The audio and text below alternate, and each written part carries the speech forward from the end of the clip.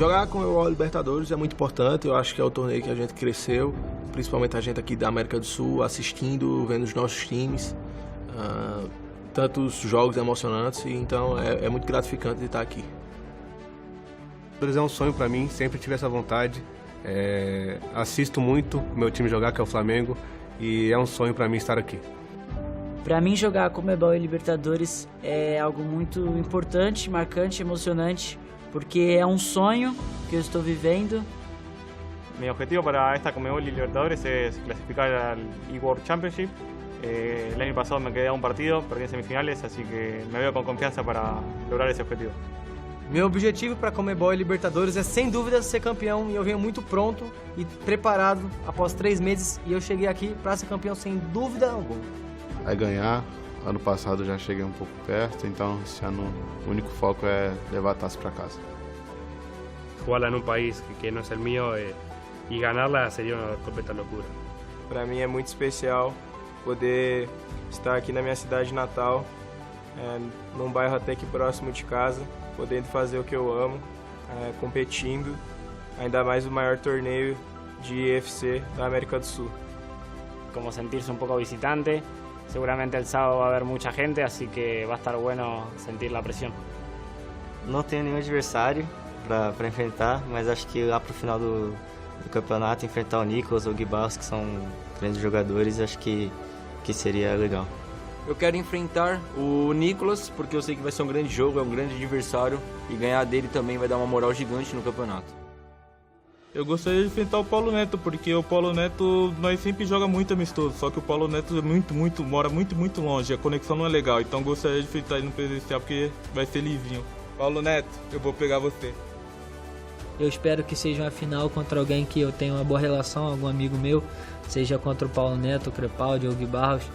Então, mas quem vier, independente de quem seja, o meu foco só é o título e não importa quem esteja na minha frente. Os torneios presenciais, a atmosfera que você tem para jogar, a torcida, você tá com seus amigos, família, as pessoas que você gosta, então é sempre incrível jogar presencial. É o que a gente busca todo ano, a gente trabalhando tudo para viver esses momentos, que é momentos únicos, entendeu? Não se compara com jogar online, jogar de casa, tá aqui é muito diferente. Los torneos presenciales tienen de especial eso que online no se ve, que es el hecho de la pica, por ejemplo, que hay entre los jugadores o cómo uno es durante el torneo. Es una de las razones por la cual empecé a competir. Quiero mostrarle a todo el mundo que soy el mejor. Venís vos, jugamos, te quiero ganar.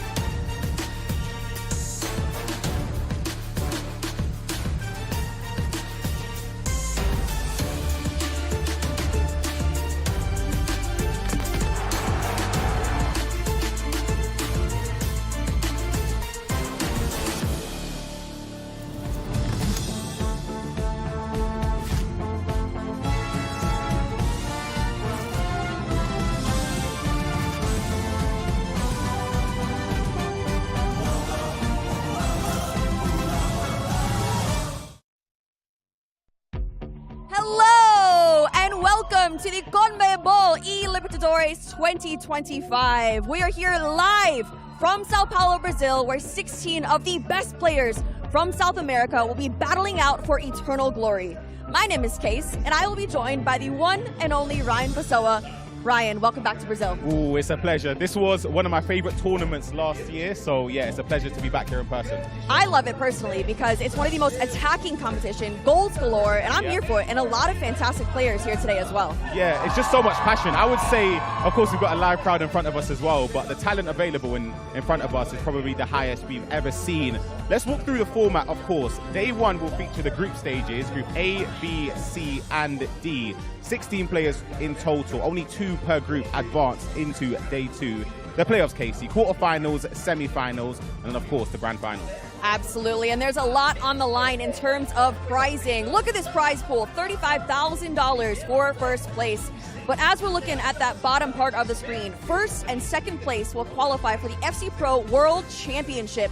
So that is very, very important, Ryan. Yeah, you saw in the videos before, the players were mentioning how important it is to get to those World Championships as well. And the thing is, we have players in this tournament already that actually have those tickets. Yes. So it'll be interesting to see how the tournament unfolds. And speaking of that, this is the schedule for today. Saturday's group stage.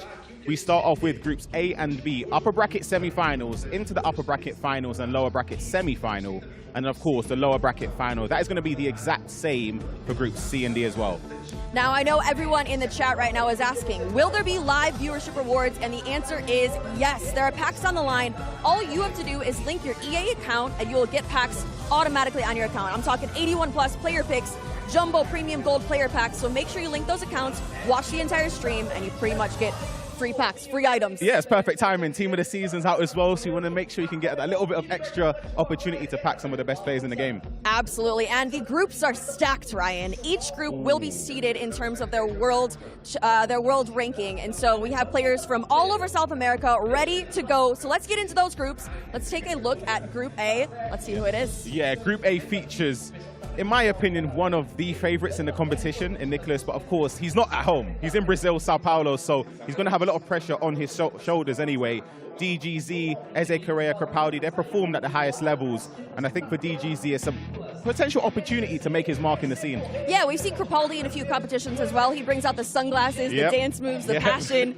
So I'm here for it. But let's see those specific matchups in terms of Group A. First up, we have Nicholas 99 FC going up against DGZ and Eze Correa versus Crepaldi. Yeah, fun fact, Nicholas knocked out one of the previous champions in Bashada in the qualification format. DGZ also knocked out Nathan SR. So they both defeated previous winners on their route to this tournament. So it'll be a very entertaining game. There's a lot of players here that did not even qualify for this competition, but in Group B, these four did. We have Piejin, Marangoni, Rampazzo, and Fonseca. I mean, Piejin, we all love him. Do you know what's crazy? I saw a tifo of Piejin already. Just in the crowd there, they're supporting him heavily. He's got a lot of expectation. For his standards, it hasn't been the greatest seasons, but it's still good enough to be at this stage. He plays against Marangoni in the first game, and then Rampazzo up against Fonseca as well, so huge matches.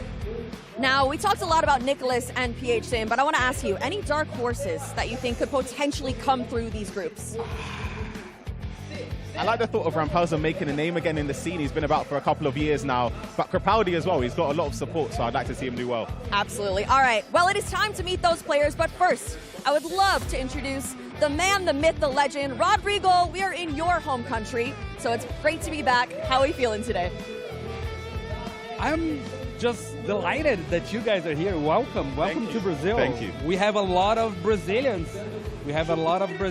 But like Ryan said, a lot of Brazilians, a lot of the players I pointed out to Nicholas as a favorite today.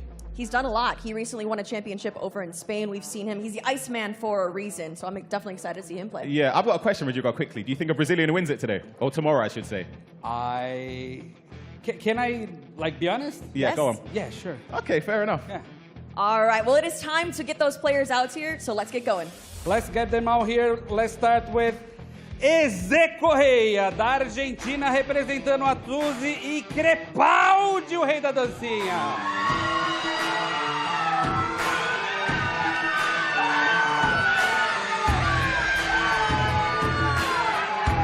And next up, we have a third-time eLibertadores qualifier from Brazil, Rampazzo, versus his Tuzi teammate, Fonseca.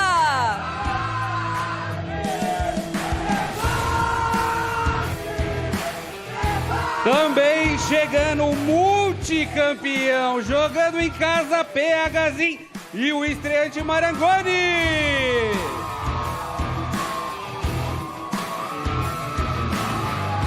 Next up, we have the Iceman from Argentina, Nicholas 99 FC, versus the Brazilian from Alpha 7 Esports, DGZ.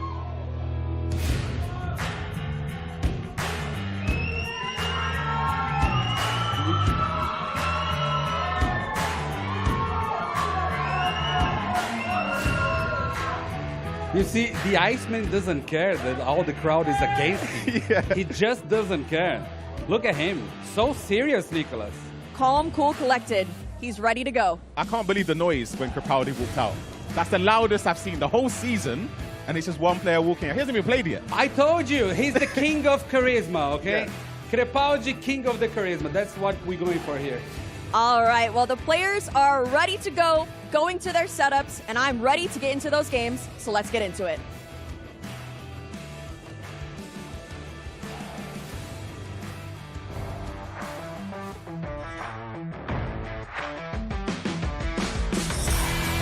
Soy Nicolás Villalba y esta vez vengo a ganar mi segundo torneo continental, la CONMEBOL eLibertadores. Tener el título y tener como el nombre de, che, Nico es el único que ganó ambos torneos, sería una locura y yo creo que sería algo súper imposible. Y yo creo que, hablando de imposible, yo podría ser el único.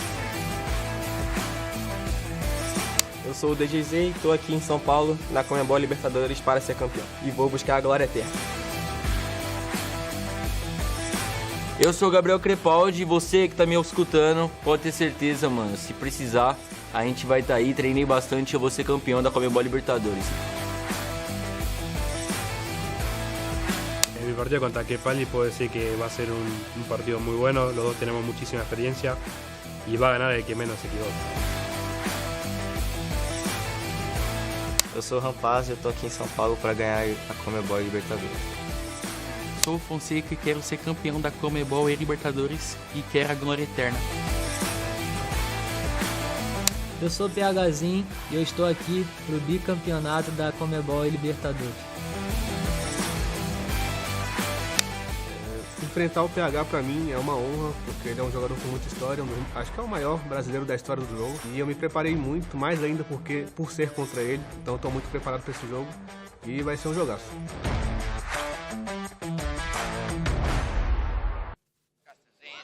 Well, the kickoffs are right around the corner. Richard Buckley, and it's an absolute pleasure to welcome back to Brazil. We're back. Pablo Georgakopoulos, but you can call him Pab just as I will over the next 2 days. We're going to be guiding you through what plans to be an electric CONMEBOL eLibertadores 2025 finals. Pabs, you were here last year in Sao Paulo, new arena, a few new faces as well. How are you feeling? I mean, I'm feeling great. I mean, we're back here in Sao Paulo, Brazil. We were here last year.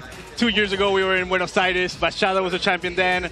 He's no longer in this competition. Nathan Essar was a champion last year. He's no longer in this competition. I mean, we're gonna see a new crown. We're gonna see a new champion. Yeah, certainly. As this is the featured match that's coming your way. It's the Iceman.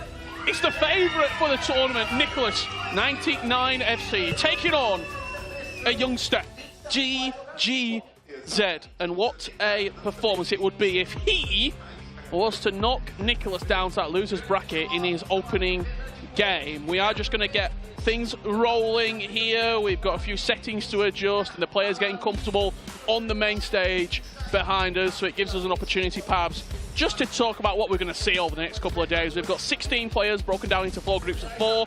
They're going to be battling away against each other, and by tomorrow we're going to be in. We're gonna have a top 8 games. Yep. And I mean, Nicolas comes from winning La Liga, right? Yeah. I mean, he's coming from conquering Europe, and now he wants to conquer South America with the top 16 players in the region. And I mean, DGC is on his way to start. I mean, who knows? Maybe we see a dark horse win this match, but Nicolas definitely a top contender here. I mean, what a win that would be if he was to knock off Nicholas in the opening game. Let us know at home, what are you thinking of this tournament? We can see you at home as well. I'm going to open the chat now and give me your predictions. Before we get there, a question that is often asked in the chat is, what are the squad building requirements? So let me tell you what they're all about. Actually, I'm not going to tell you. Pabs, take it away. I'll tell you. I mean, it's 15 million coins budget in the FC25 market. You could go ahead and use only items from the following countries: Argentina, Bolivia, Brazil, Chile, Colombia, Ecuador, Paraguay, Peru, Uruguay, Venezuela. I mean, I am from Venezuela. I wish we had an icon, so some of these guys could use them, but I don't know what the future holds. However, you're going to be able to see one of the best drafts come together, which is Nicolas 99 right here. I mean, you can see Rodrigo up top, Maradona, Caicedo, McAllister, Jorginho, Rivaldo. All these FC items are top of the notch. Yeah, they certainly are. I'm quite interested that he's gone with Rodrigo to lead the line. No R9, for example, he could be available to be used. There's a couple of Pelés floating around in a few of the squads, but Jairzinho, Rivaldo, they play, especially 3 playstyle plus players, As you can see, the team of the season, Andre Santos on the bench there as well. As we switch over to DGZ, that's a striker that I expected to see in these teams. Team of the year, Vinny Jr. He spent the coins in there, and he's probably got a weaker midfield, having to use Paredes and Andre Santos. Andre Santos is what, 20,000 coins in the FC market whenever Vinny's 6 mil? And then look at the bench as well.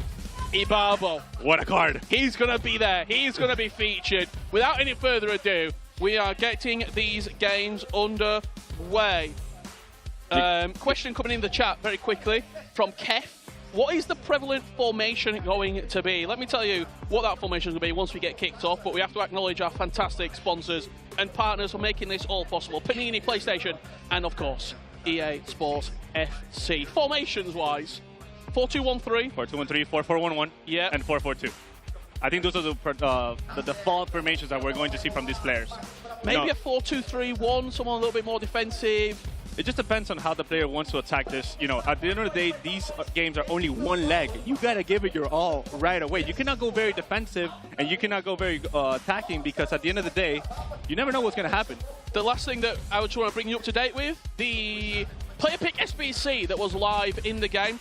That is currently active right now. There's 4 players to choose from. You've got Lanzini, Chico, Leonai, and Funes Mori. That is related to Eze Correa, Rampazzo, Facu Cohen, and Crapaldi. If one of those players gets 1 win in the tournament, they get a +1 upgrade.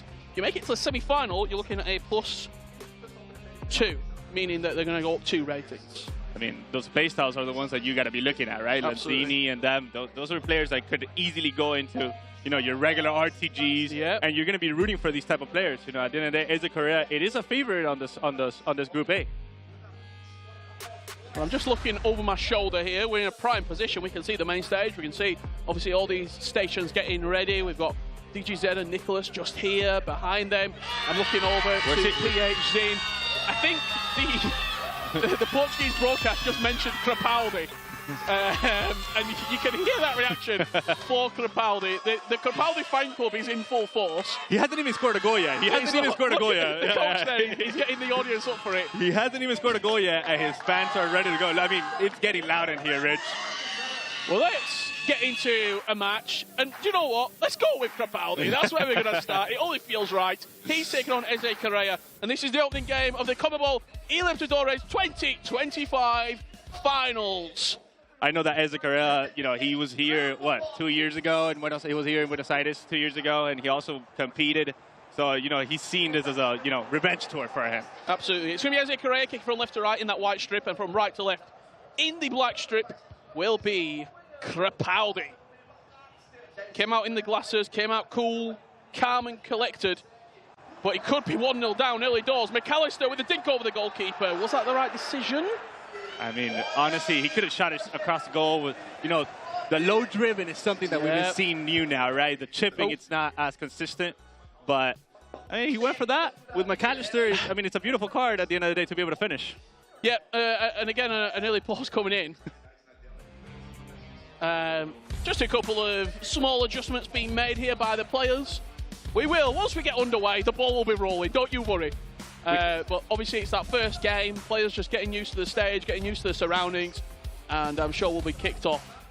They gotta check those settings. You do not want to be on stage and click circle when that's your cross button and you're an alternate, You want to play your settings, you want to bring them in, and you want to feel comfortable up there, because at the end of the day, it's a one and done, really. It's a one and if you lose that game, you go to loser bracket. Yeah, you have to win 2 then. Today. Yes. Because tomorrow it's going to be single elimination bracket. Yeah, we're in the finals for tomorrow. Thank you all for joining us here at the CONMEBOL eLibertadores 2025 finals. Just having a look over my shoulder. I can see Crapaldi's kicked back off. So we might jump into that one. But I'm not sure. I think we are playing. I think we are. I think we are playing. I think there was a light in his eye from the stage. They turned it off. Yeah. You're looking at him. So here we are. We're underway. Officially. Eze Correa taking on Crapaldi.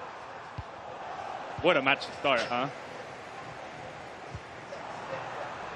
I love the introduction of the FC item, Ibarbo. Yeah. I mean, I don't know if these guys were around when Ibarbo was on his prime in 2013. Yeah. And he was probably one of the most OP cards. But now he's here, and he's back. He's in everybody's team. He's back, yeah. I feel like he's like the perfect super sub, or even starting position. And I don't know if you remember, but he actually played, I think it was 4 games in the Premier League, meaning that he was available for use in the EPL, where we saw another Argentine, Matias Pedano, go on to win that tournament. Ibarbo dominated that tournament. What an item, man. I mean, I feel like it's a perfect introduction, and he fits perfect for this, you know, for the CONMEBOL eLibertadores. I mean, you do not see a lot of Colombian FC item cards, and Ibarbo is just a no-brainer. 700k coins. Incredible. You can snatch him. Kaká could be inside here, not just off, went a little bit too early. Well, Eze Correa dominating the early stages here. Representing Tuzi Esports. What a card. 20,000 coins. Yeah. I mean, the market is it's wild at the moment. There's so many great items that are really, really cheap. As we jump on board with Nicholas and DGZ, and that's an early chance for Nico. Just wide of the left upright. What a finish. I mean, he green timed it. He did everything right there. It's just probably the weak foot, you know. Is that Militao at left back? I think it could be. I think it very well could be. We've got an early goal. First goal of the CONMEBOL eLibertadores has been scored. And we'll show you which way it's gone very shortly indeed. But it didn't take too long for the deadlock to be broken, just as it might be here, actually, with Nicholas going down into Maradona with that ping pass, cuts it back. There's a finish at the near post. And Nicholas starting as he needs to go on here. 1-0 up. That is prime Nicholas. I mean, he's gone ahead and pressured DGZ all the way up in his final third, and he won the ball. He just put it directly to Maradona to be able to do, you know, one of the skills that it's very underrated. R1, L1, flick with the right analog to be able to pass it back to Rodrigo. Just go ahead and finish first post. We have got 2 other games underway at the moment. PH Zin, a former champion, winning the eLibertadores title in 2022. He is currently just kicked off against Marione. And Rampazzo and Fonseca are underway. Just 10 minutes gone in that particular matchup. And we're back. It's a tough opening to the tournament for DGZ. Yeah, I mean, you definitely do not want to be facing the Iceman on the first round, but if you do beat Nicolas, it definitely builds up some momentum. It sets you up for the rest of the tournament. It is Militao left back, by the way. You've got absolutely no one to fear at that point on if you beat Nicholas in this opening game. Yep. I'm happy seeing Maradona in the center attacking mid position. Rich, I mean, I feel like that's a beautiful item, and he's ready to go, and he could provide you everything. He has a finesse shot trait. Yep. And I mean, you're going to be able to finesse from, I don't know, 30 yards out. And if you do not do a goalie movement properly, you're just going to be getting the ball from the back of your net. There's just a question there. Why is Nicholas playing in 2 leagues? Well, I can tell you, he played all his qualifiers through South America, meaning that he was eligible to be available to play in the Libertadores title. However, he played his domestic league tournament, not in South America. He represented Sevilla in the FC Pro La Liga, and because he won that tournament, he then automatically qualified for the E-Champions League. So there's a world in which he could win the CONMEBOL eLibertadores in a couple of weeks' time, pick up an ECL tournament win as well. What a ball. That is why he's allowed to play in 2 different divisions this season. He's been rewarded for being consistent, Richard. Absolutely. I mean, Maradona, edge of the box. There's a finesse shot. There's a goal. Nico 2-0 up. You wanted him at Cow, and that's what he offers. That's literally what I was just saying. If you let him finesse, you're gonna be getting the ball from the back of your net. And that is 2-0 for Nicolas. And I mean, you can see him staying cool, calm, and collected, because at the end of the day, there's a ton of minutes left.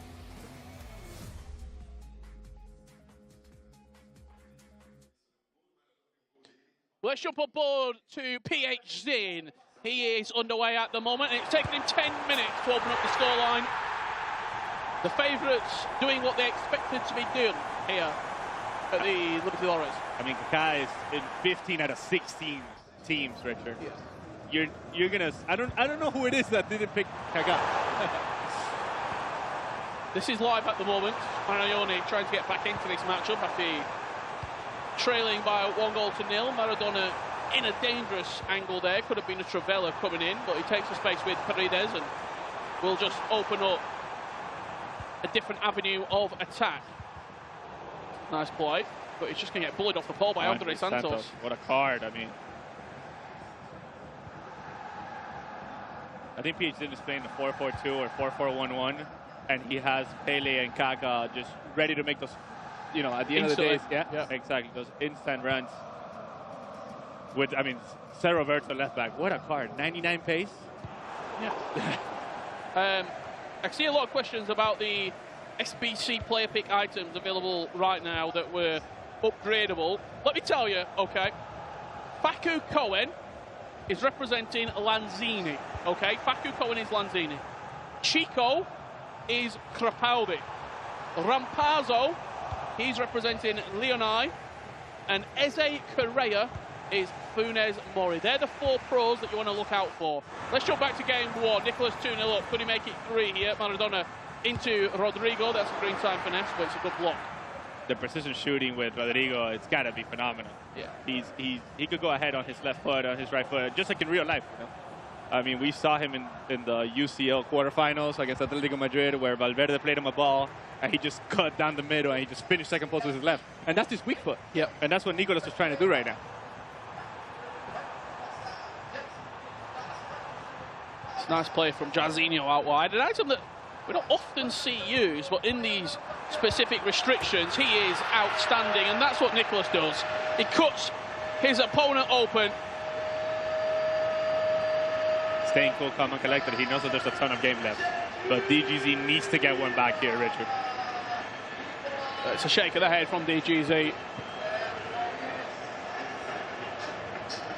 As I see our screen on the other side, I see Eze Correa 3-0 up against Crepaldi. Is that where you want to go? Do you want to see? Should we? I mean, I'm okay jumping into that game. I believe that they're in a pause right now. Well, let's head around and we can see what's been happening.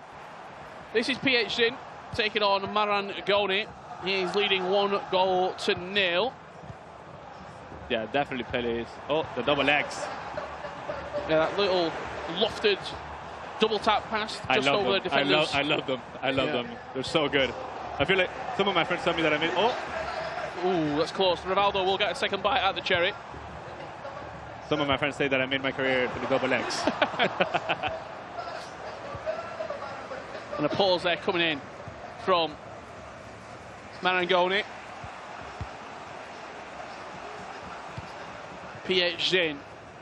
As Kason Ryan said at the top of the show, he's had a good year, but by his standards, he's not where he wants to be. And this tournament would propel him into the back end of the season with a real incentive to go on and be successful. Let's just watch this attack before we head on over to another match. Player lock fake into the box. The Babel will take that space, but Pacho, what a card. Good defending by Pacho. He might be the best center back in the game right now. I think he's in the conversation. Yeah, definitely. Him and Virgil van Dijk, team of the season now. Well, let's see what else is happening here at the CONMEBOL eLibertadores. Rampazzo and Fonseca are underway at the moment, and it's 2-0 to Rampazzo. He's leading. Rampazzo has been here before, Rich, and I'm sure that he wants to get his hands on silverware, you know.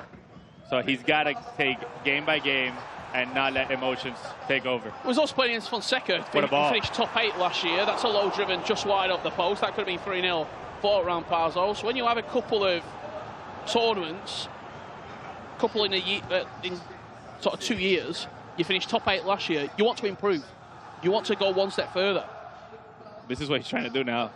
But as we go back, I'm seeing Militao left back here as well.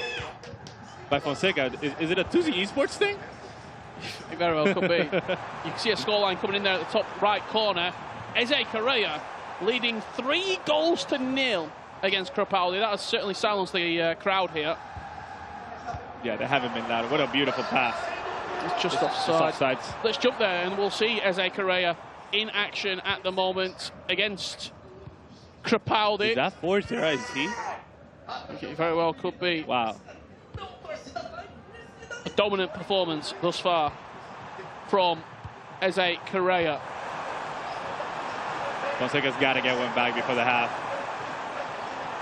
He's just looking to build up down this left-hand side with Vinny Jr. Santos, lovely pass into Kaká, but then you also see that precision pass out as well, the R1 triangle, guaranteeing where the ball's going to end up.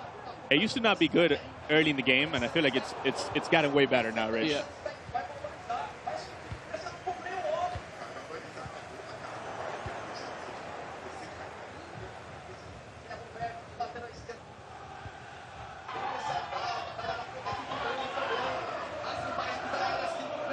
Well, let's jump to that match between Eze Correa and Crepaldi.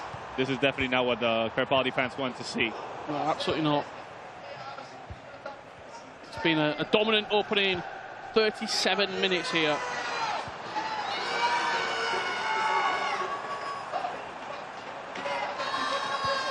They're getting hyped. Yeah, it's on the big screen behind us at the moment. But I think he would... He definitely wouldn't want to be in this position right now, 38 minutes in, with Eze Correa just absolutely cooking and staying composed. Eze Correa is one of those players that he's always been sort of a great player from Argentina as well, but I think when you have Nicolas there just dominating the region and then Matias Bonanno comes through and just bursts through, sometimes players can get sort of left behind. Yep. I totally agree with you, and I feel like he's one of them. Yeah, and this will be an unbelievable tournament for Eze Correa to win. Real sort of a true challenge. Coming out moment. A true challenge. I feel like it's a true challenge. Last year I said that we might have seen the most stacked roster in eLibertadores, but I feel like every year it's the same thing. Absolutely. Every year gets better and better as DGZ looks to level. Get one back there, should I say. He green timed it there with Ibarbo. He's done well, but Nicolas with a goalie movement to the first post. Maradona could have a finesse angle. It's quick defended from Nicolas. He was very fast to switch on to Zé Roberto there and just charge down the space. Moises Caicedo. I feel like he's might be the only one that has him in the starting 11. Great item as well. Great item. I mean, he's had a phenomenal season with Chelsea. He has. Looking to secure that top 4. You think they're going to get it, Rich? Not sure. There's a lot of teams up there at the top of the table. That's a Travella at the near post. Travella first post. He was expecting for DGC to move goalkeeper to second post, and then he finished the first post. He didn't green time it, but... All 3 games, should I say all 4 games at the moment, the scorelines across the board. Nicolas 3-0, PH 3-0, Rampazzo 2-0, and Crepaldi 4-0 down. Eze Correa winning 4-0. So all the games are 2-0. It's very lopsided right now. Yep. Rodrigo, a couple of step overs. Beautiful for Marquinhos, yeah. It's very intrigued to see what could possibly happen here in this second half. And also for the people at home, this game, it completely reset it.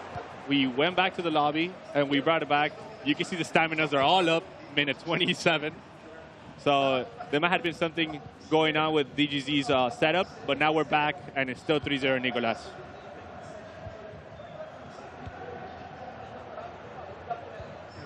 The offside try by DGZ trying to, just not a simple X or simple triangle go through. It's phenomenal right now. But you win this opening game, you get 2 shots at making the knockouts.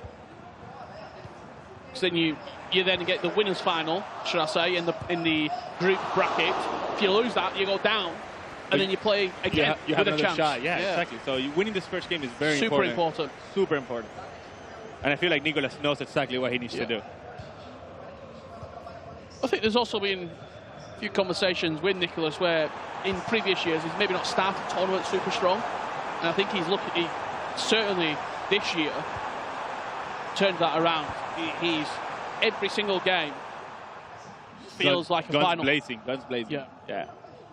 I mean, and you've been with him through all the tournaments. I mean, in La Liga, Rich, and at the end of the day, there seems to be nobody that can stop this man.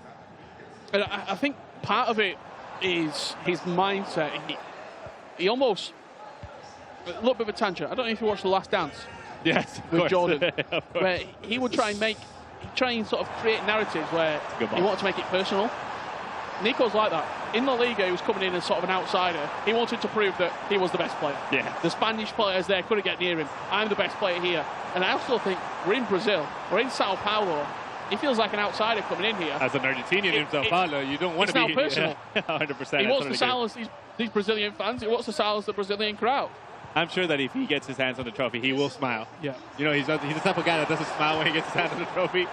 I feel like tomorrow, if he gets his hand on the trophy, he will smile and he will look at every Brazilian in the crowd and he'll be like, I'm here. Yeah. I've come to arguably a tournament that you've got double the amount of players that we have here and still dominated. Yep, I totally agree. And I mean, that tournament over there is just extremely competitive. You know, the European scene is stacked. Look at this press up there. Look at the player lock to try to win it. It's hard for DGC to get out of here. Yeah, there's no option. He's having to play those risky passes into the middle of the pitch, but then he's just getting instantly pressed. Yeah, and he just wins it here. And it's 40 minutes in game. You know, he might want to hold this until the last. There you go. You see, he just wants to hold it. Obviously, if he sees the pass, he's going to play it through. But 9-minute halves. He cannot give DGZ to get one here. Yeah. There's Maradona once again on the move. Rivaldo, that's a Trabella angle, didn't quite catch it as he wanted to with a green time finish. Just looking across the board, let's head down to game 3 if we can. Rampazzo versus Fonseca. Oh wait, we might be through here. He's been nested. Yeah. He didn't even green time it, Rich. Let's head over there because there's been a goal back. Fonseca with one back. This is the most competitive game in terms of scoreline at the moment. Oh, what a ball. And that would have been a superb second goal there for Fonseca. Wow, it just looks like, I'm looking at the board and it looks like Eze Correa is just... Yeah, it's dominant. It's dominant right now. I think he's 6-0 up. Crepaldi fans coming here to see Crepaldi lose 6-0. It's definitely not the show that you want to see. Absolutely not. As we see the cue pass by Rampazzo and Kaká getting a yellow, I feel like that's great. You know, at the end of the day, whenever you pass the you cue the pass, you definitely want those 90 seconds to just run down to calm the nerves a little bit. Because what did you used to do in those pauses? I used to be the guy that would just go back to the game, but my coach used to tell me, hey man, just let this 90 seconds pass by. You're just eager to get playing again. I'm so eager to go back to playing. But whenever you're playing players like Paulo Neto, Didi Crislito, King CJ, all the top NA players, you definitely want to ice them down because they're in emotion. You know, they're just going through. I mean, there's no ice in PHN at the moment. At all. He's just 4-0 guns blazing with this Flamengo kit. I mean, he's at home. He definitely feels like he's due. Remember, in Buenos Aires, he played against Machada in the final and he lost. So he was so close to getting silverware at his home, his home tournament, kind of. Obviously, he was in Buenos Aires, which is what Nicolas is now in Brazil. I mean, if you look at the short history, we'll say, of this tournament, 2021, he lost in the final to Resende. PHN did. 2022, he won. 2023, he lost in the final to Bashada. He could have had a three-peat. We could be writing down a speech in the top South American player if he would have gone to three-peat. Last year, it was Nathan SR picking up the CONMEBOL eLibertadores title. However, DGC stood in his way. DGC stood in his way. DGC actually beat Nathan SR to make the LAN event. Yeah. So I just come to tell you the level that DGC is in. But this is beautiful for Nicolas. And he's been made to look very, very ordinary here by Nicolas. Just dominating the ball, keeping it ticking over in the possession. We'll join this game back if we see any further movement. My eyes are on game 3. That's the most competitive match at the moment. There's only 2 goals separating it between Rampazzo and Fonseca. With it only being a 3-1 scoreline, we'll keep you updated with that game. If there's a goal back, it feels as though that's the game to watch at the moment. There has just been a pause queued, so we'll join it after the pause. We'll join it after the pause. Nicolas building once again. Does lose the ball in quite a dangerous area, and if DGZ can move quickly, could begin behind here with a barbo. Beautiful through ball there. Walks past Roberto, gets to the byline, but confident aggressive defending from Nico to win it back. That playstyle plus, man. It's so good for Marquinhos' team of the season. And just the Rivaldo with the ping pass out wide as well, being able to... And now with the speedster, I mean, these playstyle plus, man, they're so crucial. Being able to recycle that ball back inside, whether it's with a ping pass, whether it's going down the line with the rapid plus play style. There is so many different options that Rivaldo can offer you. And you, Rich, that you started, you know, whenever we started the circuit at the FC Pro Open, only a few cards had playstyle pluses. Yeah. Now, I feel like, you know, now you got to pick and choose what it actually suits your game. Yeah. And these cards, you know, these players have been able to use these items for quite some time already. They have them in their teams, but they're now in an unlocked account with a 15 million budget and, you know, certain restrictions to be able to use them. 100%. You have to pick and choose what you want. Yep.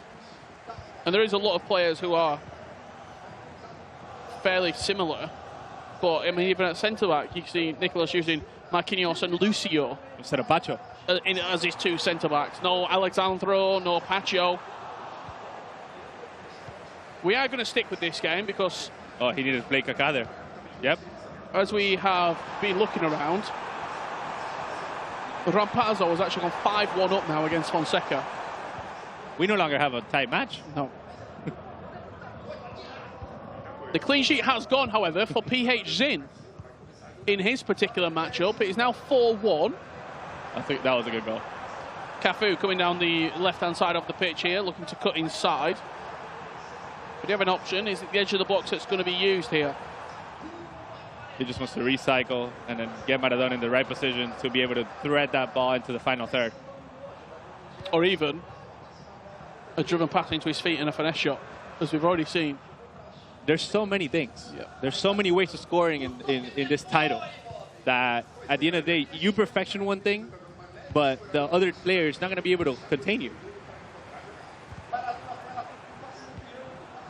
And it feels as though this game's just had the sting taken out of it for DGZ. Nico, every time we see him, he's dominating the ball. He's knocking it around at his own will, at his own speed. I really need to see the possession percentage. It's going to be hard. I really need to see the possession percentage. 70, 75% maybe? I would say 60-40, maybe 65-25. Because look at this, like, DGZ gets the ball and it's over. Nicolas gets it back, and then as he plays this beautiful double triangle down the line with Rivaldo, and maybe with the player lock here. Oh, he wants to finesse it. Rodrigo, that's 4-0. Of course. Nicolas, ice cold in the box, keeping calm. He baited the pass into the inside, and then he just like, okay. You're just going to give me the space? Yeah, you're just going to give me the space. I'm going to finish with my striker at the end of the day. I've got a question for the chat. 58-42, that was the possession, the way I saw it. Wow. You're allowed one striker. Let's head on over to another matchup here. Rampazzo 5-1 up. You're allowed one striker in these restrictions. Oh my God, Ibarbo. Looked like Dumfries in the UCL semifinals. Who would you rather have as your striker? Would you rather have R9 or Pele as your striker? I can't wait to see what the chat says. I'll reserve my answer. But someone said I'll take Stokes at striker. Also an option, unfortunately. Honestly, look at Ibarbo. I mean, look at this.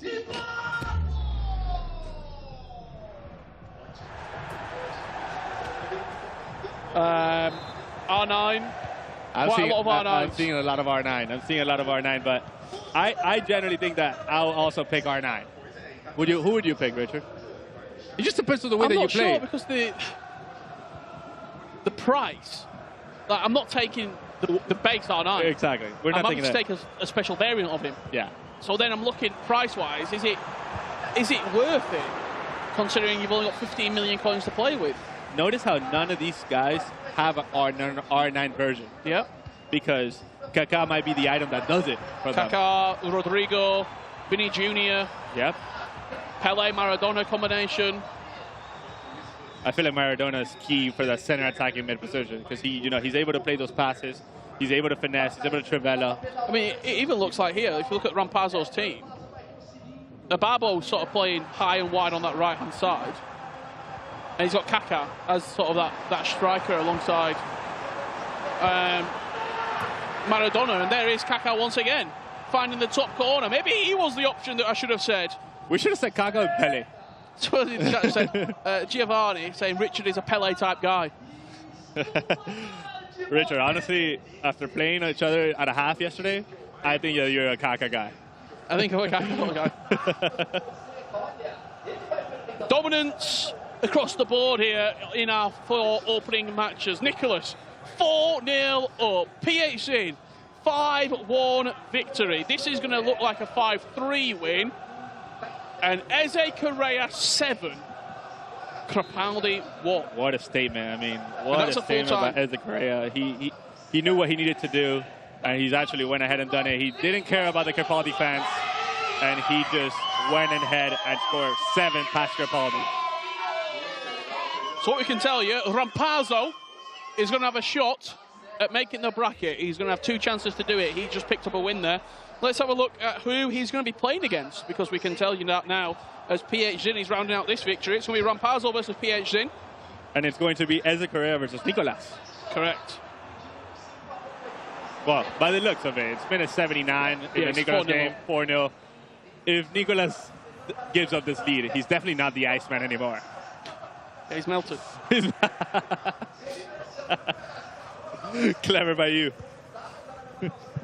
And you're looking at Fonseca versus Maragnoni to stay in the tournament. And DGZ versus Crepaldi. And that's a teammate rivalry right there.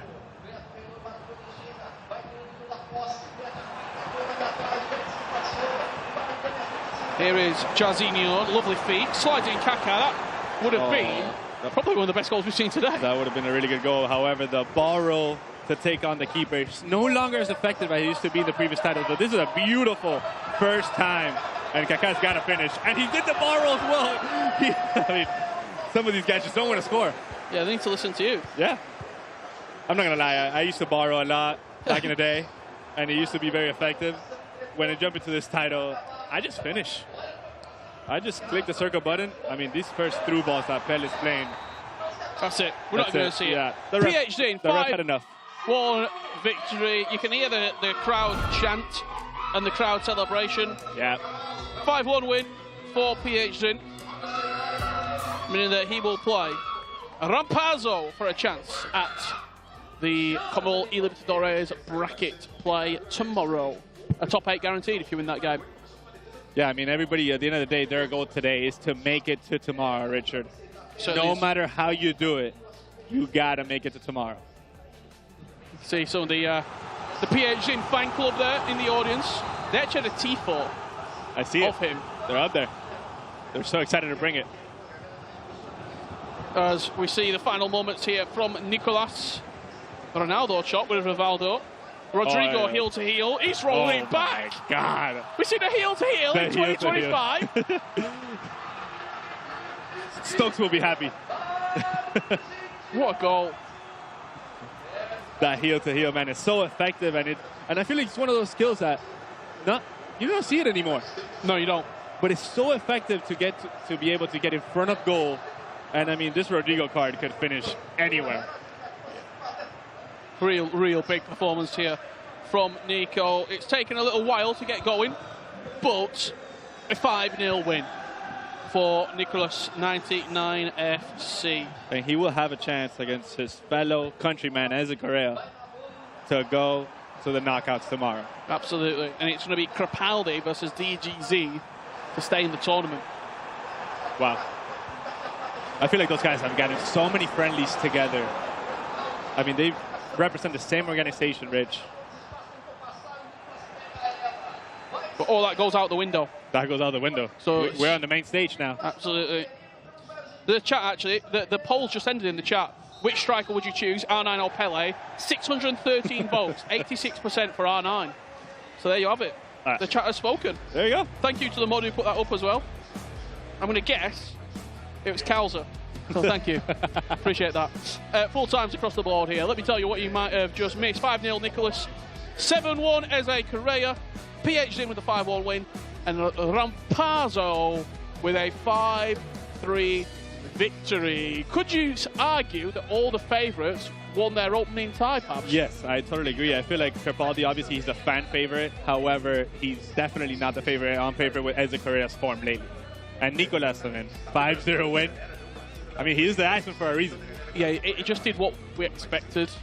I feel like he should have scored a couple more goals, but, you know, at the end of the day, a 5-0 win is good to ease into the tournament and then to take it to the next level against Ezekura and the following. PH Zin, happy with that performance? Expected.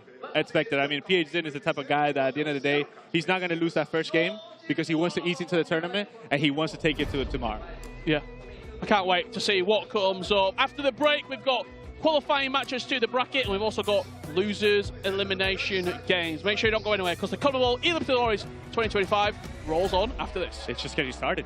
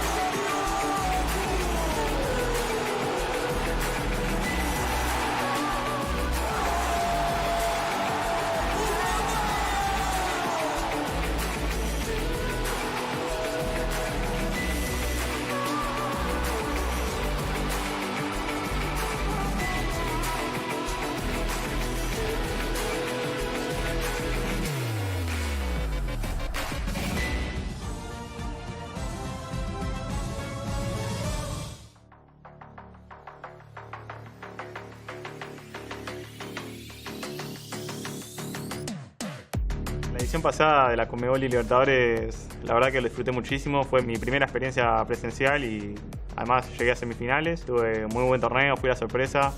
Así que nada, es un recuerdo muy lindo que me quedó del año pasado. A lembrança que eu tenho da CONMEBOL eLibertadores 2024 é ter jogado contra o Natan, perdido aquele jogo. Acho que foi um jogo muito marcante assim para mim. E eu espero que esse ano eu possa reverter, né, passar de grupo e ir mais longe no torneio. Foi um momento especial. Foi meu primeiro campeonato presencial. As pessoas duvidavam muito se eu conseguia passar de grupo, se eu conseguia ganhar das pessoas que estavam no meu grupo. E eu consegui. Então foi muito especial que eu senti que eu tinha um nível muito bom para estar jogando aqui. Para ganhar o campeonato em 2024, eu acho que faltou um pouco de concentração na final. Tinha acabado de classificar para o Mundial, eu acho que eu senti um pouco só a alegria de já estar classificado para uma Copa do Mundo. Creo que me faltó experiencia, en ese momento era de mis primeros torneos presenciales y también sentir el ruido de la gente en Brasil capaz me hizo poner un poco nervioso, pero bueno, creo que eso cambió para este año y ahora estoy más motivado que nunca. A sensação de classificar para a CONMEBOL eLibertadores 2 anos seguidos é incrível, é muito difícil e é um privilégio estar aqui. Como eu no primeiro ano tive essa experiência de jogar o primeiro campeonato, muda muito. Você sabe como você tem que se comportar, o que você tem que pensar lá dentro do jogo. Às vezes a pessoa pode querer se mostrar para a torcida, querer fazer alguma coisa a mais e não precisa. Então acho que é a experiência que ajuda, sim. Sí, yo creo que todo lo que ya tuvimos experiencia presencial tenemos una ventaja, porque es un mundo desconocido, la gente que no jugó presencial, y hay que ver cómo se adaptan. Hay alguna gente que se adapta mejor, hay gente que se pone nervioso, y yo creo que se va a notar. Ano passado foi incrível estar aqui, foi maravilhosa a experiência, então eu só queria estar de novo, poder fazer um pouco diferente do ano passado, fazer melhor e estar novamente com os melhores da América do Sul, uma sensação indescritível. La verdad que clasificar 2 años seguidos a la CONMEBOL eLibertadores es una locura. En el juego lo complicado es mantenerse, yo creo, porque uno puede tener un torneo de suerte y clasificar, pero ya 2 años seguidos dejan claro que suerte no fue.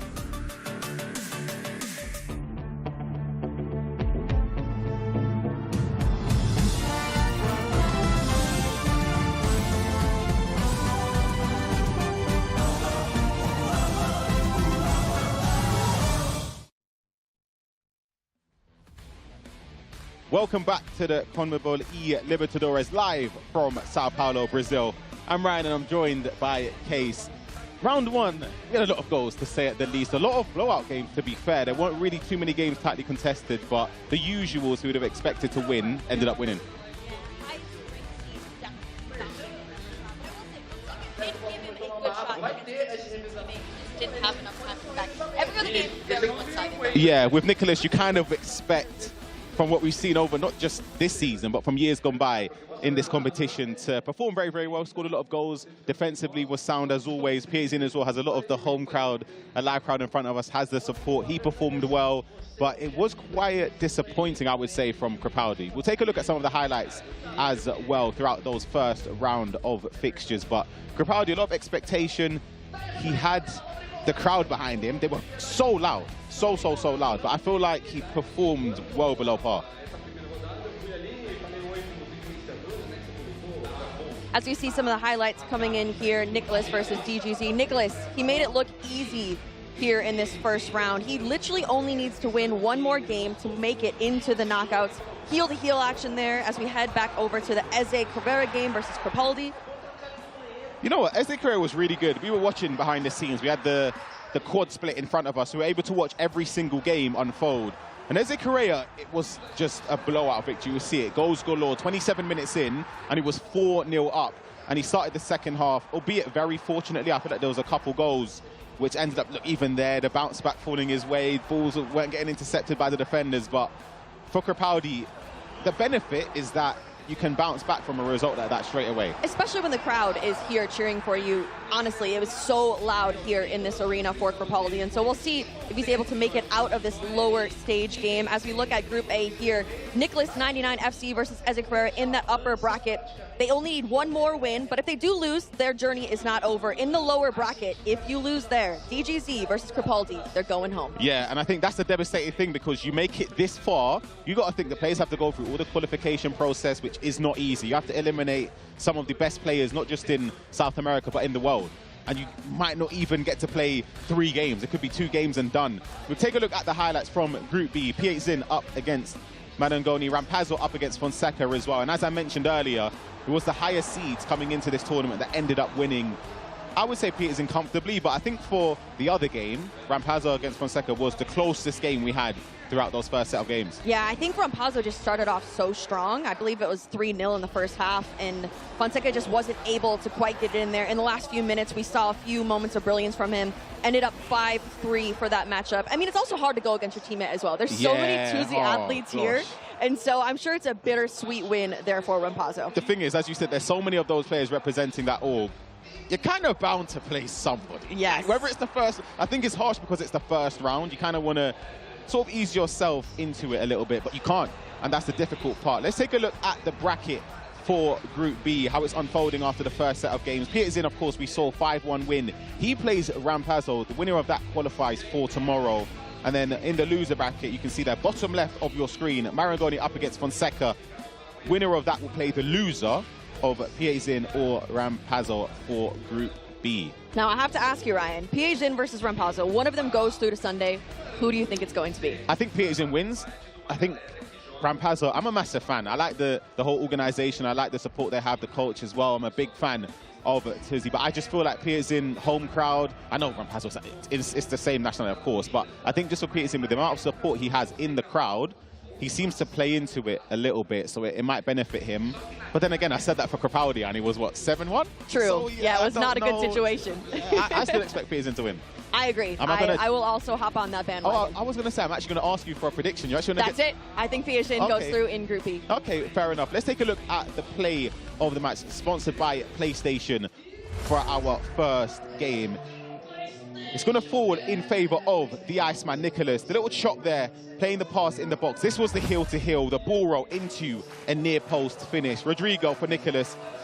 I'm sure he knew it was job done by then. I'm sure the coaches knew, but it was just to sort of get the icing on top of the cake there for Nicholas to win. Was it 5-0 in that game? I believe so, yes. To lose count. No, yeah, we saw a lot of moments of brilliance from Nicholas there, and we're not surprised. He's Iceman for a reason. We saw in the player walkouts how calm he is. Yeah. He doesn't even care that he is here in Brazil. He's an Argentine, but he is here ready to go. Every single player here knows if they go up against him, it's going to be an all-out battle. Yeah, I love the love from the support that you saw. Rampazzo is getting a lot of support from the crowd, a lot of family, a lot of friends. They are so loud, though. It might be one of the loudest events I've been, considering the amount of people in here, maybe I would say a couple hundred, maybe? Yeah, I believe so. It's still so loud. But the difference is, though, when the players from Argentina walk out, silence. Yes. just pure We're silence. in Brazil. I mean, that is how it is going to be in a competition where everyone from South America is coming here to Sao Paulo, and so they're going to support the Brazilians. Do you know one thing I think is very surprising is the fact that, of course, in previous years we've seen representatives from other nations in South America. This year we don't really see that. It's just two nations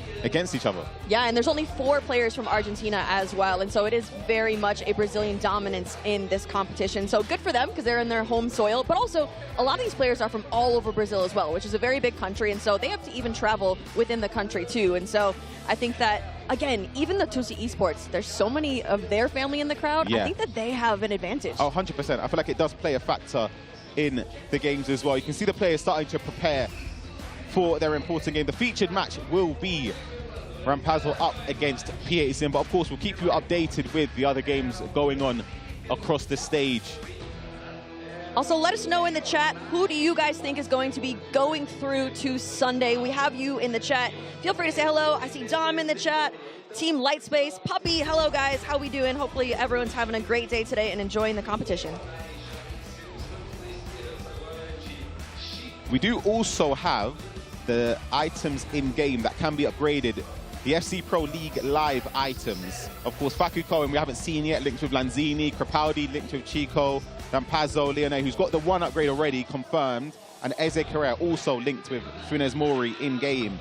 So if they win 1 game, they get an overall upgrade. If they win, finish in the top 4, they get another overall upgrade as well. You can see the stats on the screen there. Rampazzo representing Tusi Esports, which we've mentioned already. Age 25, eLibertadores 2024, he finished in the top 12. So for this year, I'm sure he'll be hoping to take the extra step because, again, it's not just about the prize money. It's not just about the stature of doing well in a tournament like this. It's the tickets for the World Championship. That's so big.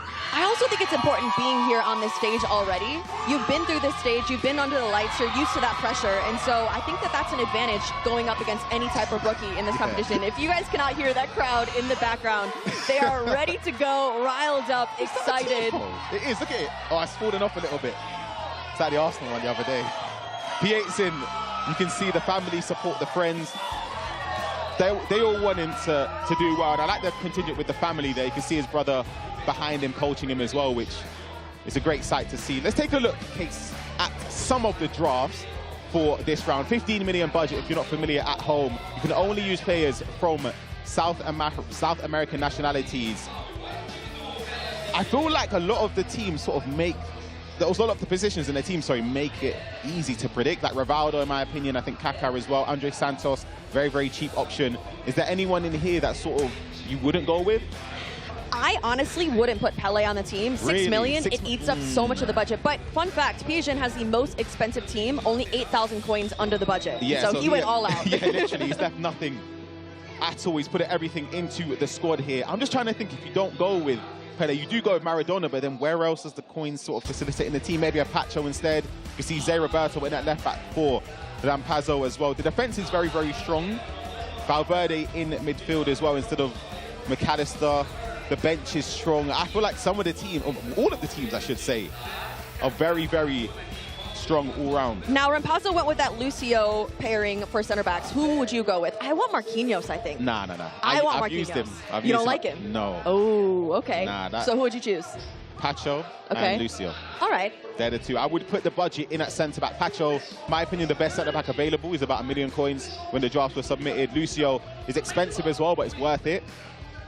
Yeah, I don't like weaker centre backs on the game. Okay. I just can't. It doesn't sit with me. I think Lucio's a lock, though. Yeah. I think almost every single player in the competition I'd is put Lucio. Pacho above Lucio. Really? In terms of my structure, yeah, 100%. Big Pacho fan here. Okay.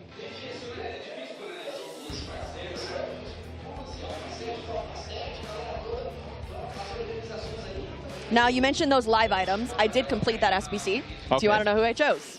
I'm going to say you chose Lanzini. Correct. That is Facu Cohen. Yeah. And ooh, I don't think you would have gone Funes Mori. Nope. You didn't? Okay. Now it's down to... Oh, I don't know. Tell me. Leone, maybe? Yes. Okay. Yeah. Rampazzo and Facu Cohen. So, personally, I'm out here rooting for them. Hopefully, we get to see those upgrades in game. But let us know in the chat which SBC items you chose, whether it's Lenzani, Chico, Leonai, or Funes Mori. Yeah, I'm looking in the chat. Diogo saying Pacho and Alexandro you would have used. Alexandro, again, I used him. I thought it was a bit weak for me, but I thought it was a bit a bit weak. Do they use McAllister's team of the season or another item? They're using the previous version. I believe it's... No. Oh, there's so many promos. I forgot. There's so many. I can see the card right now. Grassroots? No. Grassroots. Grassroots Green. Grits? Yeah, that's it. That's the green one. They use that version, not the team of the season items in-game. They weren't available for selection. Fordham saying he needs a Faku Cohen win for the upgrade. Wayne has Lanzini and Chico. Chico represented by Crapaldi. Yeah, not the best to start. Crapaldi, yeah, that's tough. That is tough. Faku Cohen will be playing later today in Group C and D, and so we'll have to wait to see how his item improves throughout the day. Yeah, that is a very strong group. Faku Cohen up against, I would say, Faku Cohen and Gibados obviously on paper are the two favorites, but there's no guarantees in a tournament like this that you're going to go through based on just being a favorite. You still have to perform on the day, but well, I say so far, obviously, it's only been one round. The favorites have won their games. Yes. But do you think, let me know in the chat actually, do you think there could be, I'm going to say quote-unquote an upset in this game if Rampazzo defeats P8 Zin here? Would you say that's a massive upset? I mean, it's definitely an upset, I think, and it definitely could happen. You never know how it is going to go, especially when the stakes are high. 2 is such a magic number here. You lose 2, you're out. You win 2, you're in. Yep. And so especially in that lower bracket, I think that's where all of that pressure is going to come in. Yeah, 100%. In these games in the lower bracket, you lose and you're out. And I think that's the most devastating thing to be in a position like that where you know you could, let's say if you're from Argentina, you can fly all the way over here, put in months of practice. 2 games. 2 games, done. Done. Season over, yes. Which is crazy to think about. No world championship spot. Yep. Devastating for a lot of the players. But on the other side of it, you win 2 games, you're through to tomorrow. True. You're in the quarterfinals, you're moments away from potentially reaching a semi-finals or a finals and maybe even getting a grand final tickets along the way. Absolutely, and I feel for the person who wins one game, goes into the next one, and drops back down. It's a tough situation to be in, so I'm curious who it is going to be. At this point, it could be anyone. Obviously, we would probably predict the higher seeds to go 2-0. Yeah, but there could be an upset. 100%. I always say, though, in those lower bracket games, mentally it favors the person that is coming from the loser bracket, or the lower bracket I should say, just because you're coming off of a win naturally. The player in the upper bracket has come down off of a loss. Right. So mentally you're thinking as a player, I've been there before where you expect to win the game, you don't win it, and then you're playing somebody and it's just, it's really hard to reset your mind into the next game and forget about what's just happened. That's a skill, really. It's very, very difficult. Especially some of the score lines that we saw as well. Yeah. Devastating. If we're looking at Crapaldi's game, coming out of conceding 6-7 goals is a very, very tough situation to be in. I don't know how you reset your minds. I mean, I'm sure you've been in that situation before, previous pro. Doesn't really matter in my weekend league if I lose 7-0. We just keep going, you know? Do you know what? I was lurking. I think it was 3 wins and 8 losses or something like that. No, definitely not. No, I'm serious. I'm going to have to find it. I definitely disconnected at least 3 of those games then. Nah, no chance. You can see the players still preparing. We're going to get underway shortly for those waiting. But yeah, Crapaldi after the game just walked off straight away, pretty much. But I'm hearing that we are just about to get underway in our featured games. You see the fist bumps. And Pazzo up against P8 Zin, a massive, massive game. Winner advances into tomorrow's quarterfinals. Loser, of course, as we've mentioned a million times now, drops into the lower bracket. And I saw a question in the chat, can Chico still get an upgrade? The answer is yes, because Crapaldi has one more opportunity to make it through.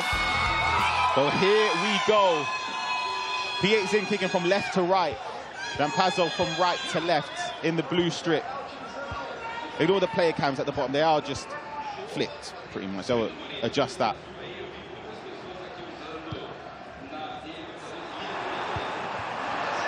Brugel's in behind. The Barbo could be a strong start from Rampazzo. We're all inside. Kaka can get a shot at goal. And it's a massive start from Rampazzo here. You saw the scream. I can hear that straight from behind me. A dream start against P8 Zin. What a start there against the one and only P8 Zin. He's a very tough competitor, and so to come into this game with such a great goal will really give him the confidence to potentially go 2-0 and get him into that knockout Sunday. Yeah, it just felt like space just opened up. Through ball in behind and then the ball inside to Kaka. I don't know if that was a shot cancel, it was just a little turn there, but it gets onto the left foot and arrows it into the corner. You can't really dream of a better start than that. No, such a great start. And all the Tusi fans in The audience here absolutely going insane. We'll see if Piazin has an answer to Rampazzo, which I'm sure he will. I envision these games being closer. Yeah, I think so as well. And one thing, obviously, if you're a player in this competition, whether you're in Group C and D, whether you're in the same group or in a different group, you'll be rooting against Piazin. But it might not be fortuitous good block there, manages to fall in the hands of the goalkeeper. But as I was saying, as a player, you would want the better players to be eliminated, in my opinion. I feel like that's just natural. You want to make sure that you don't really want to play a Piazin late in the tournament. Absolutely, and if we're looking at world rankings, Piazin is currently ranked number 12 in the world, Rampazzo number 82. So there's a big difference in terms of those rankings. Piazin coming in here being in the top 20 of the world. We've seen him in many competitions, FC Pro Open. He's been around the town. He's won trophies. He's done a lot, and so to come into this game only a few seconds in, fantastic start, but a lot of games to be left to play. Yeah, absolutely. Both of the players in their qualification for this event, they qualified relatively easy in that deciding game, and Rampazzo winning 13-1, good tackle there, and then Piazin winning 12-4. So they weren't really in a tightly contested game. They're used to winning their games in astounding fashion, but I doubt that will follow the same in this game.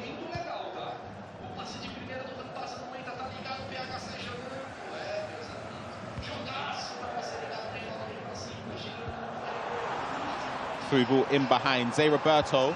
Great ball in, Pele in behind. And it's a finesse shot round the own Russian goalkeeper, 1-1. No celebrations there from Piazin as he ties it up. Compared to his family in the crowd who are loving that comeback straight away.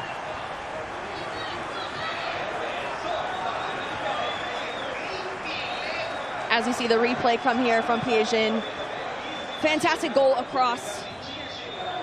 Brings him back level in this game up against Tuzi's Rampazzo. Yeah, still a long way to go, of course, in this game.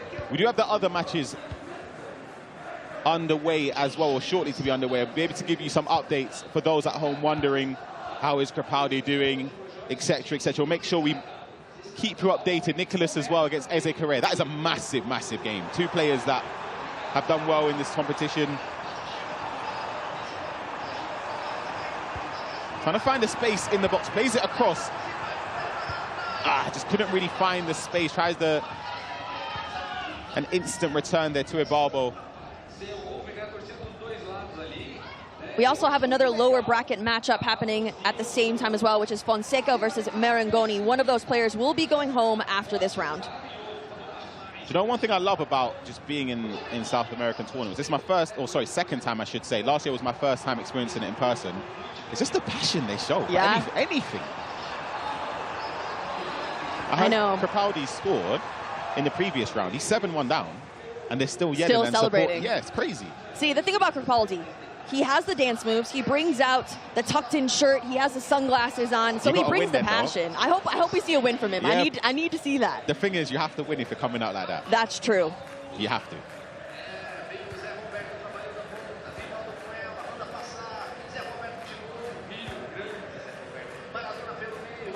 If you remember last year, hold on a second, in behind, Santos surely goes around the keeper, and it's a tap-in, Kaka. 2-1 lead for Rampazzo in this game. I was just about to say, if you remember last year, Piazin's games, they were very open. Defensively, he always seems to leave a lot of space. Don't get it twisted. Offensively, incredible, but defensively, it just seems to be wide open. And maybe that's why he's complaining to his brother as well. Heard there has been an update in the game between Eze Correa and Nicholas. We'll bring that to you very, very shortly. You can see the replay there. From that position, you're sort of just hoping the ball there, your opponent makes a mistake, aims it wide or aims it to the player on the line, but yeah, you don't really expect it to be blocked there. Yeah, I mean, it bounced perfectly back to his foot, so he did get a bit lucky in that situation as the goalkeeper rushed out. But that is Rampazzo 2-1 up against Piazin, and we will let you guys know as we see other scores come in from those other three matchups. Well, here it is. Nicholas, 1-0 down in this game. He's on the attack. Player lock across the box, and it's a vintage Nicholas goal. 10 minutes in, an easy tap-in. But I say easy, the thing is he makes everything look easy. He does. Every single thing in terms of the fundamentals and mechanics in the game, Nicholas has it down to a T, and that's another example of that. Just a player lock, you move the player in the box, you get an easy tap-in. and it's a perfect way to get back into the game. He not only makes attacking look perfect, he also makes defending look perfect. He's one of the best defenders in the entire world, and obviously we're not watching this game in its full, so we don't see too many of those defensive situations, but take my word for it, he's one of the best defenders. Yeah, and thanks to our good friend Rami Lueso as well, went through and had a questionnaire amongst a lot of the players, and they all said who they feel like the best defender in the tournament is. Most players opted for Nicholas, and there's a reason for that.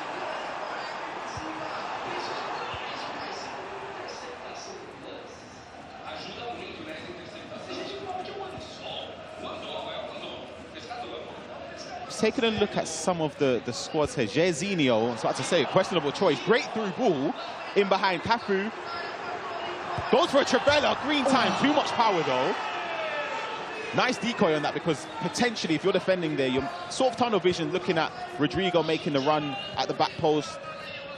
Yeah, it was a great idea. Green timed as well. Unfortunately, he just put a little bit too much power. Otherwise, that would have been in the back of the net.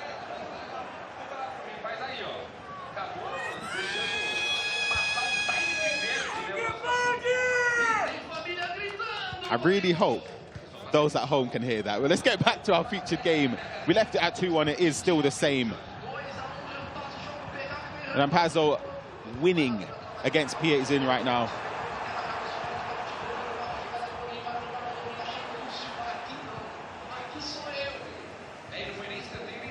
We're yet to see somebody win this tournament twice. Right, and no one can possibly go back-to-back at this point, because Nathan won last year, did not qualify this year. Crazy to think, absolutely crazy. I was just digging deep into the archives. These players have played before. I'll hold that thought for a second.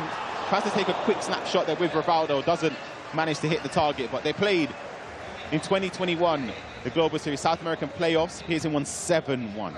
Okay. Qualifier number 2, Piatzin, 8-3 win. Again, played that year again. 6-2 win. I know that was years ago, but that does play a factor in your mind when you're a player. It sort of beds into it. Is it, whoa, through ball, and that toe poke that time finds the back of the net. I thought it went wide. I honestly thought the ball went wide there with Kaka, but he took the early shot, and Rampazzo finds himself 2-0 up against Piatzin. This is a crazy, crazy start. It just shows how important that Kaka item is. Yeah. Every single player has him. I believe he's like 2.6 million. Fantastic item in this game. Just little toe pokes. You know what's crazy? I'm not even gonna. Someone told me this on stream, right? It would have been about 3 to 4 weeks ago.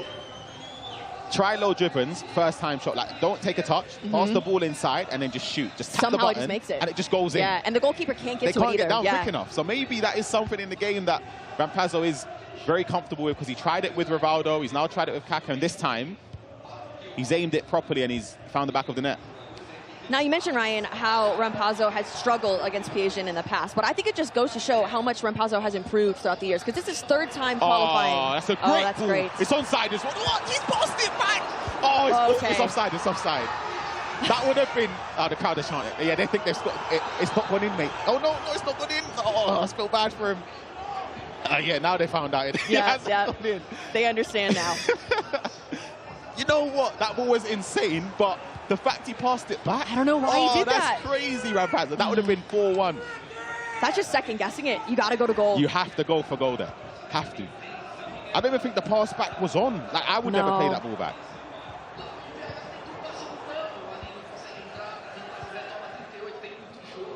I'm going to put that down as a big mistake. I always just say in these type of games... Every goal counts. Yeah. Every scoring opportunity will count. Especially against a player like Piatzin. 100%. The thing is, Piatzin defensively is all over the place. He is. I mean, the first game he won 5-1, and so we did see good defensive tactics there from him, but I think once he's going against these more top-tier players, Rampazzo is higher ranked than Marangoni, so I don't know. I just feel like he's struggling a bit. We see great moments from him in the attack, but defensively, it's a whole other story. Speaking of the rankings, do you think that plays a big factor in the players' minds? Like Rampazzo ranked 82nd in the world, Piatzin ranked 12. Do you think some of the players just think, oh, hold on a minute, like I have to win because I'm ranked above, or hold on a second, Piatzin in behind, keeper comes out and saves it? I think to a certain extent, the very top tier. The very top tier players, I think they see those numbers. A Nico number 3, a top 20. That'll play in the opponent's minds. But when you get to the higher ones, I don't think it matters as much. Yeah.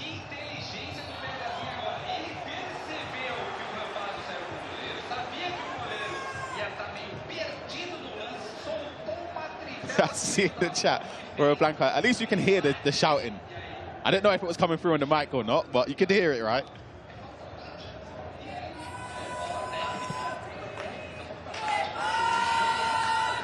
A lot of support for Crepaldi in the crowd as well. His game has kicked off against DGZ, the only player throughout these two groups that is unranked. Yeah. Which is crazy. He'll be ranked after this competition. Absolutely, and the thing is, on his route to qualify here, he knocked out one of the previous winners in Nathan SR, which, I say, he won it last year. Not even previous as in 3-4 years ago. It was last year. One of the favourites, not just to make the tournament this year, but to potentially go back-to-back. So that would give him huge amounts of confidence.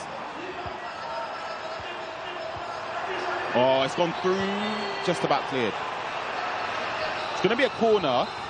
Last moments. This will be an incredible moment to score. Tries the overhead kick and doesn't manage to connect properly with that. We go into half-time. 3-1 lead for Rampazzo and Tuzzy Esports. Pietzin looking behind him in disbelief with his brother trying to offer some sort of support. But yeah, there's still a long way back in this game. I'm hearing, though, we do have an interview from somebody in the crowd. Pabs, take it away.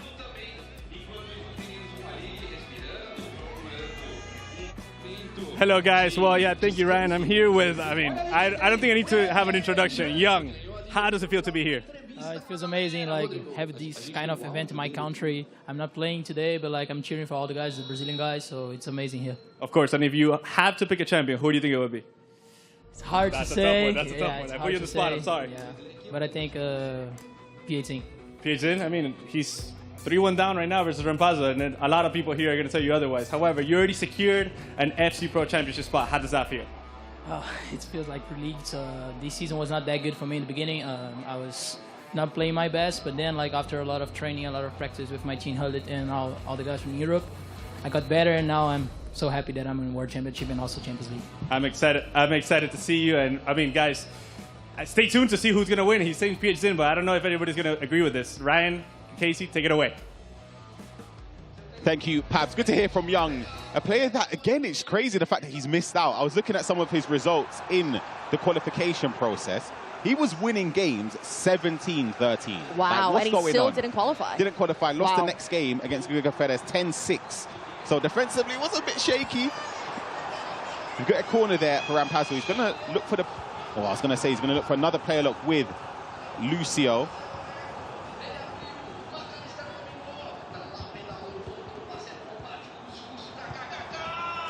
Ooh. You know what? The build-up was great in terms of finding the space to the correct players, but that's what you get with precision shooting. You misaim it, and you know what's going to happen. It's tough. You have to be almost perfect in terms of your shooting. Otherwise, that is going wide, hitting the crossbar, but not going on target. He's in. Ebarbo, through balls, got to score. Green time, keeper saves it. Good save. I feel like we've had those opportunities, not just for Pietzin, but for both players. What, 3 or 4 times where they should have scored? Is that going to make it? Hold on a minute. Look at the counter-attack for Rampazzo here. Oh, it's hard done by. I feel like that's a bit unlucky, though. He tried to play a lock, player flicks it. But he wins the ball up very, very high again. Rivaldo, ball roll inside, twisting and turning. Finds Kaka, finds the Barbo, and a huge save from Allison. Great save from Allison. Great build-up, though.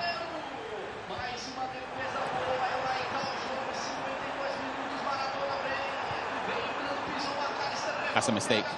I was going to say, you might need to tactical foul him. He's done the same to you. Rolls up reverse. You take the yellow card. Andre Santos, you don't want to give up a goal from your own corner. I feel like at home, Case. I don't know about you. And those at home as well. I feel like I'm more likely to concede from my own corner than score from it. Yes. Seriously. Like, I concede so many goals from my own corner. Because I feel like the transition can be so fast sometimes that your players don't catch up. Yeah. Oh, heavy touch there from... I didn't give him the luxury of having a clear shot at goal.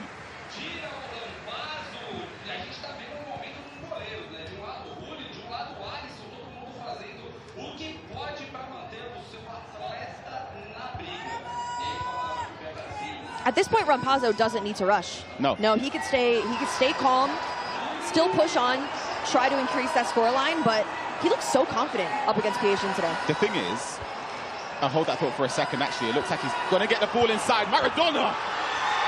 And that's 4-1. Rampazzo leads against Piagin. Wow. Rampazzo heard our prediction. Yeah, he was like, oh no. I did not expect it.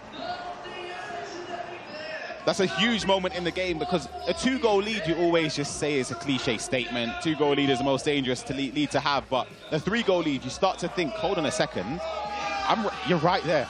Yeah, and Piagin's going to have to start taking more risks. Yeah, and that's the thing I was going to say before the goal went in, is that Piagin seems so open defensively. I feel like he's going to end up conceding a few more goals. Heading over to our game 4, Crepaldi gets a goal back against DGZ. The crowd have noticed it as well, 25 minutes.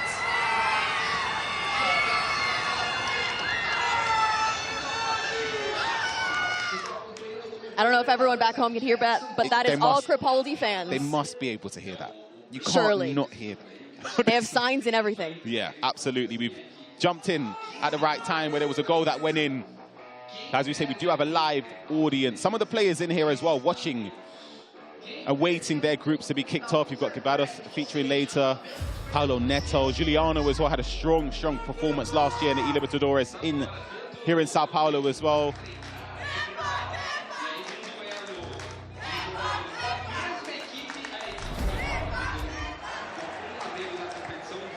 As we go back to the Piagin versus Rampazzo stream, I mean, at this point, Piagin is going to have to take some risks, step it up, but that's going to open him up. 100%. The thing is with Piagin, he scores goals. I know he's only scored, he scored 1 goal in this game, but usually Piagin is someone offensively, he creates a lot of chances, he scores a lot of goals. I would say defensively, he's not the most sound in this tournament. I'll say that is his weak point, but going forward, I still predict him to score more goals, but Rampazzo just looks so fluid going forward. He could potentially get another one here. Plays it back to Maradona, looks for the reverse, dinked pass. Oh no, you joke. Oh, I was going to say offside. Okay, I was going to say. Someone asked in the chat for an upgrade check. I'll quickly run through and double check some of the results from the first set of games that have been finalized. Of course, Faku Cohen hasn't played yet. Crepaldi doesn't have an upgrade. Hold on, he could do. And he's put it into the corner, 2-2. He was 2-0 down. It's a great way to get back into the game. Chico fans in the chat, everyone who has completed his SBC, they have to be buzzing because this is his last opportunity for an upgrade. If he does not win in this round, we do not see it. Sorry, kid, I might need earbuds, you know. Honestly, I can't believe how loud it is. It's only about, what, how many of them? Maybe 10? Making that much noise, that's crazy. Yeah, wow. I respect it. They have the passion.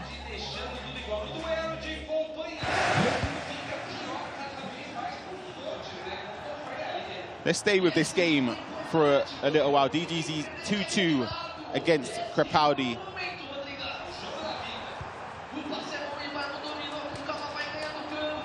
Ranked 88th Crepaldi this season. Well, I say on this season, on the rankings. He's had a decent show out in some of the online competitions in South America. He's performed well.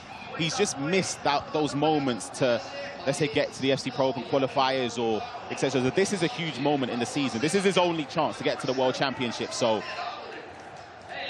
if he wants to keep his dream alive, he literally has to win this game and also the next game.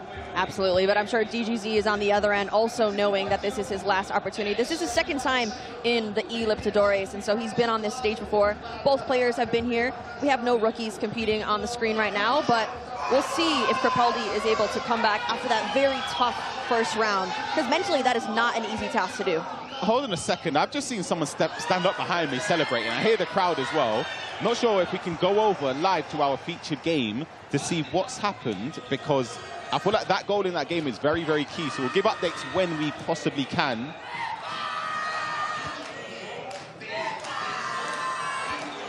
So very, very important tackle there. Could be a quick attack, trying to find the pass. He rushed it a little bit. He was doing that in the first game, though. Yeah. I felt nervy, dare I say. Crepaldi seems to be the guy that embraces sort of the crowd element, the emotion, the celebrations, but it did look nervous. I don't know, maybe that's just how he plays this year, but... We also haven't seen Crepaldi on this stage in a couple of years as well, and so maybe the nerves came back. You know, he's excited to finally be back, but with a world championship spot on the line, there's a lot of pressure. Prize money on the line, $35,000 potentially to win. And so I can understand a few rush passes here and there. 100%. Counter-attack potentially for DGZ going on the attack here. Is that on? I think it's just onside. Maradona can push forward.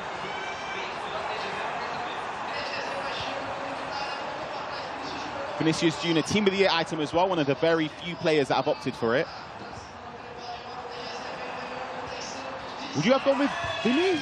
Vinny is another option we didn't even mention. That is a shout. You wouldn't have gone with him? I don't think so. So here's the thing. I'm a very biased person. Ronaldinho is my favorite player, and so I think I have to get him in there. So you're selecting based on emotion? Yes, absolutely, which is why I'm not a pro. I play with my favorites. You got to take emotion out of it for me. There's a couple players that chose Dino, though. I saw him in there a couple times. I just feel like he lacks some of the important play styles in But he brings the aura, Ryan. Yeah, but that's not going to... The Brazilian aura, come on. I need the play styles over the aura for me, straight up. That's why, for example, we don't see R9 in the teams. True. You've got the fact, has R9 been selected once? Surely. I don't think so. I don't think he's even been selected, which is unheard of if you said that a few years ago. But half-time between Crepaldi and DGZ. We're in a pause in the other game as well between Rampazzo and Piazin. So we're going to head on over to game 3, where we've not been able to give any updates so far up until now. 2-2 Fonseca up against Marangoni. This is an elimination game as well. Loser is out.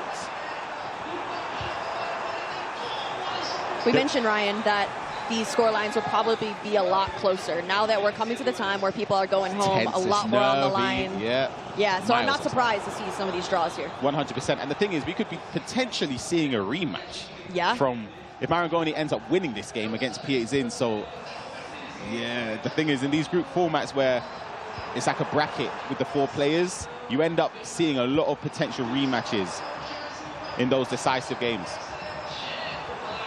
And it's tough because that first round was so one-sided for a lot of these competitors. And it's not to say that it would be the same situation, because now they're warmed up. Oh, hold on a second. Oh, has to score.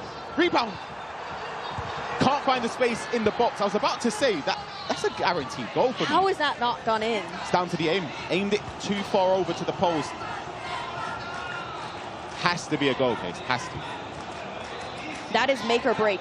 That is a moment that he could be thinking about later on today. That changed the trajectory of his entire competition. Yeah, and it's one where you think about it over the year. Hold on, sorry, I'm just looking at the way. Oh, it's just offside. Marangoni's defense is so structured. I don't even know what formation that is. It's like they were in a back 5. It's not, but it was so compact there. Oh, great ball. Keeper smothers it.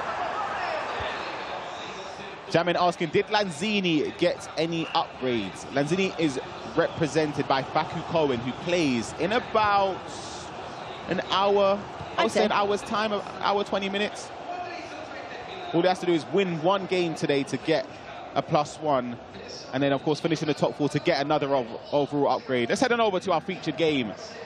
Rampazzo 5-2 up against Piazin now. 20 minutes or so left to be played. In case you'd imagine... Have I jinxed it? I was about to say, you'd imagine you resort to a bit of game management.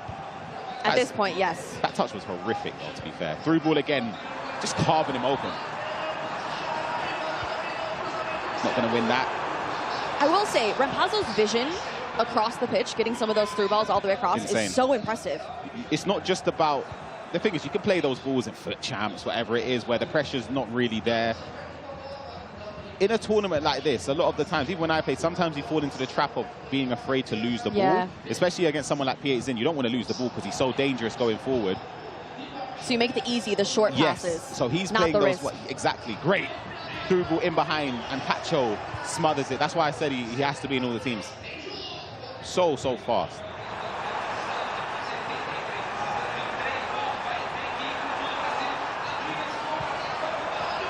Called into the right player, back post, fake shot. Good attempt. I rate that. Kaká, by the way. The speed that we saw on the wing there. Yeah, nuts. 15 minutes left for Piazin to try and get a way back into this game. It's looking unlikely, but if he manages to get a goal on this attack, you never know. 9-minute halves make it very possible to make a comeback. Tries the pass and Caicedo steps in. I think we need a goal here from PHN in the next 2 minutes. Hold on, sorry, no, I was gonna say, Kate, don't be silly. If he's, I'd have to start watching the VODs of Rampazzo if that thing will made it.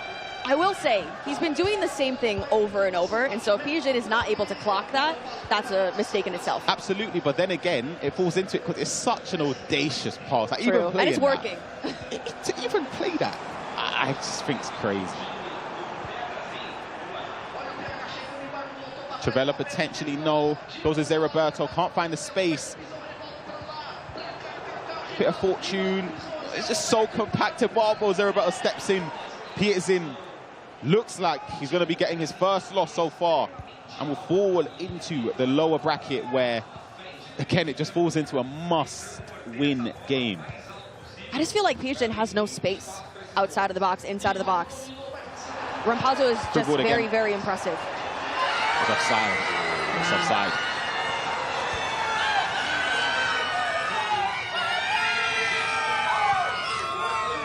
If you guys hear any celebrations, we'll let you know as soon as we hear some of those updates from the other games. Hold on.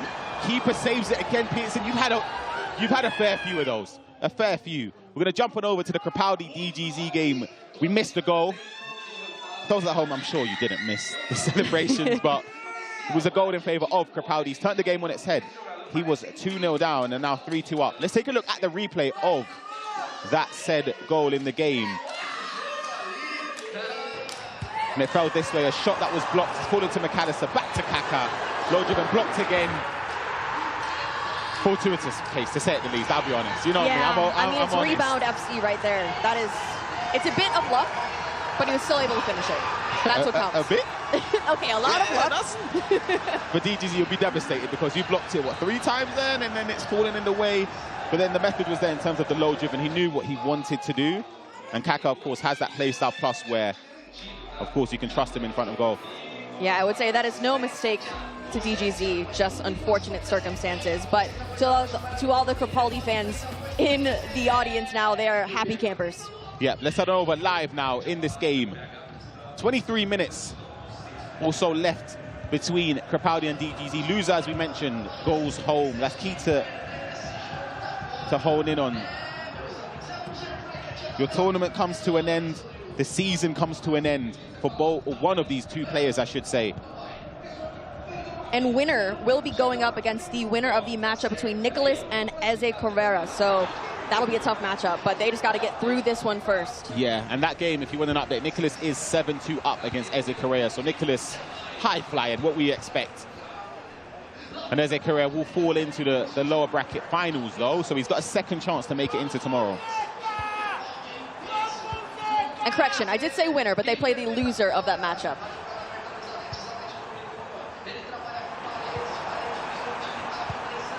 Great through ball. It's gone for the finesse shot. Doesn't green it. Too much power and it hits the bar.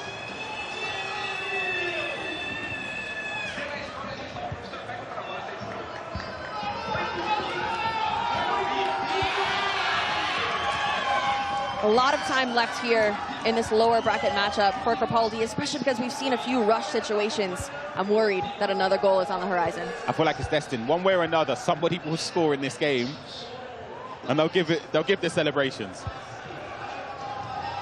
Heading over to our other game, Fonseca up against Marangoni here, 2-2, tightly contested. Loser goes home. In these moments, you see how scared you play. You play so tentative. You don't take those risky passes. You play safe. And Vinny in behind goes for the finesse, cuts in, and it's a green time finish. Such an important goal. Huge goal. There's not much game. time left. Absolutely. I just saw Marangoni behind me. I was looking behind and I saw the dip of the head. He knows that's a painful goal to concede because you leave yourself with a few minutes in this game. You're not going to have a lot of time to bounce back and respond. But is it going to be a redemption arc in favor of Fonseca. Let's head on over to game 4. Crepaldi up against DGZ again. We left it at 3-2. And it's still the same currently. 11 in-game minutes left for DGZ. These could be his last minutes of the game because loser does go home. Let's see what he's able to compile here as Crepaldi falls back onto the ball. At this point, he needs to play as smart as humanly possible. You still wouldn't get Vinny in the team now after that? No. What I would about not. if you had a choice out of Vinny and Pele up front? Who are you choosing? I feel like at this point I would go Pele. I know he's so expensive Really? though. He's so expensive, so I'd probably have to rework the rest of the team.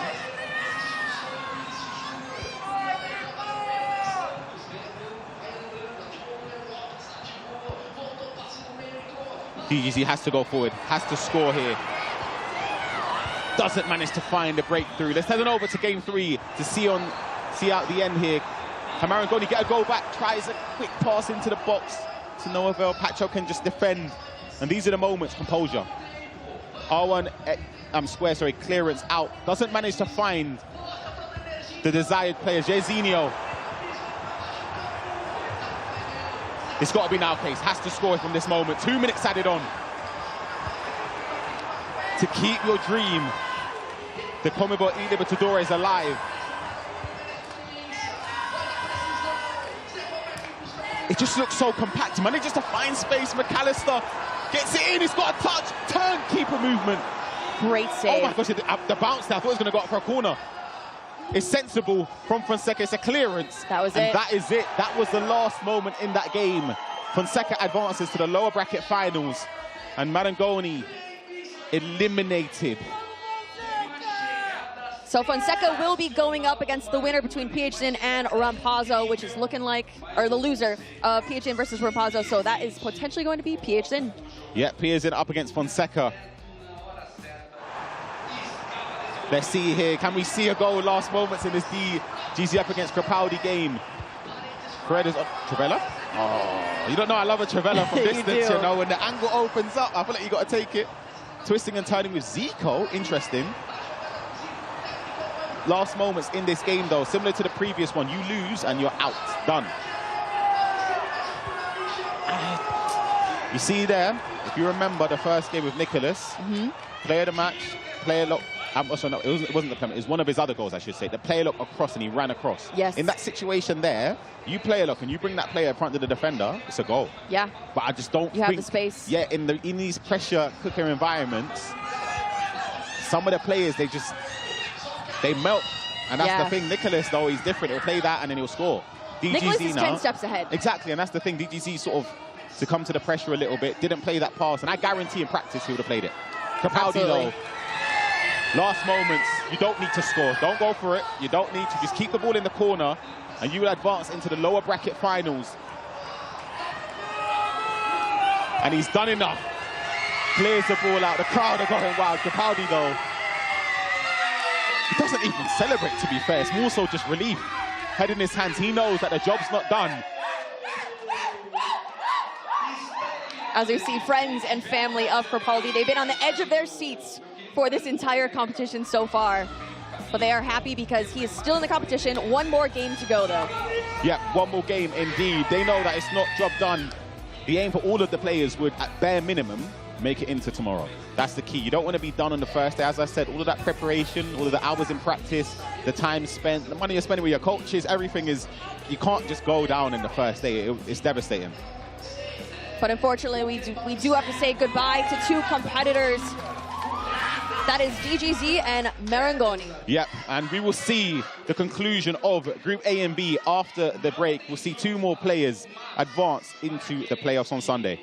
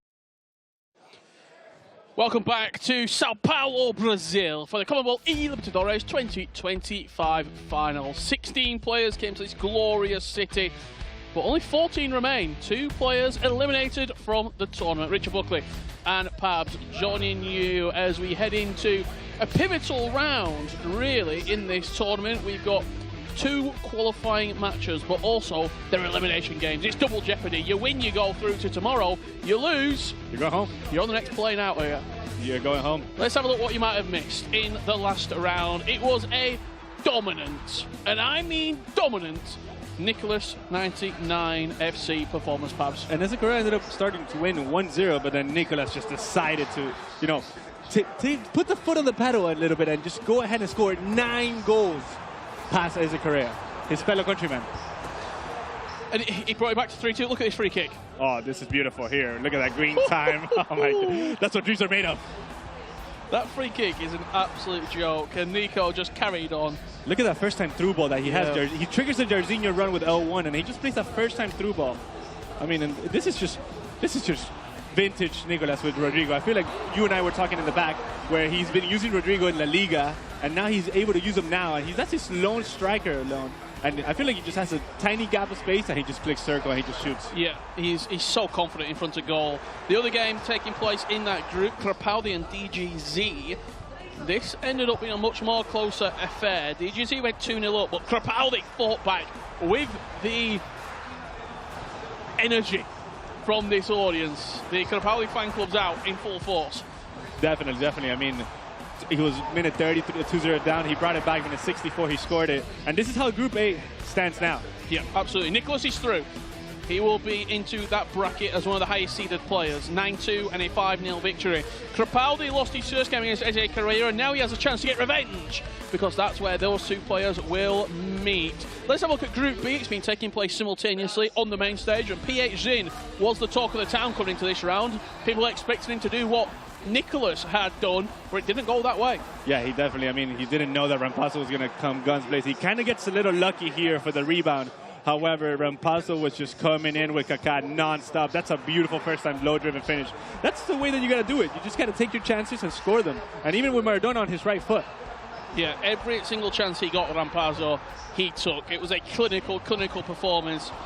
PH did get one back there. It was scrappy, but he found his way into the back of the net. But what did Rampazzo do? Came up the other end. Maradona, right boot, finish past the goalkeeper. You'll think that he's going to go to his left there, and that's why. He went to his right, and PH had nothing to do, and he just went ahead and scored it. This is Fonseca against Marangoni. Same kits, Tutti Esports representatives here in Group B. And unfortunately, Marangoni's time at the CONMEBOL eLibertadores 2025 comes to a close, because it was 2-2, but then a late decisive goal there from Vinny Jr.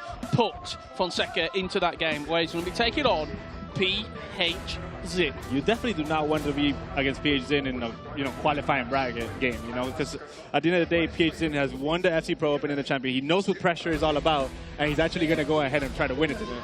Well, let's have a look. There were some unbelievable plays in that round, but this is the PlayStation play of the round. We can have a look at it right now. This was the play of the match by PlayStation, and what is it going to be? It's going to be that first time finish. A lovely first time low driven, and that reaction as well. Look what it takes. Yeah. He definitely knows that goal was the one that actually decided the match, because that was just like the nail in the coffin. 2-goal cushion going into the last sort of 25-30 minutes of the game, and you're in a great position against PH Zin.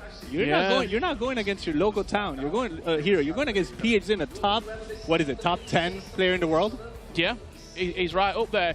Well, he did beat PH Zin, did Rampazzo, and now we get the opportunity with Ryan Pessoa to speak to the very man. Ryan, what's he got to say?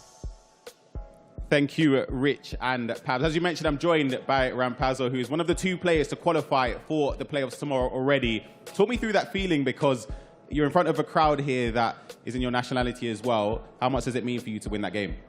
Para mim, significa muito vencer essa partida. Acho que ano passado eu tive campeonato difícil e tem sido um ano assim que eu tenho pensado naquele campeonato, e hoje eu pude fazer o que eu queria fazer naquele dia. Então, muito feliz também. Mandar um abraço, um beijo para minha namorada Bianca lá, te amo, amor. Para minha família que veio me acompanhar, e também mandar um abraço pro meu coach Kaku, que que tá trabalhando com a gente todo dia e é incrível, simplesmente incrível. Ele foi perguntado qual é a sensação de vencer no país dele e se ele está feliz com isso. E ele, so he mentioned that he's super happy to be here, surrounded by his friends, his family. He sent a kiss to his girlfriend and to his coach, and it means a lot to be here in his country. Well, you didn't just beat any player, you beat one of the favourites in the composition, P8 Zin, who has a lot of support here in the crowd. He's expected to do well. Before the game, did you feel like, okay, if I win this, I can go the distance? You have that belief now to get your hands on the trophy? Para mim ele era, aí, né, em termos competitivos, favorito do campeonato, mas eu sabia, eu trabalhei bastante para jogar contra ele, jogar contra todos do grupo e estou feliz que deu certo. Ele foi perguntado se ele tinha uma esperança, apesar das probabilidades.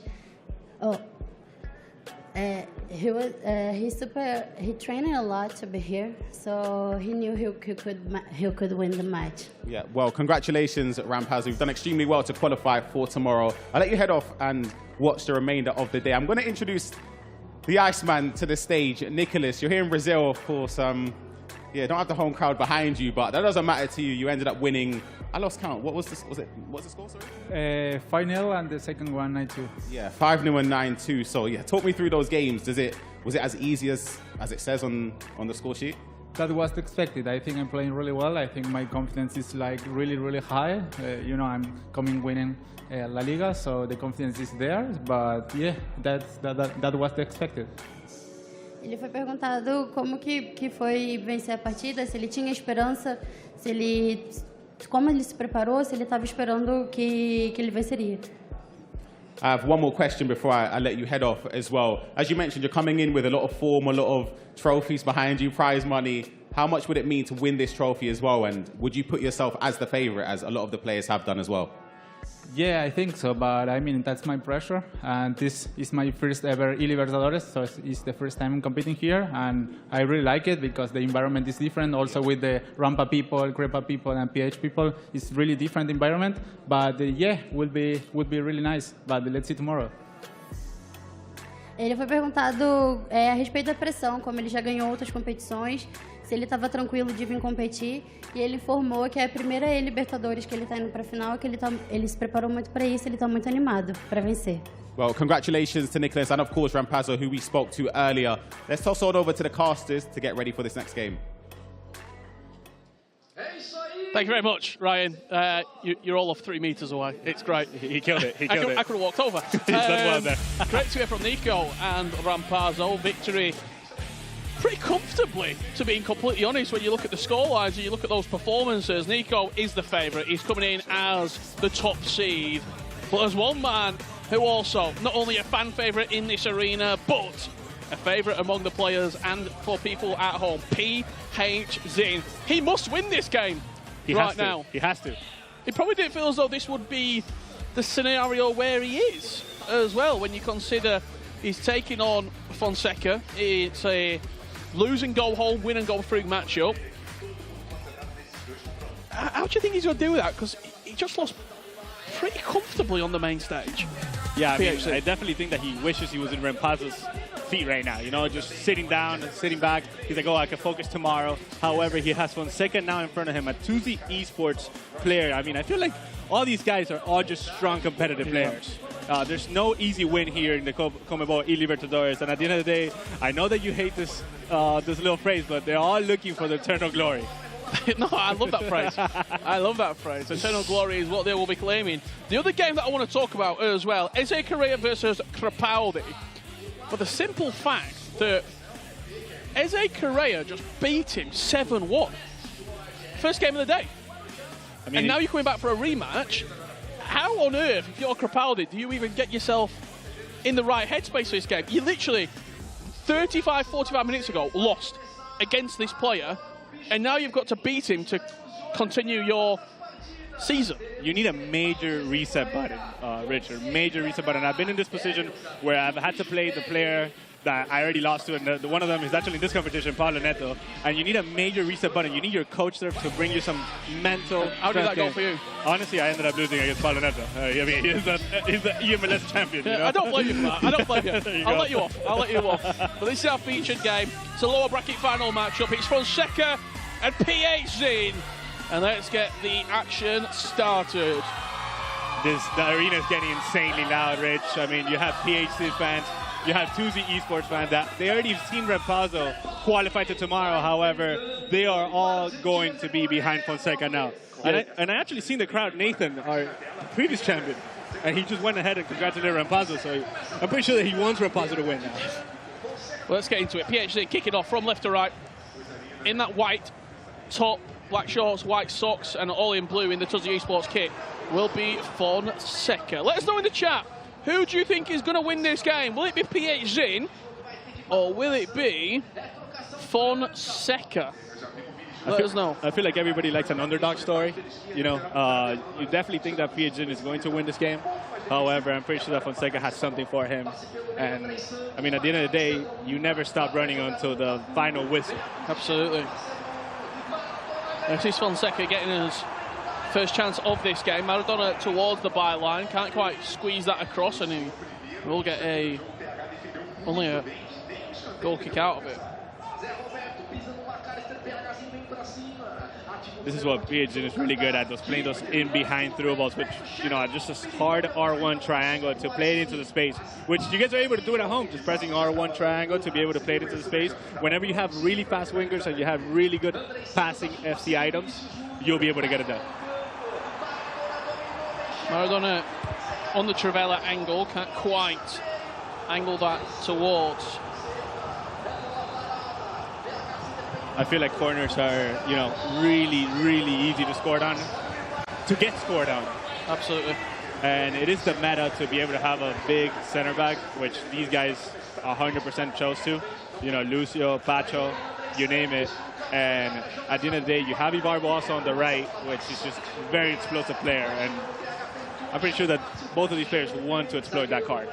I also think when you look at this game, they will know exactly how much is on the line. There's going to be nerves there. PhD coming off the back of a loss. On the other side of it, Fonseca coming off the back of a win. Could you read into that? One player lacking confidence, one player gaining? 100%. I feel like momentum is definitely crucial here, Rich. And, you know, at the end of the day, PhD just lost to Rampazzo, but however, he still has to understand that he is the favorite here. And he needs to stay composed. Rivaldo at the near post forces the save. He's done well there. I feel like he didn't have anything else to do. Maybe just cut it back with a simple X and then just finish.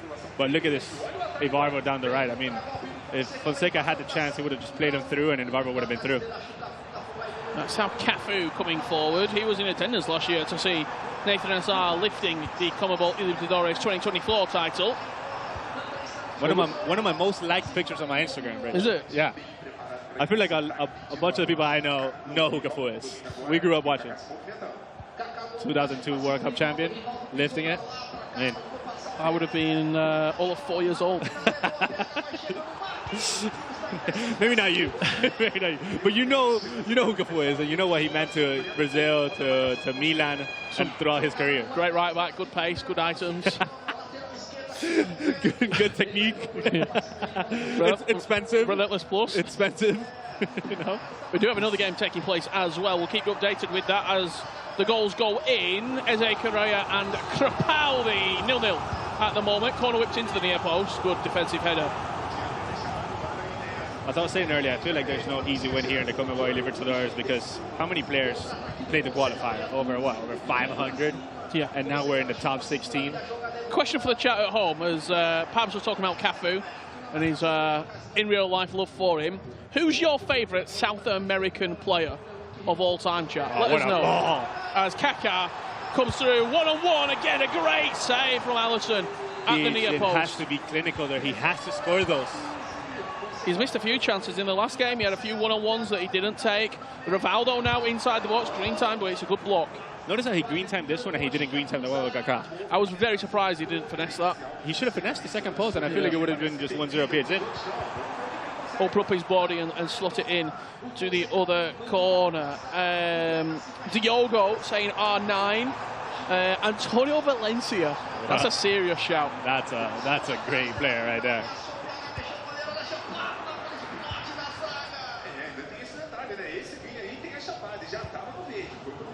PJ needs to understand that he cannot be giving those chances away. Alan, I think that is, saying Batistuta. Ronaldinho from Dava. It's a shame we're not seeing more Ronaldinhos being used, but I just don't think he fits what we need. As Pele on the low driven hits the upright. Honestly, that was a great save. He chose well to do the low driven there. However, the goalkeeper had any other ideas.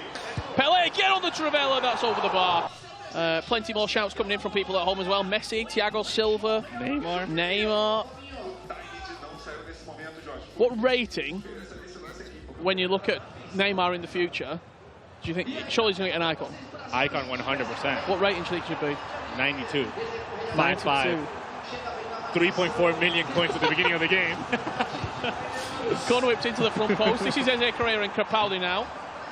Expect a lot of noise when Capaldi gets the ball, because this is now on the big stage, on the big screen, here in Sao Paulo. Also, this is much better for Capaldi. Last game that they played in the first round, at minute 20, was already 3-0 for Eze Correa. Yeah. Someone saying 94, Neymar. I believe it. Cafu, round the outside, Eze Correa, first chance that we're going to see from him. Maradona just runs straight into Lucio. Lucio's so strong at center back, man. He's crucial in your back line. We'll continue that conversation at home with everyone throughout the stream. You hear that chant? I feel like I'm actually in the game. The Capaldi fan club is out in full force. He might be off. Yeah. We have had a goal. We have had a breakthrough between PHZ and Fonseca. We will tell you which way it's gone when we go over there. It's 1-0. But while we wait for it, let's have a little look here, because Capaldi could be an on goal. Ababo just off. Oh, he's made a mistake here. He's trying to burst past him. He's got the pace and he's got the strength. Good block. Wow. You guys won't believe at home who's actually scored in the other game. Let's have a look at that goal. It's gone in, and it's gone in Fonseca's way. Maradona on the finesse. PHZ trailing 1-0. Behind the ropes now. It's hit the post again. The low driven. You might have to start doing timing those. It's just the precision shooting. It's just not quite aiming bang on. Yeah, I mean, precision shooting is a new technique that's been introduced to the competitive scene. I'm sure you guys have seen it over the circuit, and it's extremely hard to master. Especially when the nerves are up, the pressure is on. A small, intricate detail on that analog stick can determine the ball going in the back of the net or going wide. Oh, that's a beautiful ball. Can he finish it? He certainly can. PHZ back in the game. He guaranteed that goal. He had to. He needed that. But I feel like Fonseca actually gave it away too easy, taking out the goalkeeper, and PHZ was just like, all right, you're going to give me the space. I'm just going to exit directly to Pele, and I'm just going to tap it in. Yeah, when his finishing's not being that good, surely you put the keeper back on the line and don't give him that chance. 100%. You've seen him hit the post twice, and you've seen the nerves actually kick in for PHZ. He's actually competed at the highest level, but he's actually in a knockout game. Win or go home. He knows that he needs to be finishing those, and he actually got bailed out by Fonseca there. I'm telling you, Rich, those through balls that these guys are playing here in South America are delightful to see. We do have an opening goal in game 2 as well between Eze Correa and Capaldi. We'll show you which way it's gone. But what I can tell you, I'll give you a spoiler, I don't think it's going to go down very well here in Sao Paulo. Where are they now? I don't see them in the arena.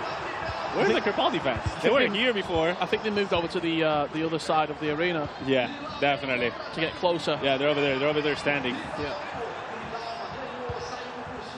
Silence from those fans. Yeah. With Rivaldo here. 10 minutes ago before half-time. Player lock cancelled so fast. Ebabo into Andre Santos. Pele, now Rivaldo. They're not during this game, if you can hear that at home. It's because, and I'll tell you, Crepaldi has levelled up. 1-1 now, the scoreline. Both games, 1 goal each. That's a good foul. That's a good technical foul. You take that yellow all day. When you have PH in with numbers into your final third, you definitely want to stop the play there. I think you should. Nicholas shoots that. I really thought he was actually going to put it in the back of the net from there. We just saw Nicholas in the last game score from with Rivaldo.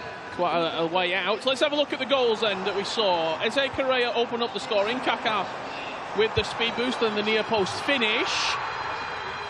Oh, that's beautiful from Crepaldi. Yeah, Crepaldi levelled up.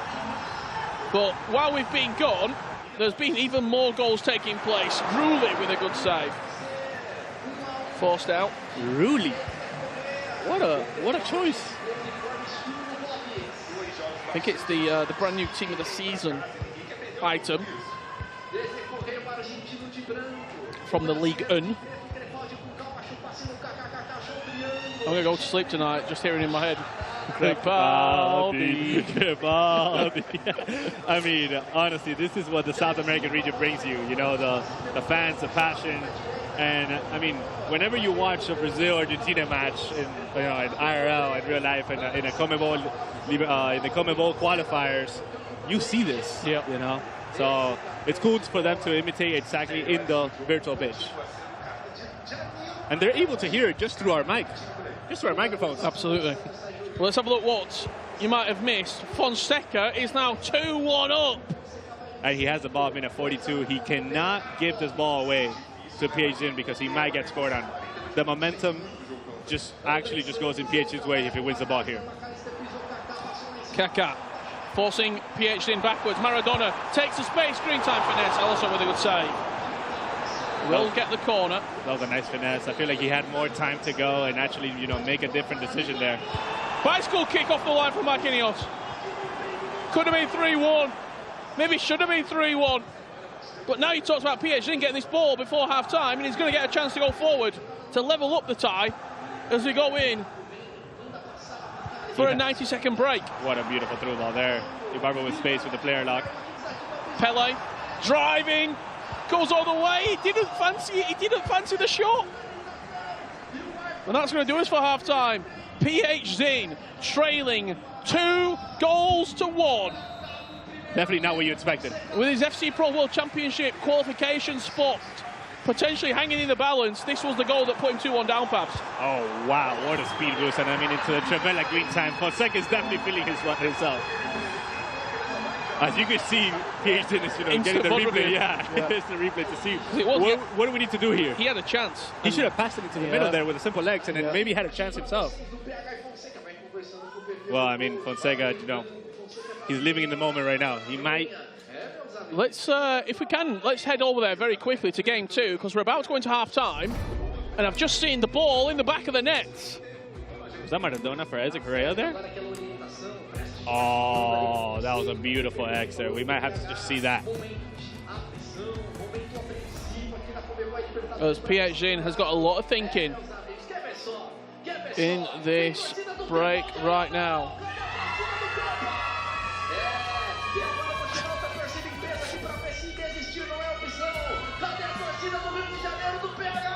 Beautiful environment here in Sao Paulo, Brazil. I think our Brazilian friends are asking the audience who they want to win. And Crepaldi is getting a resounding favourite. I mean, I love this, man. I love it. It's so loud in here. Look at Rampazzo. Rampazzo, he knows he's through to tomorrow. He's just letting it out. On the left-hand side, you've got sort of the Eze Correa Tuzzi fans. Yeah. And then on the right-hand side, you've got Crepaldi fans.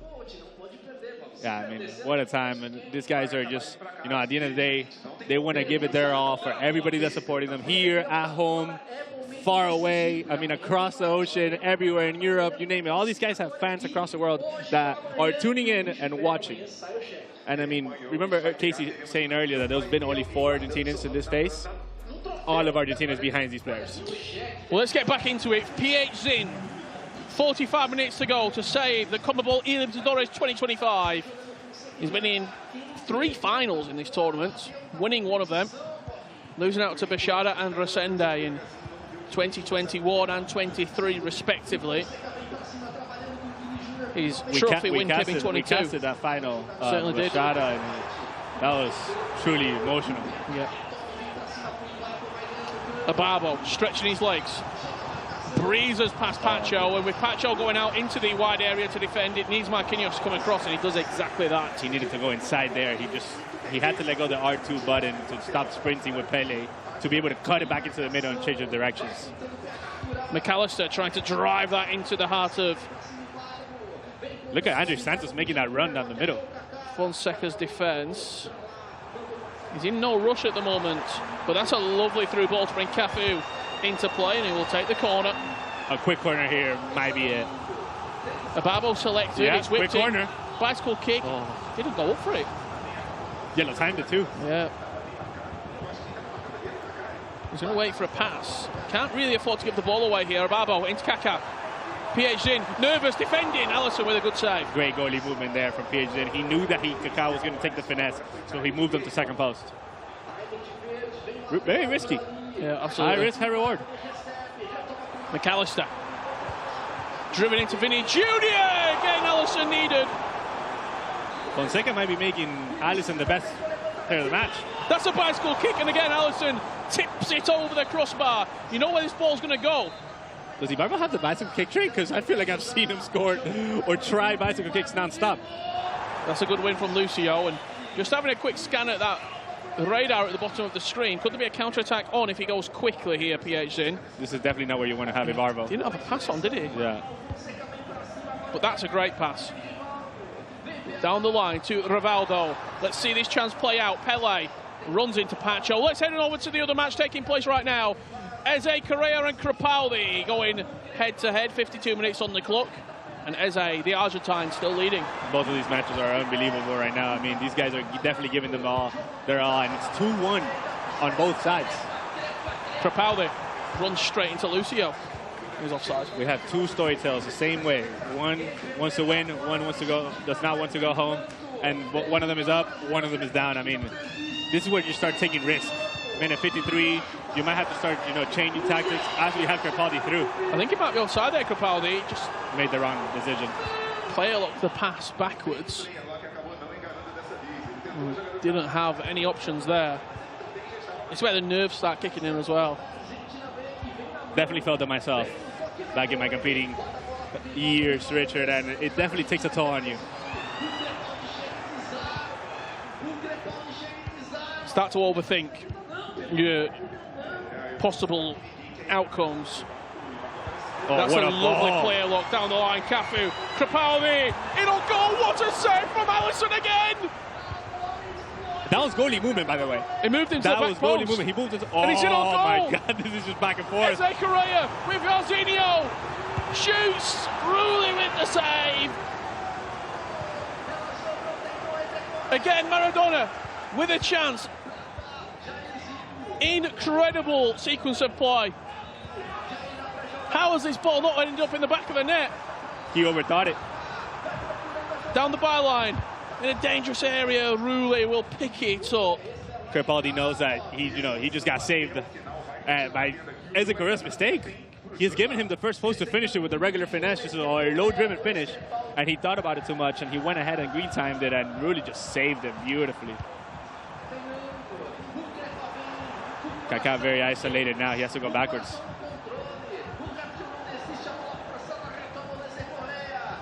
Oh, he's on. He's on.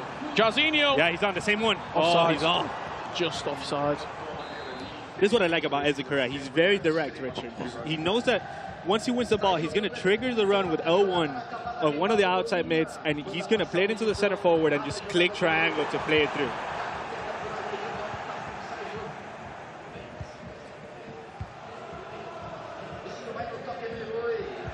Eze Correa just holding on the ball. He knows that he needs to stay tight. He's actually leading this match, and he knows that he cannot be giving the ball away very easily. Well, we should have had a goal, both for Eze Correa and for Crepaldi. but I can tell you, we have had a goal on the main stage in pod number 1 between Fonseca and PH Zin. And this is where the goal has gone, Pabs. Fonseca, chip, finesse, Javier Zanetti. No way. PH Zin trailing 3-1. Back against the wall, Rich. And we might have one of the tournament favorites going home. Crepaldi in on goal. Maradona on the Trivela, went for the near post. Expected a little bit of goalkeeper movement. Corner whipped into the box. Lucio with the header! And it's just gone. With the goal!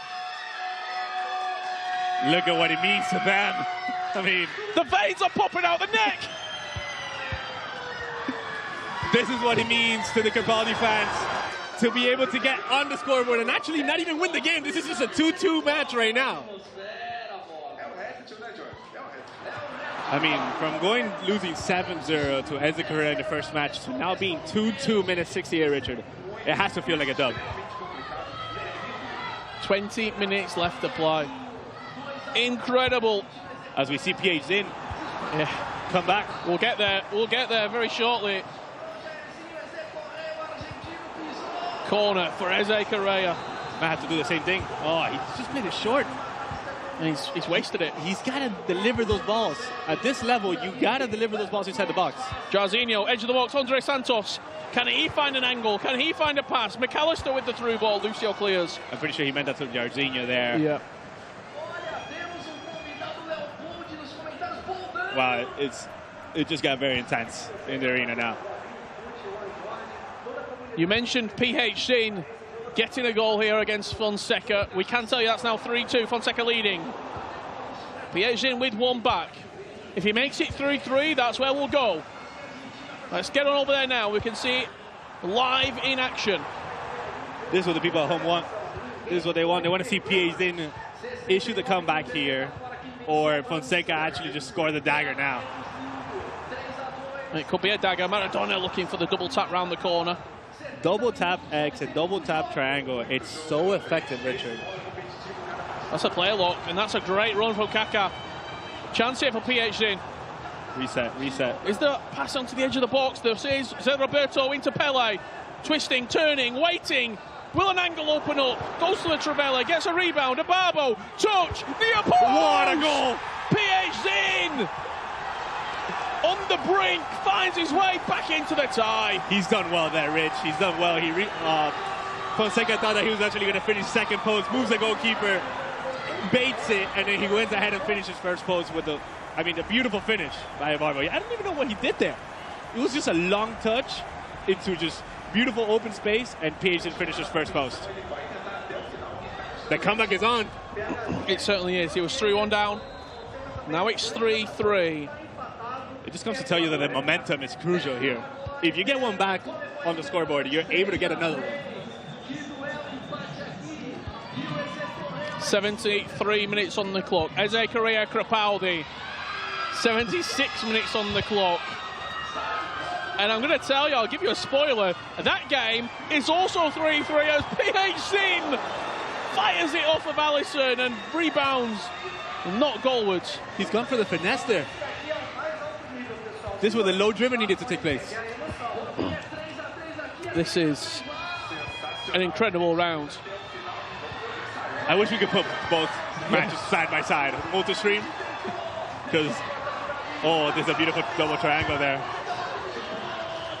Like that shot, we're going out for a throw-in. I mean, just to let you guys know at home, PH Zin Fonseca 3-3, Eze Correa Crepaldi 3-3. Win or go home situation from both sides. You do not want to give the ball away. You do not want to see the ball in the back of your own net, because that might be it. That might be the decider. Someone in the chat saying it will not stop Fonseca from winning this game. Chat split. If that's what the chat thinks, I mean, let's see how it plays out. Passes like that will stop. Let's have a look at, you asked for it and we can deliver. Let's see both of those games. You asking, you shall receive? Is that what I'm hearing? I think that's what I'm hearing. Here you go, both games. This is it. Eze Correa nearly had it there. Both games at the same time. PH in Fonseca on the left. Eze Correa, Crepaldi on the right. And Eze Correa with a chance inside the box. Maradona. Lucio round the corner. Player looking to Kaká. As Fonseca goes through with Cafu.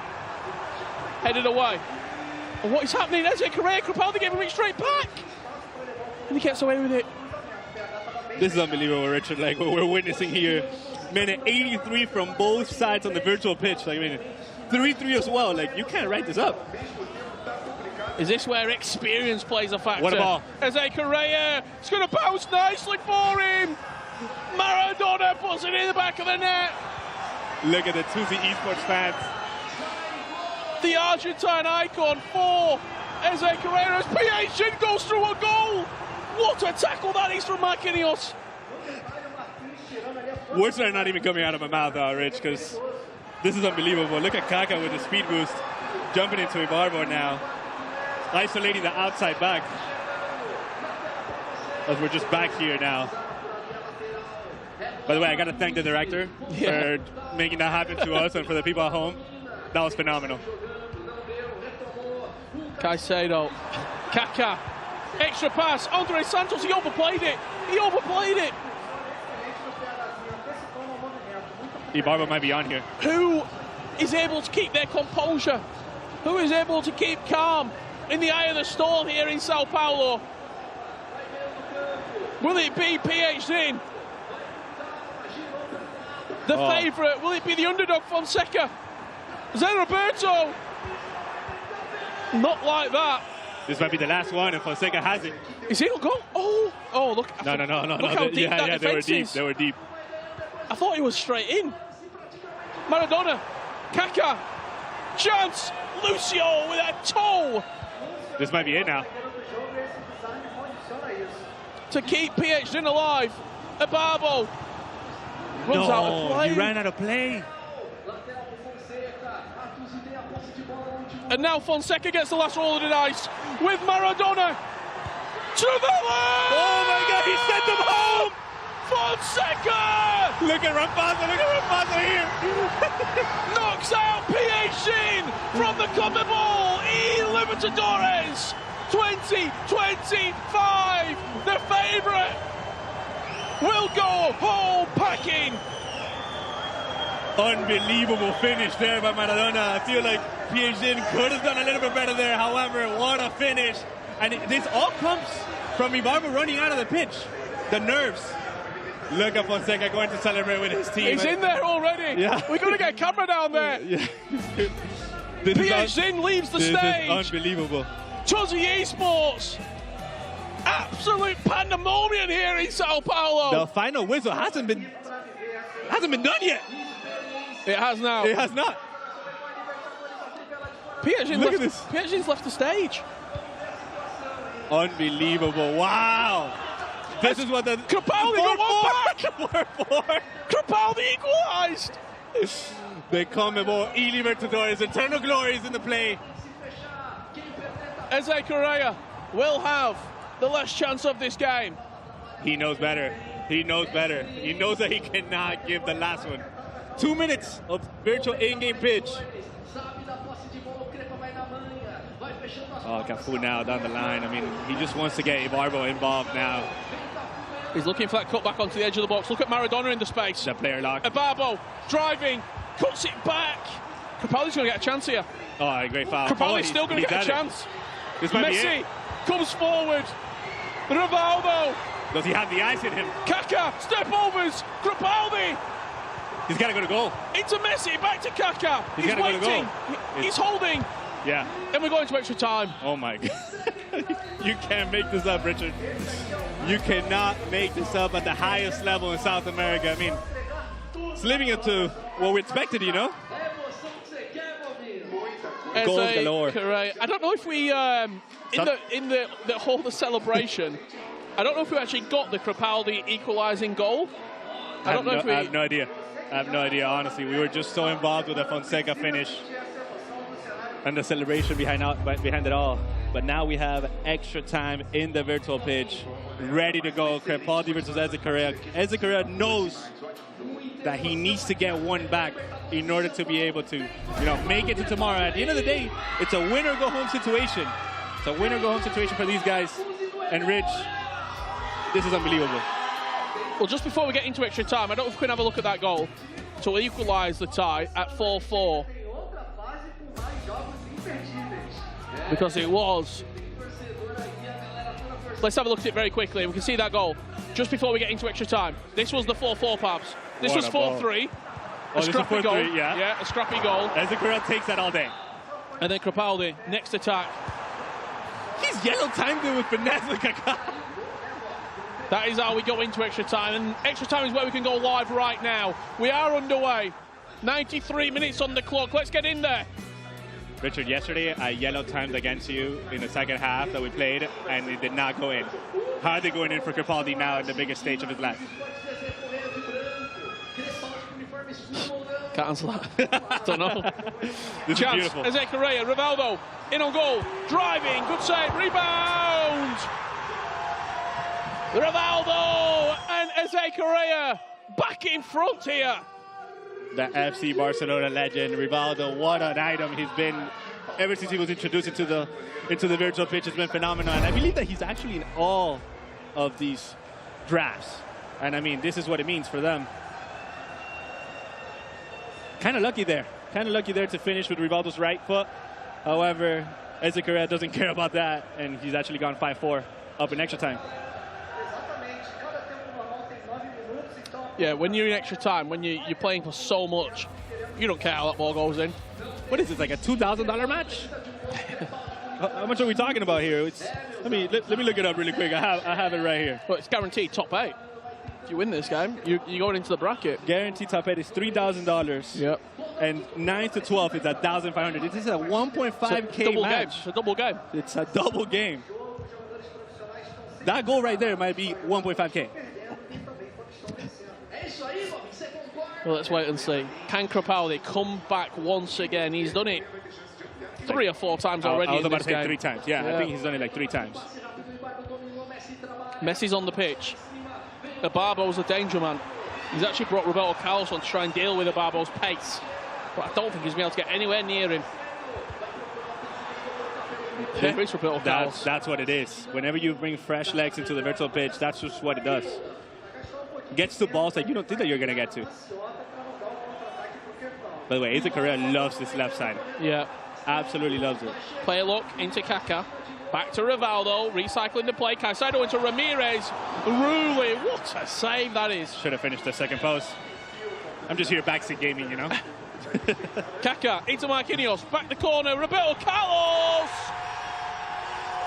Distance between these two as Eze Correa goes 2 goals up in extra time. Roberto Carlos, I mean, we were just talking about him, how he was just introduced to the pitch in extra time, and he's played a big part now with the Trivela finish second post.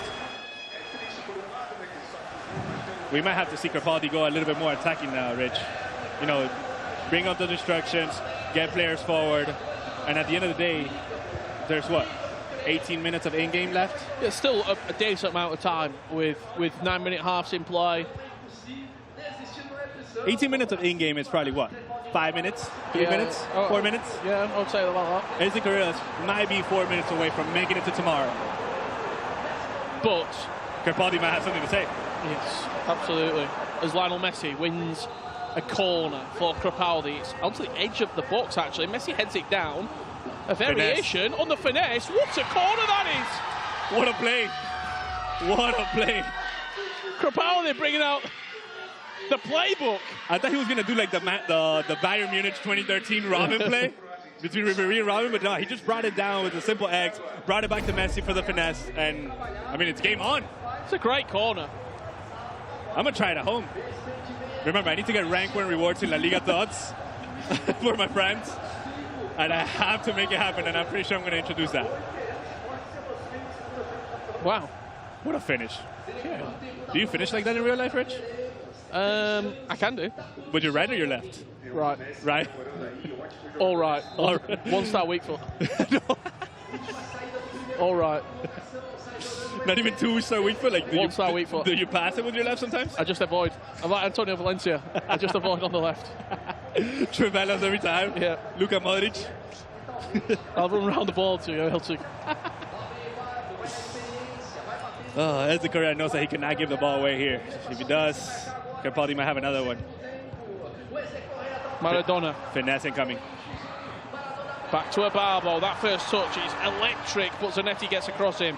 Can't quite shove out Barbo as Rivaldo now twists and turns. Ramirez, is the extra pass there to Kaká? It certainly is on the finesse, not quite. Rivaldo back to Maradona, and that's not precise enough at all. Precision shooting, didn't do it right there. We got a corner now. That's going to do us. That will do us 15 minutes in game left to play. Crepaldi 6-5 down. You know what happens, Rich? Whenever you're in that position with Maradona and you got precision shooting on, you just want to get it on target. It's happened to me where you're literally in the opponent's 6 and the ball's going. That might not go for a throw-in, but it might go towards the corner. Yeah. Just because of the nerves of moving the analogs in the wrong way. Just having a quick look actually in game. Both. It looks like 4-2-1-3.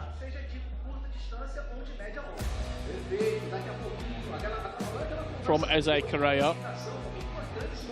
And this is a great formation for him at this point. You can counter-attack, you can sit deep, you've got the wingers who have got pace. Your opponent is going to go more attacking, meaning that there should be space in behind for you to exploit. Eze Correa is in a great position. If he can get to 112, 113 minutes, you expect him to go and get a couple more goals. Yeah, I was going to say that with a 4-2-1-3, the wingers are very isolated. Whenever you have the opponent trailing, just because his outside backs might be and get forward. Yep. So let's see. I mean, we're going to jump in now, and we're going to have 15 minutes left of in-game.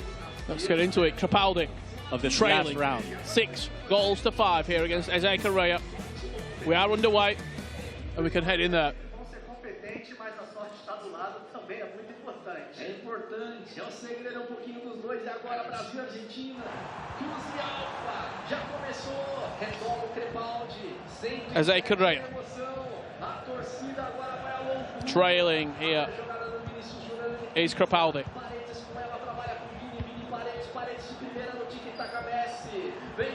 It's a nice through ball, but Lucio with a lunge will intercept. That place out plus is so crucial for the center backs. Oh, what a ball. Yeah, really nice. That's that space. He's got so much room to play with. Play look fake. Waiting for the edge of the box to open up. There's Ramirez. Into Caicedo. Should have played a Vinny there. Oh, but this is where you want it, Barbo. Through ball. Good defending.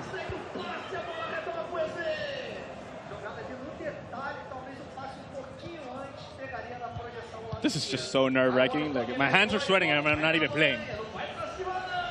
Cannot imagine Eze Correa and Crepaldi.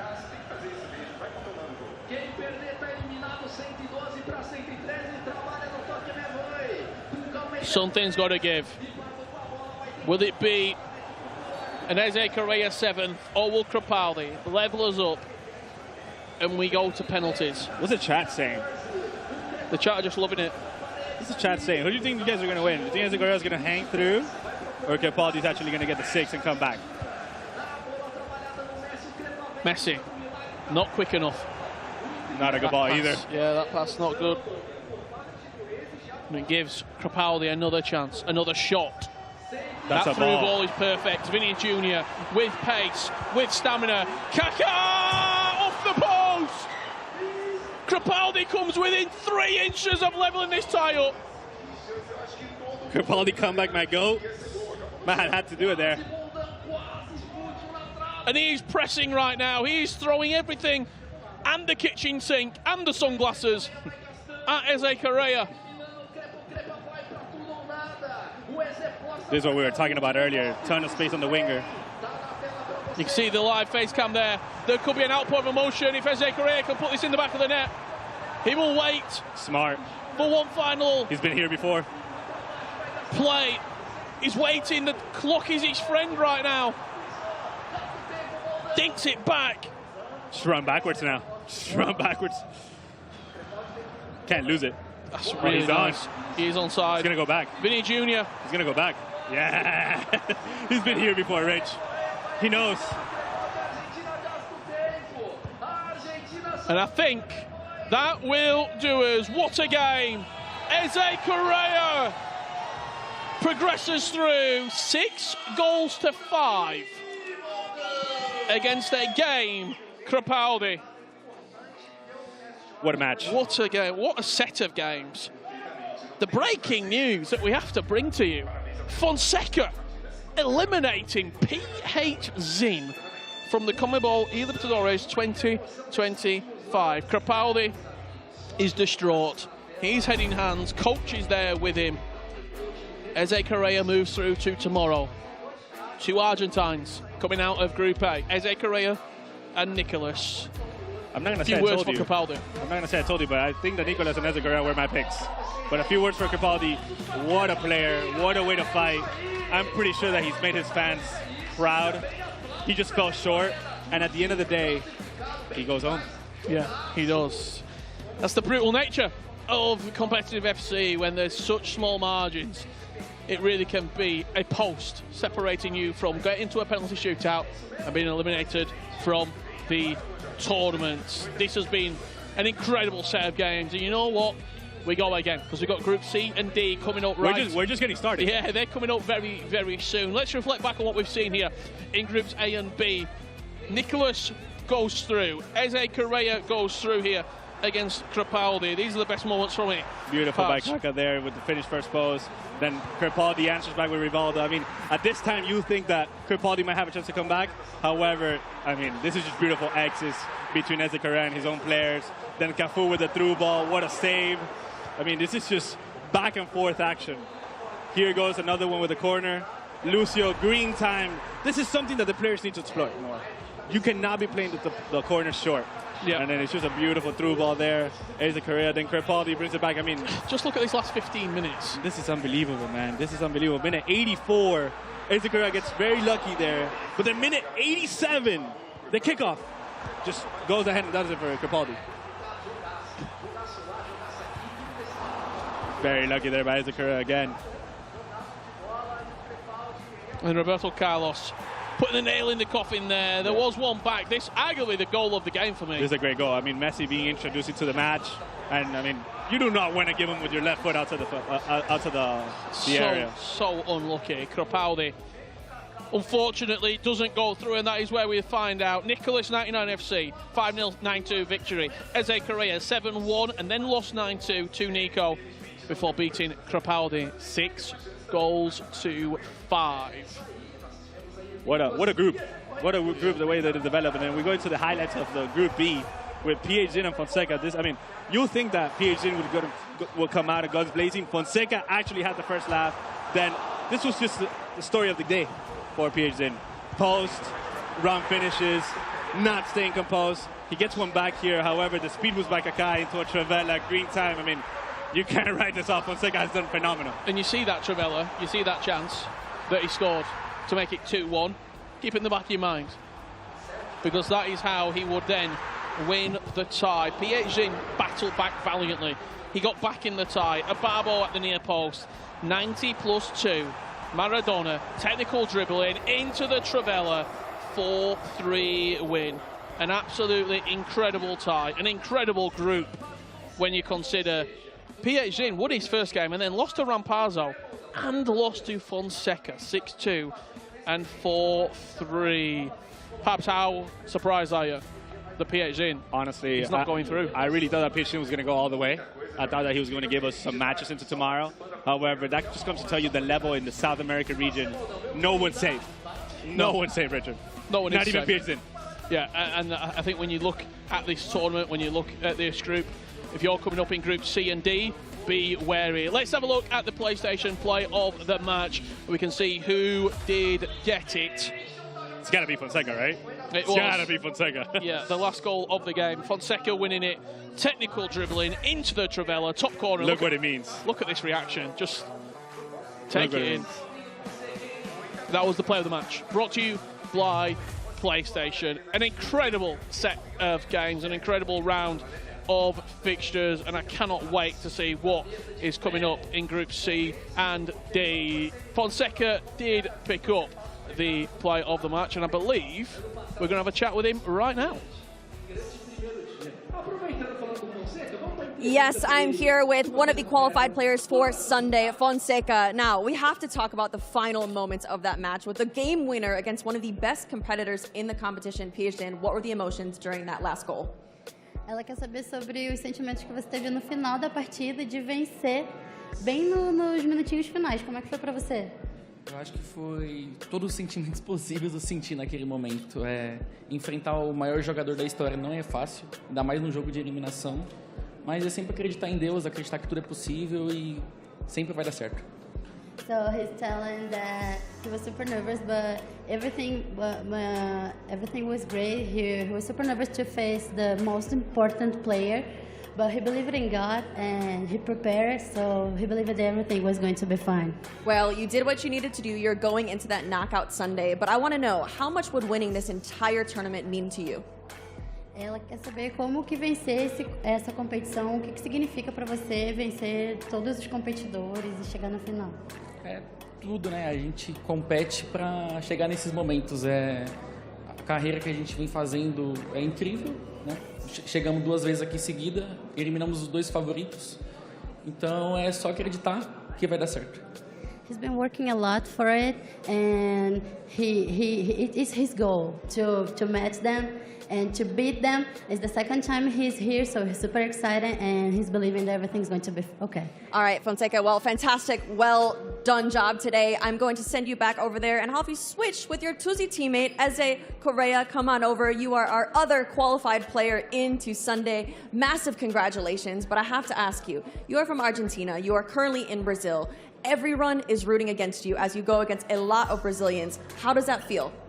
¿Cómo te sientes de estar compitiendo acá en Brasil, donde sabes que todas las personas no están partiendo para ti? No, la verdad que estoy muy contento. Se notó el aliento del público de Crepaldi. Aclaro que Crepaldi es un gran competidor y creo que fue justo vencedor.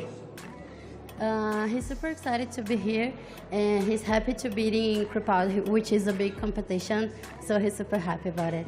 Now, you've done it today, job well done, but tomorrow, another big step into the knockouts. How are you feeling going into that? Is there anyone that you do not want to face in the next round? ¿Cómo te sientes sabiendo que mañana va a enfrentar la final? ¿Y cuál persona no quiere competir de manera ninguna?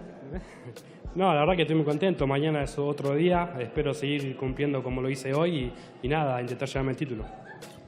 Tomorrow is another day, and nobody's going to take the title from him. All right, well, we will see. Congratulations to Eze Correa. Guys, do not go anywhere because groups C and D are right around the corner. The competition does not stop here. We'll see you soon. Tá certo, 2 brasileiros, 2 argentinos passaram e eu quero, obviamente, agradecer a oportunidade. Voltando aqui com a gente, comentando aqui na CONMEBOL.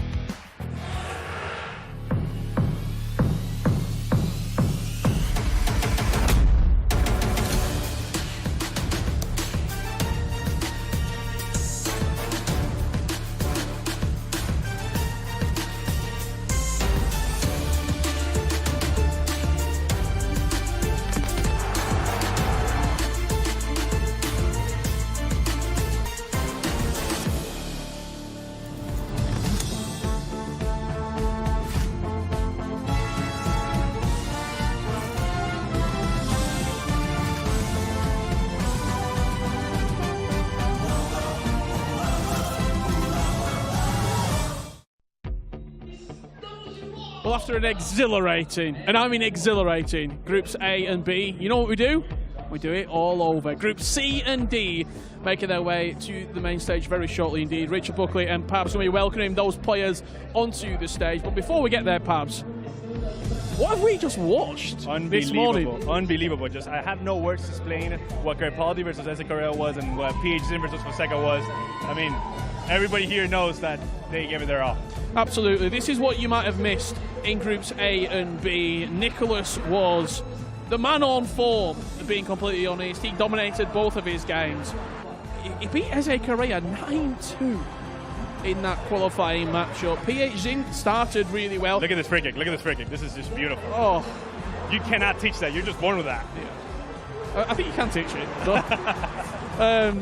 DGZ, unfortunately, did come to a close his tournament. Fonseca with a late winner, and this was a lovely corner set-piece goal from Lionel Messi. He left it late, but it was great from Eze Correa, Pabs. Yeah, I mean, Roberto Carlos introduced late into the pitch, and he went ahead and actually did the nail in the coffin.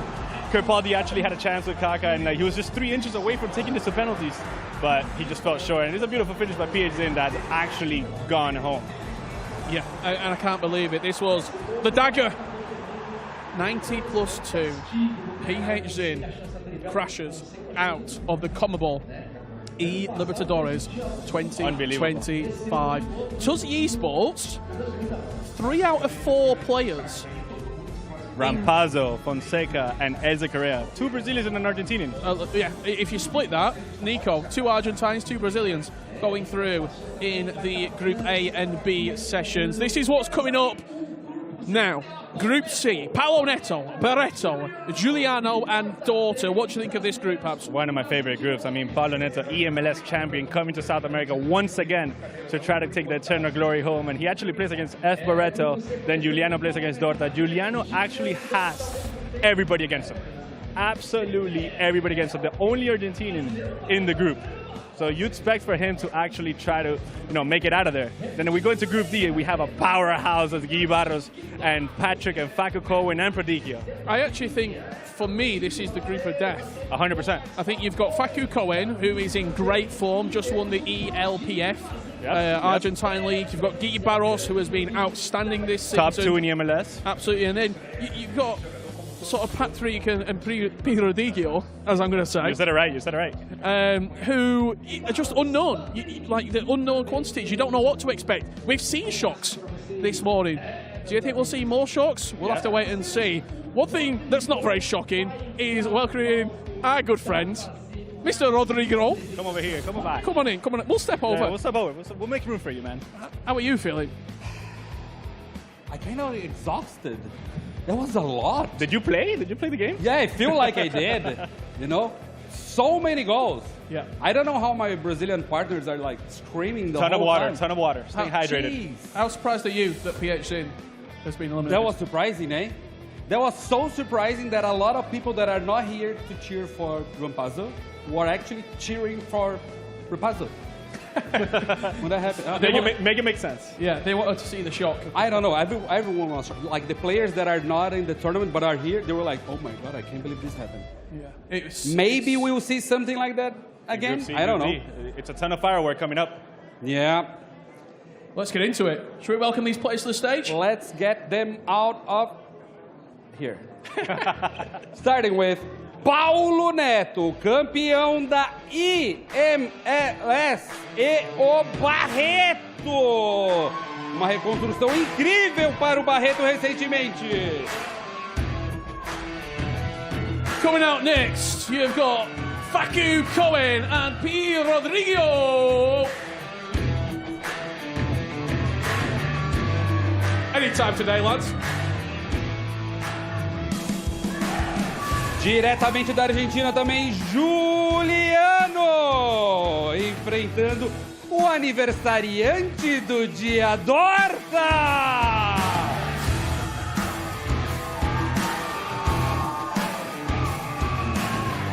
And finally, the featured match, Guy Barros and Patrick!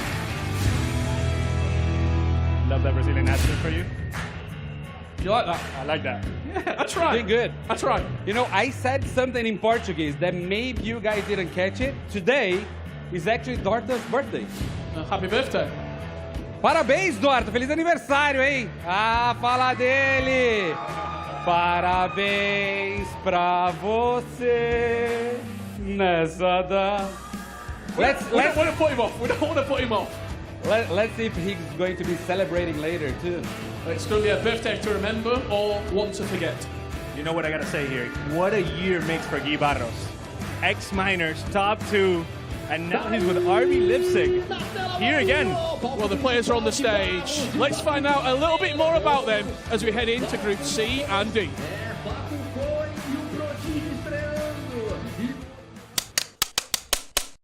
Eu sou o Prodígio e eu vim em busca da glória eterna. Eu vim para ganhar e para buscar essa taça. Soy Facu Cowen y en esta CONMEBOL Libertadores vine a Brasil para llevarme el título y la gloria eterna. Ser favorito no me genera ningún tipo de presión, ya vengo lidiando con eso desde que arrancó la temporada por mis buenos resultados, así que espero poder ganar. Eu sou o Dorta, eu estou aqui em São Paulo e eu vou em busca de uma vaga do Mundial e da glória eterna, de levantar o troféu. É um jogo de CONMEBOL Libertadores, por toda a rivalidade histórica que tem Brasil e Argentina, a disputa, acho que estrear em casa contra um argentino é especial, sim. Soy Juliano y vine a San Pablo a traer la copa para Argentina. Dorta me parece de los mejores atacantes que hay en el torneo. Creo que va a ser un partido difícil. Por suerte soy buen amigo de Dorta. Esta vez le deseo lo peor, pero bueno, me gustaría que le vaya bien también. Meu nome é Paulo Neto, estou aqui em São Paulo, representando o Atlanta United FC. Esse final de semana eu vou jogar CONMEBOL Libertadores e domingo você vai ver eu levantando a taça. Eu, Barreto, agora pela minha terceira vez na CONMEBOL Libertadores, vou em busca da glória eterna e eu vou ganhar esse campeonato.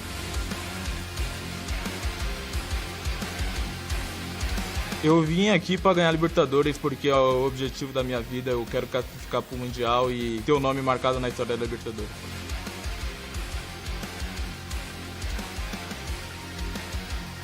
Meu nome é Guilherme Barros e dessa vez eu venho para ganhar a CONMEBOL Libertadores. Essa vez sim, eu vou ganhar.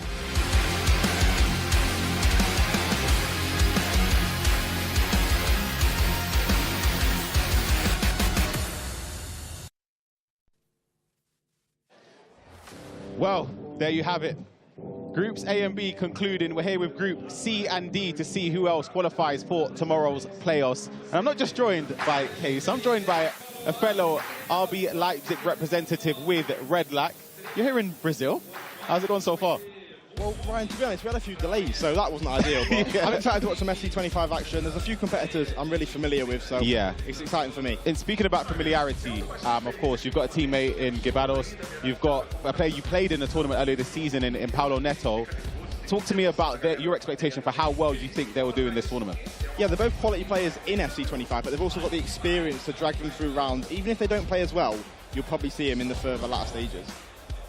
No, it's interesting because obviously Piaget is out. There's so many competitors that weren't even qualified for this competition. So did you have any people in here that you were like, wow, I've never seen you here before, but they've exceeded your expectations? Yeah, Patrick. I actually don't know who he is at all. Well, fun fact. Yeah, we got a bit of info. It's hidden information. He's competed before, but under a different name, Baldero. So he got top 3 in 2022, 2022, yep, exactly. So he's got experience in this tournament, so it's not going to be easy. I feel like that group, I agree with Richard, I think that is the group of death. Facu Cohen, unbelievable. Gibados again insane. Patrick has got previous in this tournament. But then Prodigio is an unknown quantity who people say is like the Brazilian Anders. They're saying he's so good. So I don't know. I've not really had too much experience on watching his gameplay. Yeah, I mean, I think a lot of these younger players coming in, you don't know what to expect. So he come out here and make top 2 in this group. So expect the unexpected because these two groups are about to be very intense, very fierce. In my opinion, these two groups are more difficult than the first two that we saw today. Well, calling someone the next Anders, Ryan, that's a heavy statement, might be a right? bit too far, yeah, exactly. That's what I'm saying. But I need to see it. If someone said something, then he must be really good. Yeah. To be fair, Ryan, I've missed the first 2 groups because I just got here. I've heard Pietz's out. No, that's the first I've heard. Yeah, so. You missed the blockbuster round. Capaldi was an incredible game as well against Eze Correa. But yeah, Pietzin falling short of not only lifting the trophy, just getting into day 2. I would have banked everything. Pietzin at least gets into day 2. We'll see some of the results. As you mentioned, Patrick, age 23 from Brazil. His best finish in this tournament was 3rd place. That was in 2022. So he's not afraid of, he's not unfamiliar of reaching the latter stages of this tournament. He is up against Guibados, who finished runner-up last year, and I think a benefit for Guibados is that the player that beat him in the final isn't here. Correct, yes. Nathan SR is not here, but let's get these rounds underway. We're starting off with Guy Barros and Patrick. Do I even need to ask a prediction for this game, Red? Like, I feel like it's a given, right? Yeah, I know what you're going to say. Barros all the way. So am I. I think he'll win this game, and he started off blistering, going forward, trying to find space, but there's to no avail. Yeah, one thing that really shocks me about the FC25 scene, Ryan, is like, for example, Guy Barros, he's 21 years of age. He's younger than me. Yeah. For me, that's mad because he's only come in recently. Paulo Neto really young as well. Case, I know you've seen a lot of him in the EMLS. So yes. He's got bags of experience at such a young age, and how can that help him, like, going forward? I think it adds a bit of a chip on your shoulder. When you come in so young, no one knows what to think of you, and so you can just come out here swinging, shocking everyone here in Brazil. He's got a corner. You know him and Nightwish will be practicing. No. Oh, my God. So I thought I was going in. I was going to say him and Nightwish will be practicing corners. Meantime, effort saved for another corner. You just know you're not moving the keeper this time. Surely not. Gets the overhead kick, and that's it. But that's why it's so good, Ryan. Exactly. Because he doesn't move because of the first one, and then he gets flashbanged. Really good goal from Guibaros. Nightwatch doing his homework there. Really good goal. Exactly what you said there, Red. That because he's hit the bar from that previous corner, you don't want to move your keeper too far out there, just in case it finds the back of the net. And that time he opted for just a regular cross into the box. Oh, look how... Nah, come on. Look at the height on that. He's being for real. His knees up. Oh, he's almost above Capu's height. He's about, what, 5'9", 5'8"? That's crazy. That is insane. Acrobatic at its finest. But if we're talking about Guy Barros here, I'd love to talk about his last competition because he went undefeated going into that final. So we've seen him at his top tier this entire year, and so I'm really excited to watch him. I mean, fantastic start for Guy here. Even his route in order to get to this stage in the qualifiers, he had to beat Nicholas. Knocked Nicholas down into the lower bracket, so he's defeated arguably the favourite in this competition, so he should have a lot of confidence based on this season as well. And also for those at home, if you're unfamiliar of the squad building restrictions, 15 million coins, South American players only. That are the restrictions. You can have an unlimited amount of icons if you wanted to, or heroes. It's just they have to be from South American countries. Zé Roberto represents Brazil, obviously Ronaldinho, Brazil as well. You could use Messi, you could use any of those players. Is there anyone for you, Red, like who would be a cert, like 100% in the team?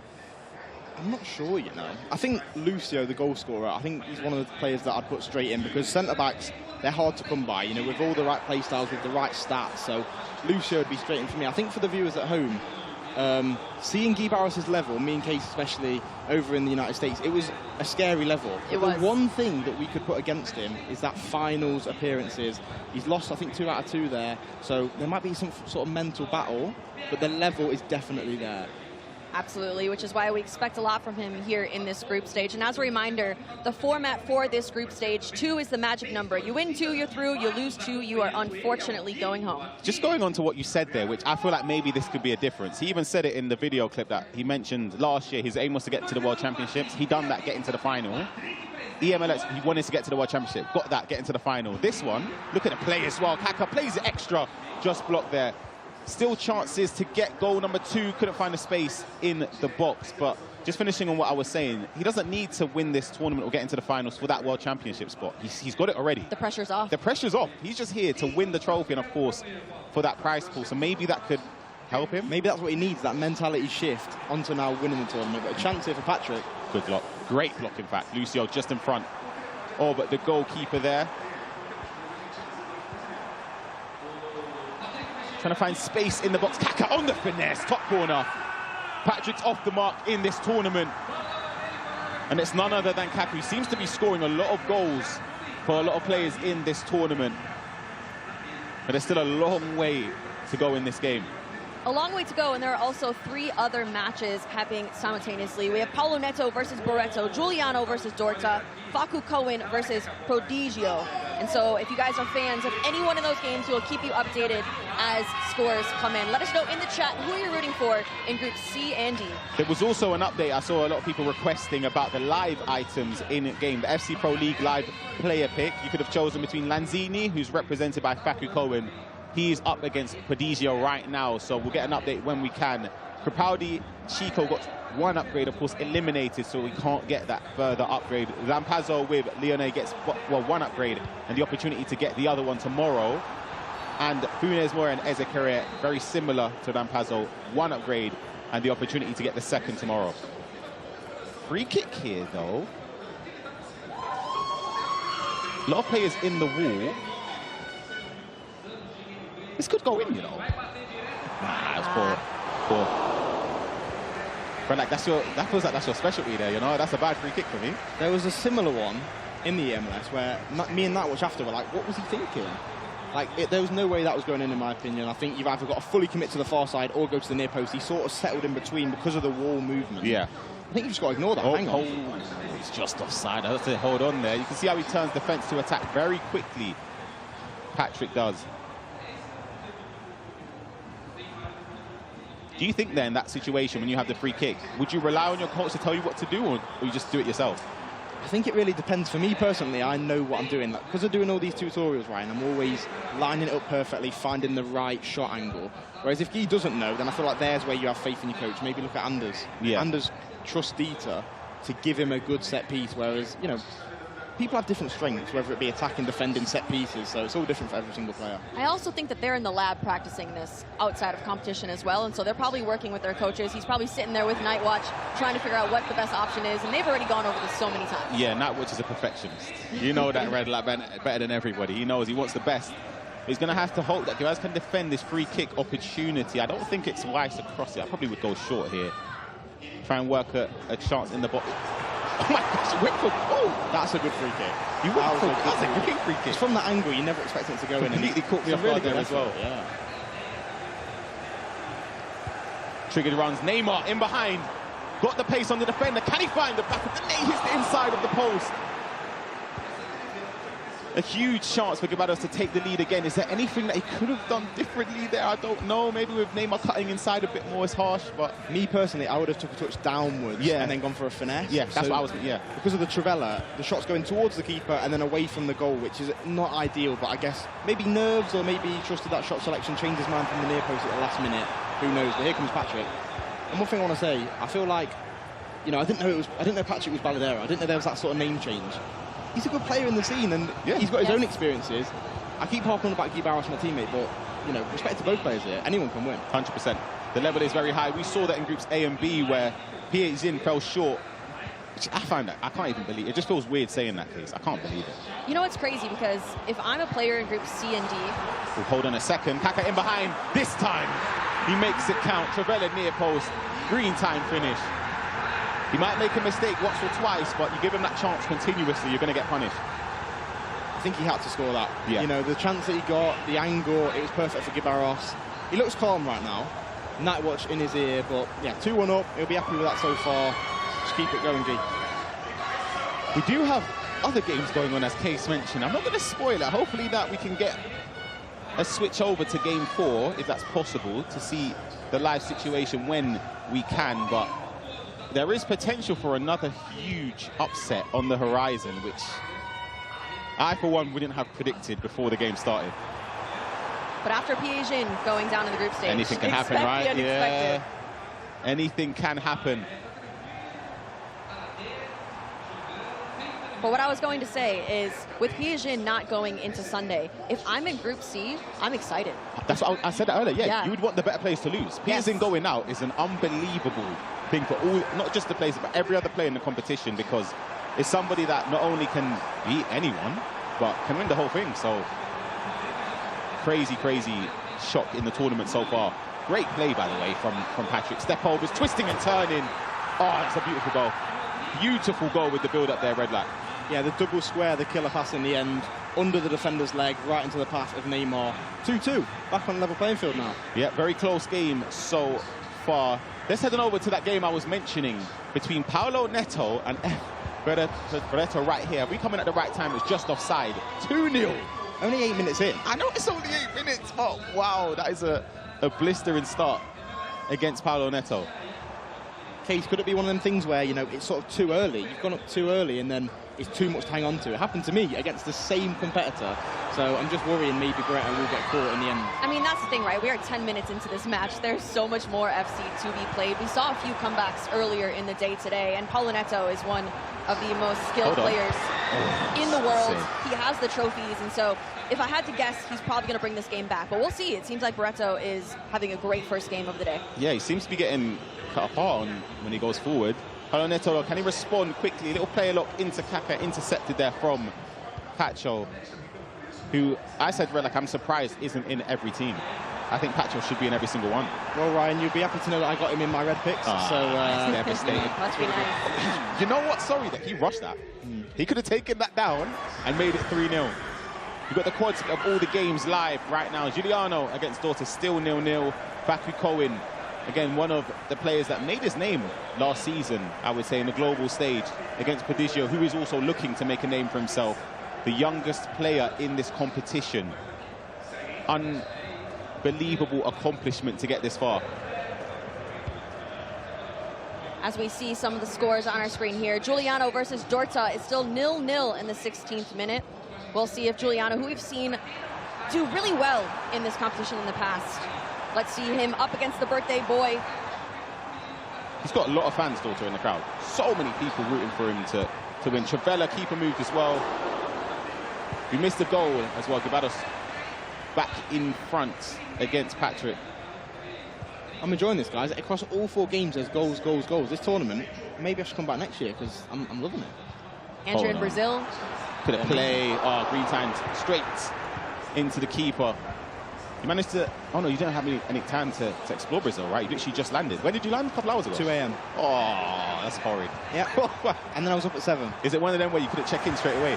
No, we was fine. Okay. Because we were meant to be there the day before. There was like a huge 16-hour delay. Yeah, it's all fine now, but yeah, it was a long time. It was a long time listening to Anderson Night Watch, I'll put it that way. Yeah, that is long. How long was the flight? Well, I went to Frankfurt first. Yeah. That was like an hour and a half, and then I went 12 hours to Sao Paulo. See, the thing is, when I fly, I sleep the whole way. Nah, I can't sleep sat up.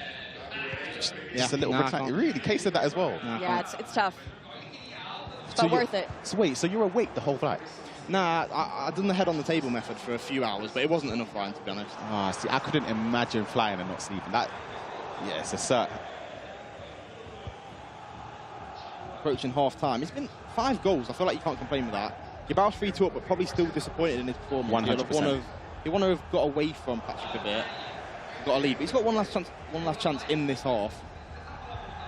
This is also a very different situation than what we saw in groups A and B. It was very one-sided in all of those first games of the day, and these are all very close. Yep, let's head on over to game 2, where it was 0-0, and it still is 0-0. Only 25 minutes have been played in this game so far. You mentioned Giuliano last year had a great tournament. Honestly, it was a step away from top 4, from changing the dynamics of his whole season. He done extremely well. It's just he didn't cross the line, and for his standards, or his sake, I should say, he would want this year to be that year where he can get into the World Championship spots.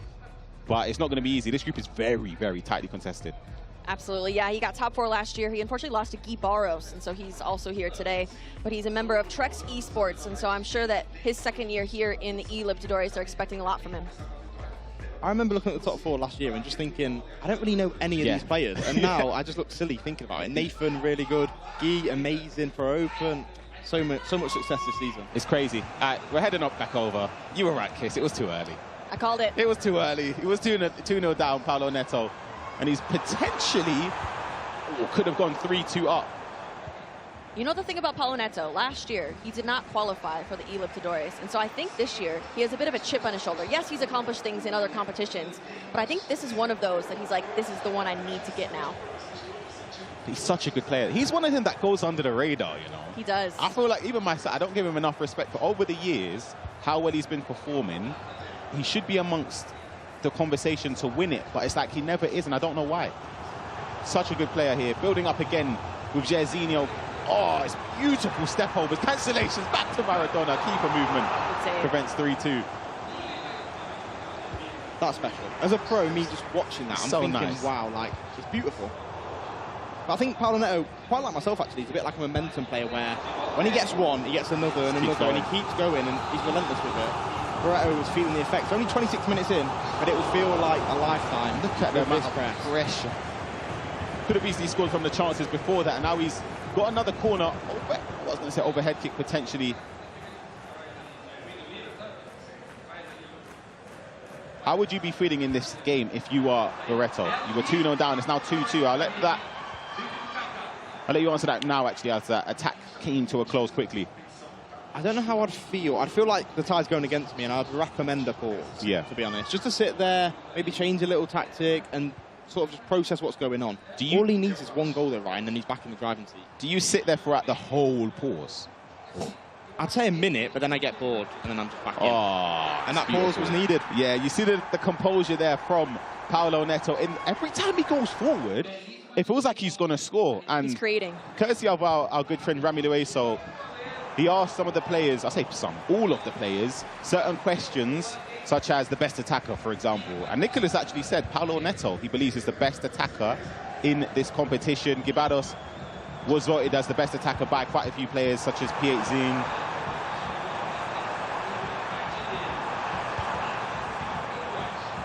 You mentioned Nicholas there. Was that walk in the park? Did he fly through the group? Flew. It was crazy. I didn't actually get to see the end of the second game he qualified. I know it was like 6-2 up. I think it ended 9-2. I believe so. Crazy. Look at that ping pass. Oh, he's got a score. Keeper can't really get hold of it. Hold on a second. Rodrigo could find an angle for a finesse. Doesn't. And in the end, in fairness, resolute defending to prevent the shot going in, but a bit unfortunate initially. I think that they're the mistakes that sort of lose you matches. I think I'm guilty for that. I make a lot of mistakes at the back, and it can punish you very badly. A normal shot, was that a normal or power? I think it was a normal. It looked like a normal shot anyway. Maybe he went for the Trivela. Yeah, that's what I think. Sort of didn't get the angle. Yeah. Corner coming in now from Patrick. Gone short, which is an interesting one. Rodrigo onto the edge of the box. Marquinhos, one more to see Roberto. It's green time. It just looks so easy, though. It's 3-3. So easy. An entertaining game. Back and forth between two of the top players in this competition. Both players have had a history of finishing top 3 and top 2 respectively in the CONMEBOL eLibertadores. 3-3. You know why I really like that corner? It's the little pause that he had at that first kick. Yeah. He stepped in, he has the space, sends it around, and it really set him up for the momentum. I think it's shifting the speed in which you're playing, which keeps your opponent on their toes. Yep, and Zé Roberto managing to find the finish. Just that little first-time pass that you can turn onto the favoured left foot, put it into the top corner. Speak to me, Redlac, though, about signing, of course, this year, RB Leipzig, incredible type of organisation in the scene. How much support goes into, let's say, preparation for tournaments? You had the MLS earlier this season, this tournament for Gibados. What goes into that? Yeah, it's crazy. For me personally, I didn't have any sort of out-of-body experience in preparation, but the environment, just going to the weeks of Pro Open and being with the team and having dinner with everyone and sort of being together as a group, it's amazing. Oh, it's fortunate. But Gibados won't care, neither will you, Redlac. 4-3, he takes the lead end-to-end, as we said many times, but I would say that's quite a fortunate goal case, I'll be honest. Yeah, a bit of luck there, but a quick answer there for Guy Barros. It seems like Patrick just can't quite hold on to it.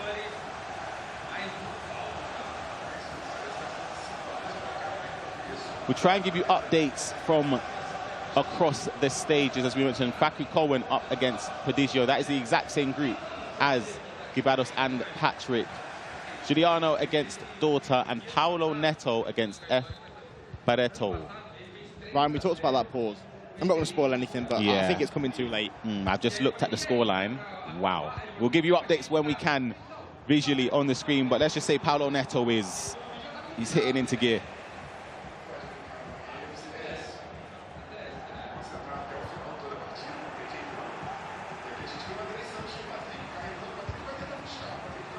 Were you a part of Guy Barros' practice going into any of this? Run any friendlies going into it? Nope. I don't know if I've played him all year. Really? Oh, no, sorry. I played him a few times, before the MLS. But okay. that's it. No sort of boot camps, nothing like that. Just I just admire his playstyle. He's amazing, and he's really humble. He tries to act like he's not good, bro. I'm a You're massive really good. fan of Gibados. Honestly, if I could pick one player I want to win, it would be him. Wow, And I actually, that says a lot. And I think he is going to win. That's my prediction.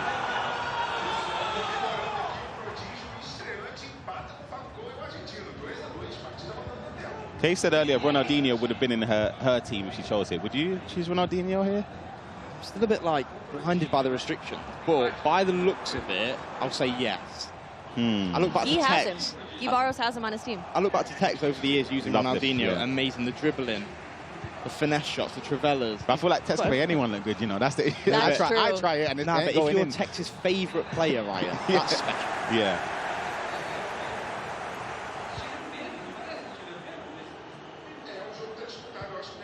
Oh, it's a rushed, quick free kick there from Gibados. Can Patrick capitalise off it? Space seems to open up again. Rivaldo, last-ditch tackle again, bit of fortune. This time, though, wins the ball. We've seen, though, when you rush and make mistakes earlier, case with Piet's in. Sorry, I keep going back on that, but that last moment, he had the ball and he just, I don't know what he done, but he walked off the pitch. Ended up conceding last attack and then got punished by it. How important is it, this is for you, Radak, in particular, obviously, in tournaments, EMLS this season, to just keep possession and in those late moments and not rush attacks? Yeah, I think if you sort of play for the last attack but then give the ball away, it gives the opponent that mental edge and that feeling that they're going to go and score, and you start believing they're going to go and score, yeah. And it's really bad for you, so just keeping it for the last attack, it can be so effective, and it strikes fear into the opponent and makes them scared to defend. I scored a really last-minute goal, and it was just like, the defending from John, it wasn't as good as for the rest of the game, you know, there was nerves involved, and it worked in my favour. Little player lock cancellation there into Neymar, trying to find space into the box. A great overlapping run there. Zé Roberto twisting and turning from Gibados, finds Zanetti, ping pass, Kaka. That is sensational. That goal's special. That's an unbelievable goal from Gibados. The build up there, he just made it look easy, from the player lock cancellations to the ping pass with Zanetti. Case, and wow, that's a way to take a 2-goal lead. No, I think we're seeing a lot more confident Guy Barros than we saw in the first moments of the game as he takes his headphones off. I think these conversations with Nightwatch, he relies on so much. I think they have such a good duo, such good communication, and I think that's why he is succeeding so much this year. Yeah, absolutely. It's a formidable duo in this tournament who I believe can go the distance. Let's head on over to our other game. Giuliano is down 2-0 against Dorta, who's about to potentially get goal number 3 again. Great bit of play there in the box on his birthday, so for his sake, hopefully it will be a good birthday. But Giuliano, I'd say a disappointing start from the standards he set last year. Definitely, and it is important to remember, everyone, this is the first round for these groups, so no one will be going home after this round. It's the next round that we will be saying goodbye to a few people, and so unfortunate for Giuliano in this first round. There is quite a lot of time left, but if it does stay this way, he still will be in the competition to get redemption in that lower bracket. I think one of the most important things with a coach is just that trust. Another goal in a different game this time. Giuliano back in the game, living up to that top 3 from last season. Yeah, trusting your coach and believing in what he's telling you. If he tells you, go change formation, and you think, oh, I don't actually want to, it can cause issues. So Guy Barros, listening to what Nightwatch says, it really helps. Look at that little pass nice inside. goal. Oh, it's a beautiful pass. Beautiful pass inside. Kaka, again, seems to be the player that a lot of players are opting to use up front. He's got very key play styles in those offensive areas. Let us know at home who you're predicting to win this tournament. Peterson eliminated. The likes of Paulo Neto, of course, still remain in the tournament. Nicholas flying through. Gibados, or would it be maybe an underdog who managed to find their way through? Fonseca defeating Peterson earlier. Eze Correa as well. I was just looking at some of the results in the qualification to get here. And Prodigio beat Paulo Neto in the upper bracket. Of course, Paulo Neto qualified through the lower bracket, but 14-8. It's crazy. But Nicholas as well through the lower bracket after losing to Guy. So, South America, one of the best regions for sure. Oh, 100%. Amazing standard. The fact that they've got so many players already at the World Championship, and they haven't, well, this is the tournament where the direct South Americans can qualify for, so there'll be even more. It's an unbelievable accomplishment. I'm seeing some Nicholas fans in the chat, some Baku Cohen fans. That might be because of a certain SBC with that Lanzini. More Baku Cohen fans. So yeah, guys, let us know who you're rooting for. Who is taking it home? I think the likes of Gui and Paolo Neto will be sort of motivated by Pietzing going out, because they think they don't want that to be them. Ending the weekend early, going out on a Saturday. And I think Pietzing, it's been unfortunate in a way. I feel like he's had a domino effect over the season. Yeah. Crashing out of Pro Open. Yes. Didn't get towards the play-ins in the online cup. Difficulties for the league, and now out early in the eLibertadores. So it's unfortunate for him. I'm sure he'll be back next year. But Yeah, I think though he might have a play-in spot because it filtered down because of Nicholas. I think so, right? Yeah, and Due to the Paolo. region. Yeah. I'm almost So certain he's of got that. one last bite then. Yeah, exactly. But it's just, I looked at him, he seemed so deflated afterwards. But let's focus on what's going on right now. Patrick did get a goal back. And could he get another one on the attack against Gibados? The player looks beautiful. Couldn't find the space, and it's just gone wide of the post. That was dangerous. Nervy times. Corner played short and couldn't find that pass into the area. Bredlak, in these moments, what are you doing here if you're Gibados? Are you changing anything, maybe personnel or nothing? It's really hard, Ryan, as you'll know, because it's 5-4. There's one goal in it, Oh, and there will be another goal. Oh, it's off. Never mind. I was about to start give him a round of applause, seriously. I think there will be another goal, and that's the issue. Patrick's going to be pushing for it. Gibaros is trying and holding on, but he's also wanting that another goal. Yeah, he wants to put the game to bed. Yeah, I feel like resting on a 1-0 lead, especially with 10 minutes to go, is very, very unsafe. Ball in behind, straight down the other end, though. Familiar theme in this game, end-to-end action, can't find the space there. Twisting and turning with Zico. Bentancur, obscure choice, haven't seen him too much today. Of course, has a tiki-taka playstyle plus. But yeah, I agree with you. I think Gibados, you shouldn't really play for last attack. Now it's too early. You kind of want to put the game to bed, in my opinion. I don't know. I feel like from the 80s, you can argue maybe now you can slow it down a bit. If you can get it in the corner like so, then that's your best bet. I mean, that's your best bet. He's got it back, to be fair. Probably will go back to the corner. Nightwatch ain't going to be happy there. Nah, and I'm not either. I feel like next time if he receives the ball, he needs to keep possession. Let's see that goal that brought Patrick back into the game. Pass across to Kaka. Mistimed it with the finesse shot, but found the top corner nonetheless. Thing is, Ryan, with Patrick up in the depth and pressing, using the offside trap, it means Gibaros can't really build up slowly because he'll get caught in possession. That's why he has to go quick, which means it's genuinely a 50-50 who's going to score next. Yeah, and one thing that does help in these positions, you've got Ebarbo on the pitch who is obviously an absolute monster in terms of just running through a lot of the fullbacks on this game. Zeriberto doesn't really stand much of a chance physically, but I think one of the things about holding the ball, though, is when Patrick now gets the last attack, maybe he's got a rush, maybe the time's going to be out. Ooh, 3 minutes, that's a lot of time. Plays it into Zico, another first-time pass, good block, it's going to fall, it isn't going to be onside. Now you keep the ball. You have to keep the ball, Case. You have to. That is the only option. But it's not going to be easy. It is not easy to keep the ball in these final moments. 2 in-game minutes left. Let's see what Gibaros is able to do if Patrick is able to have one last opportunity. Yeah, he took it straight away. He's going quick. He's not messing about. With Barbo, that's the person you need, Case, because you've seen in the MLS, there's no one with power. No one can win a header or run in behind. So it's sort of hard to keep the lead, whereas Gibaros, he turned into a veteran overnight, really. Yeah, absolutely. He knows what he has to do and is looking very likely. And it is confirmed. He wins his first game against Patrick. A very, very competitive game. 5-4 in favour of the RB Leipzig representative. Let's head on over to some of the other games going on across the stage now. There's quite a few, and I'm going to look at game 4. Paolo Neto up against F. Barreto. We left it, was it 3-2?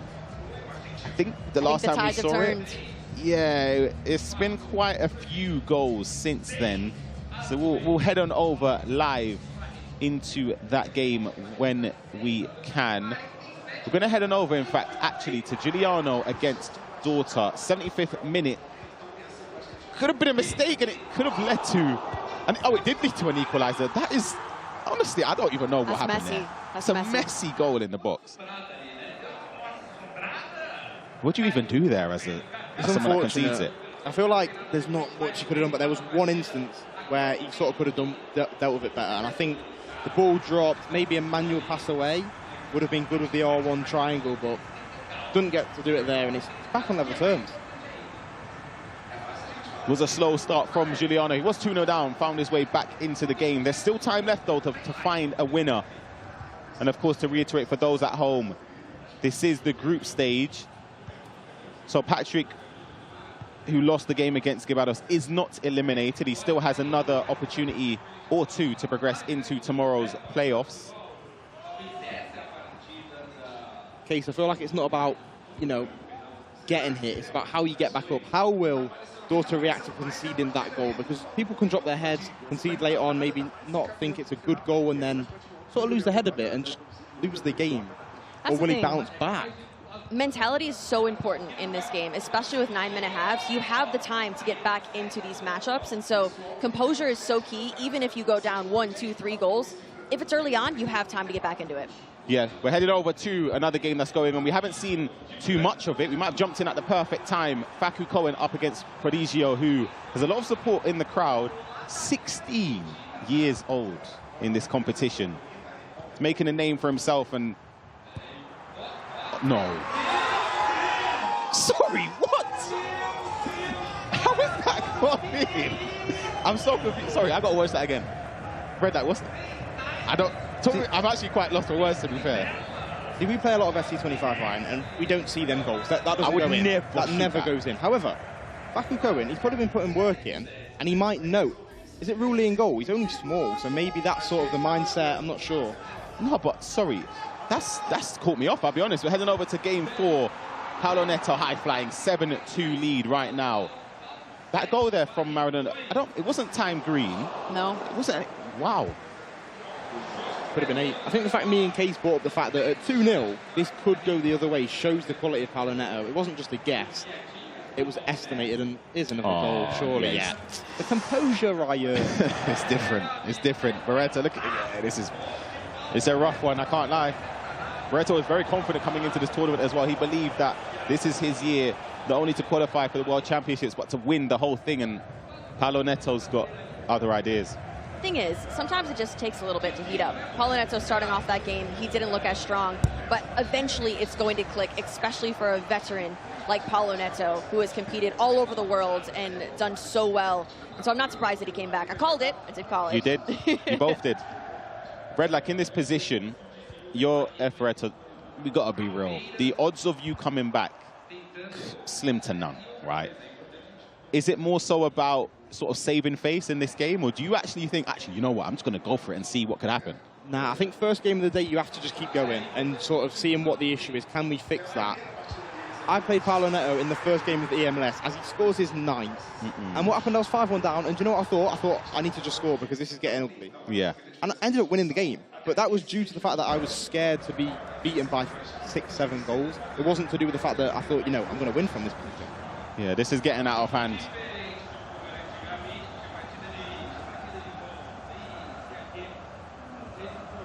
Nine goals on the bounce for Paolo Neto after that 2-0 deficit. Yeah, crazy. Let's head on over, though, to game 2, which is a lot closer, we'll say that.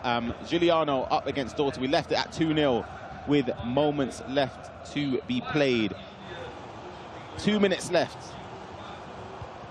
Can there be a last-minute winner to see who advances into the upper bracket finals? Giving the ball away, Dorta can... Oh, it's a good... You know what? Foul. That's a good tactical foul. It's a good tactical foul, I'll be honest. But these are the last attacks we spoke about. There's a big attack coming, and the person who's on the receiving end of it is not going to be feeling very confident. Yep. Nerves will be flying in because you've just given away the last attack, and now you might be pushed into the lower bracket because of it. These are nervy moments, as you said, to rushed. That's twice. They've both done it. But now it flips back the other way. Dorta now in trouble, 2 minutes to go, which I think is the perfect amount of time from this position. Yeah. You don't need to rush, but 3 minutes is also too long to sort of hold onto the ball. By the time you get into midfield, you'll probably have an attack. Gonna have to start going forward now, though. Here it comes. Trying to find the spaces in behind. Good offside track there from Dorta. Sorry, I'm quite confused here. Bro's not even trying to score. Fair play. Extra Interesting. Time. Yeah, I don't like that at all. Honestly, I'm lost for words, truly. I don't know what's just happened there. Surely you play for last attack. He's just... Right. He wanted the extra time.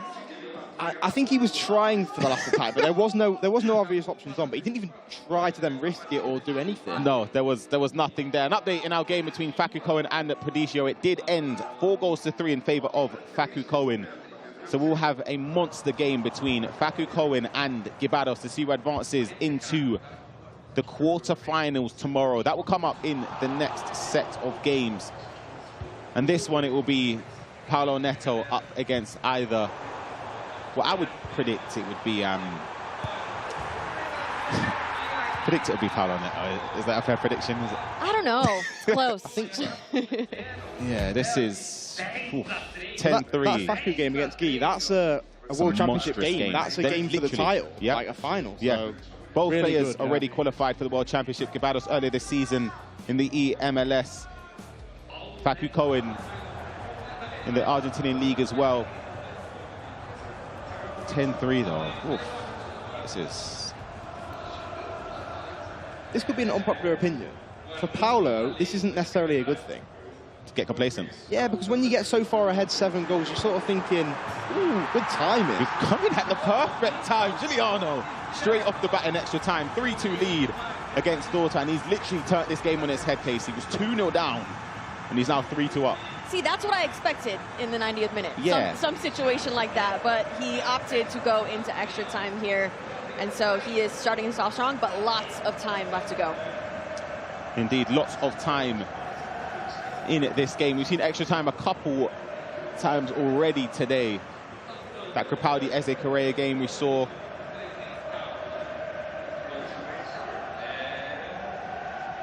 I have a question. As a newcomer to the stream, has there been a penalty shootout? Not yet. No, not yet. I feel like it's bound to happen. Yes. I'd like to see that. I want to save it though. Let's save it for like the semi-finals tomorrow. Yes. Yeah, save it for the semi-finals. That's what I want to see. Nah, because Ryan, that's so heartbreaking for whoever loses that World match. champ spot. No World Championship. I'm saying that in a selfish way. Selfishly, I wanted to see it. Imagine the audience Yeah. during a penalty shootout. Crazy. I'm here for it. One thing as well I want to say is that the players from Argentina are really making a statement. 4 players, Nicolas already through. Don't tell me, I'm getting a mind blank. Eze Correa through already. Giuliano winning in this game at Bella off target. And of course, Facu Cohen won his first game today. Who does get the upgrade for those at home who are wondering with Lanzini. I think Facu Cohen's so underrated. Same. Like, over the last few years, he's been really, like, consistent at a high level. And I think now he's getting the respect he deserves. He's qualified for both FC Pro Opens, which he's qualified for 1. Do you know how that is to qualify for 1? And To get through 2. Swiss as well. He's so good at Swiss. Crazy. Because he was 7-0 last year in Swiss, I remember. And that was the first time I ever heard of him, to be honest with you. I never really heard too much about him. Unbelievable player. He's so good. Especially offensively. I know Richard Buckley's a big fan of him. But it's Giuliano here. Through ball in behind. Not really in a dangerous area yet. Martinelli in possession.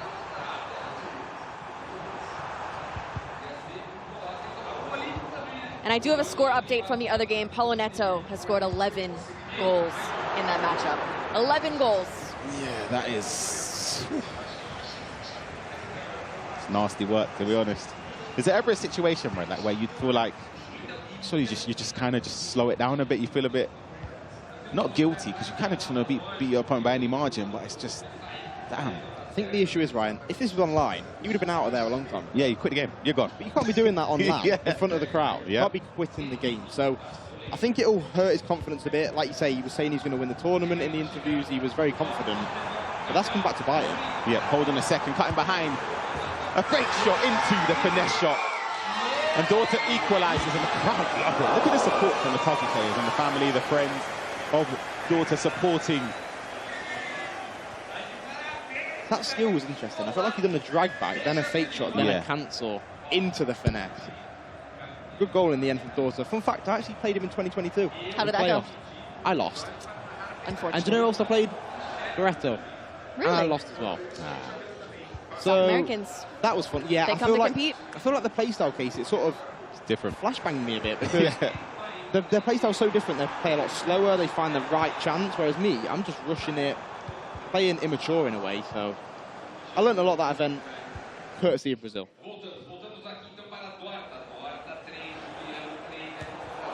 3-3 in this game.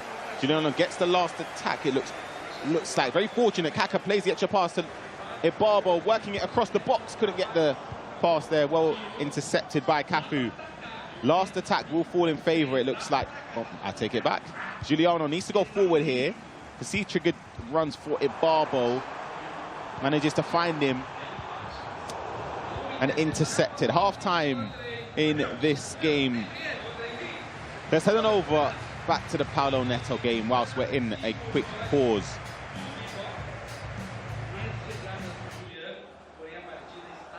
To see out the last moments of that game. It is still 11-4. And in case anyone missed the stream earlier today, we have 4 players currently locked in for tomorrow's competition. It is Nicholas, Rampazzo, Fonseca, and Eze Carrera. So they are already through. We're looking for 4 more players to lock in their spots. I think so far, out of the 4 games, I would say gone as expected.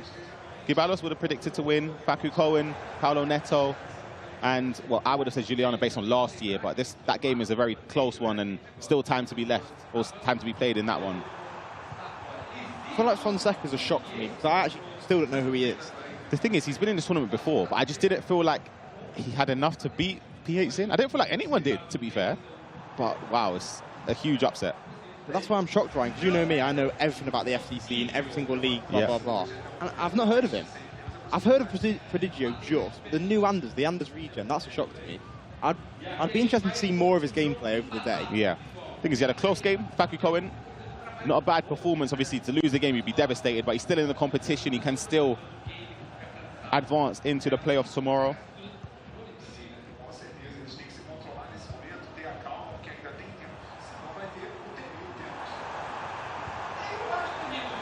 Just, offside it looked like.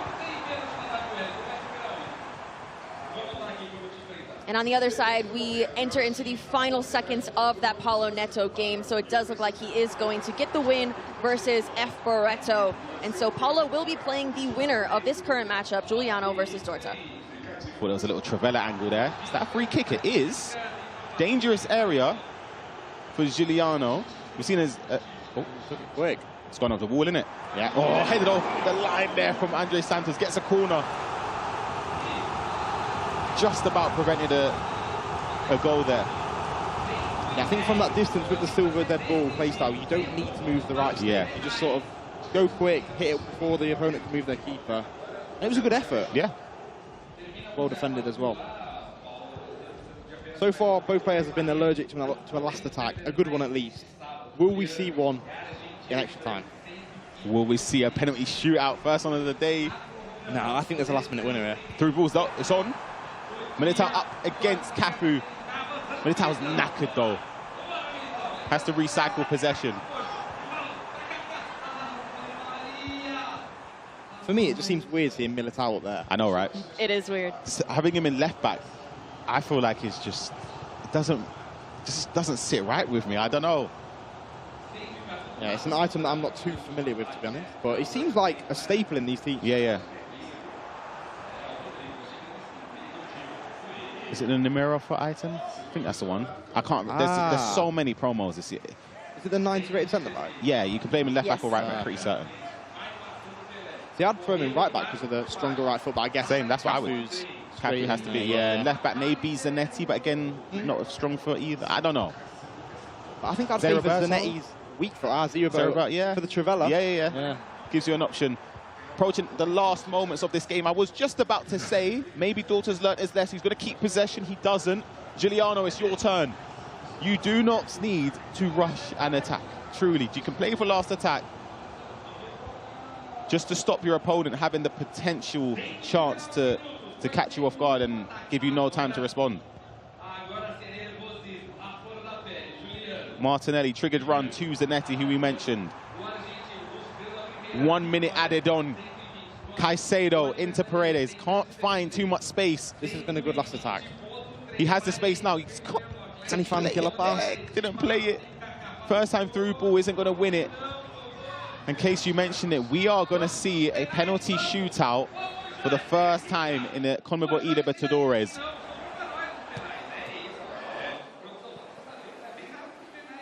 Kaku, the coach, there behind. Daughter Giuliano. Let's head into the penalties.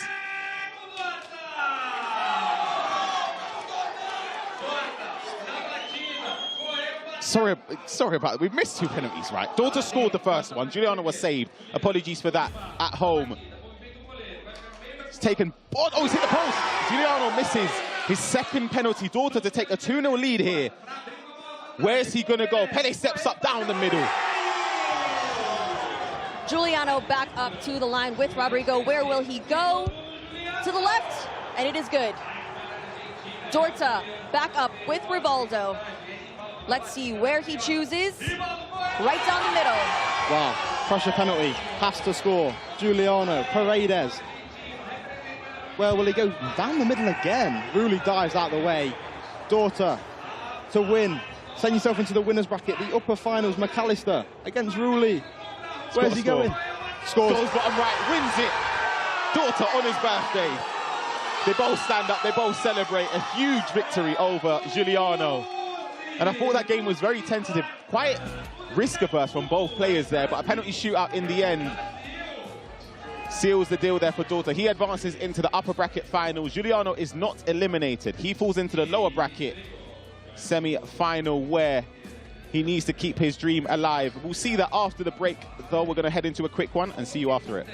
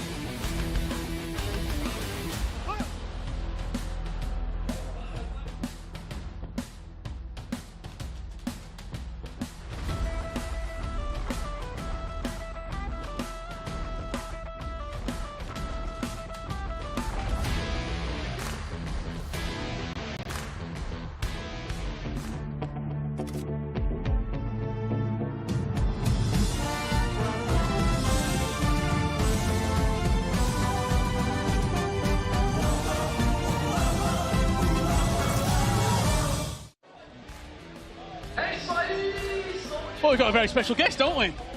Mr. Anders Vergang. It's Sao Paulo, Brazil. How did this happen? How did you end up here? I have no clue, but I'm happy to be here. People have not been that toxic, so it has actually been good. And yeah, now I honestly don't know that much about like many of the players, but I'm excited to see like the level here. Yeah, absolutely. Let's have a look and catch up, Anders, with what has just happened, because this was a pretty incredible game, I've got to say, Ryan. You were watching it. Yeah, very end-to-end between Giuliano and Dorta. If I'm being honest, I predicted Giuliano to win beforehand, and I felt like the start sort of caught him off guard, but he done well to get back into the game.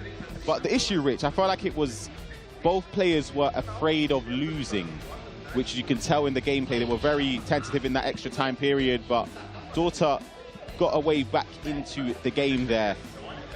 Yeah, it was very passive. Yeah, initially, at the end, sorry, it was very passive. And the penalty shootouts, of course, in my opinion, it comes down to a bit of luck as well. I mean, you have elements of it. You were also watching the last chance of the game. Yeah. You were baffled. I still can't believe it. Last attack, surely, Anders, you play for a last attack. What happened? Tell me what happened. He just kept the ball and... He just waited until 90 plus 2 and then didn't attack. Like how long time did he have the ball? He had 3 minutes added on. Yeah. Had the ball. Yeah. And instead of going for an attack, he just waited till it ended and then kicked it out for extra time. That's crazy, right? Oh, yeah, that's unreal, yeah. I would say, yeah. Talk to me about Paolo Neto, because this game was quite dominant, I've got to say. I think the most surprising part is that he was 2-0 down and you wouldn't even remember it because... And then put, what, 12 in a row? This was a beatdown. The goals are flying in. If we showed every single highlight from this game, we'd be... we are. We are. No, I'm saying even the goals that were missed, sorry, the chances that were missed. We could be here for a very long time. A goal back into the game, nothing but a consolation. 63rd minute to make it 9-3. This made it 10-3, and then here's the bracket for Group C. Paolo Neto up against Daughter. Giuliano against F. Barreto. Loser goes home in that lower bracket game. Winner qualifies for tomorrow between Paolo Neto and Daughter. Prediction for that, Anders? Paolo Neto? Like, I think he should win, and I think Barreto should win the other one, like, yeah. Well, this was Group D action as well. A player that you know very well, Guy Barros, a teammate. It didn't look super convincing. His attacking is always going to be elite, but there was holes there. I also think Patrick, do you know what they're calling him? What? The Brazilian Anders. No, that's I got told Patrick. No, it's not Patrick. That's Prodigio. Maybe there's two. How does that feel being compared, like players compare themselves to you? Surely that just shows your level. Yeah, I think it does. Like, and yeah, I mean, like I saw this game and they switched to score all the time. Like, Gui scored one, then Patrick. Like, I think it was very close, but and then the only thing that matters is the win. But I think Gui will not be happy with the start. But now he has one game to win, and then he's through to tomorrow. Yeah, absolutely. And this was the game between Facu Cohen and Prodigio, youngest player in this tournament, 16 years old, up against someone who's made a massive statement in the scene in recent years in Facu Cohen. You can see some of the goals going in. It was very end-to-end, this game, from what we managed to see as well. But it was Facu Cohen who managed to see the game out late on. Here's the bracket. Guevados up against Facu Cohen, Rich Hernandez. That's a crazy game. No, that game's unbelievable. I think when you look at these two, both playing in the Pro Open, only, what, 6 months ago. The level, I think, in my opinion, this is the hardest group. 100% agree. Because you've almost got two players there in Guy Barros and Facu Cohen. If you told me in 24 hours' time they were winning the tournament, I wouldn't disagree. Yeah. I wouldn't disagree. Let's have a look at the best moment of the couple of games that we just saw. This is the PlayStation play of the match. What do you think it's going to be, Ryan? I would say, I wasn't going to say this, to be fair. The bicycle kick, actually, this is the one where he was almost leaped completely above Kaku's height to get an acrobatic finish. I did see that. Guevados, that was his start in that game. Have you played him this year at all? Do you have any opportunity actually not. Like, but many people tell me that he's extremely good, but to be honest, first game, I was not disappointed he got the win, but I expect more if he like wants to win the tournament. Like, for example, like this game he's gonna get now is gonna be very tough, but even like for tomorrow, like I heard Beatin is out, but still like Nico is in, and Nico would like is now like the favorite, like clear favorite, I would say. So yeah, I'll let you take it. Go on, take it. It's yours. Go I've on. got to ask you. PHN did get eliminated. Were you watching? Did you have the chance to see that, or? Honestly, no. Like, I think we was in the car, so I didn't hear. Like, I didn't watch anything. I just heard when we came here that he was out, and I didn't believe it. Like, we just take the bracket, and like I think he lost to Fonseca, and actually like there's a like hype tennis player at the moment who's Fonseca. Just like a random thing, yeah. And then like the other guy, I don't know, but the thing is, right? Yeah, I don't know. Be honest, Anders. Do you still have that bit of think you kind of want him to lose just because of what happened between you two in the FC Pro Finals last year, or have you kind of just moved on from that? I feel like there must be some sort of... Like of course, like I would maybe prefer that he don't win, but it's not like that we hate each other. Like, yeah. Of course, like I think he also maybe wants me to lose, but it's not that like we can't speak to each other. Like, it's okay, like everything is fine, but of course, like there has to be like some rivalry, and like when you are like the best players, of course you want like each player to lose to like get higher. So I think it's like normal. Who do you, in your opinion, who do you think your biggest rival is?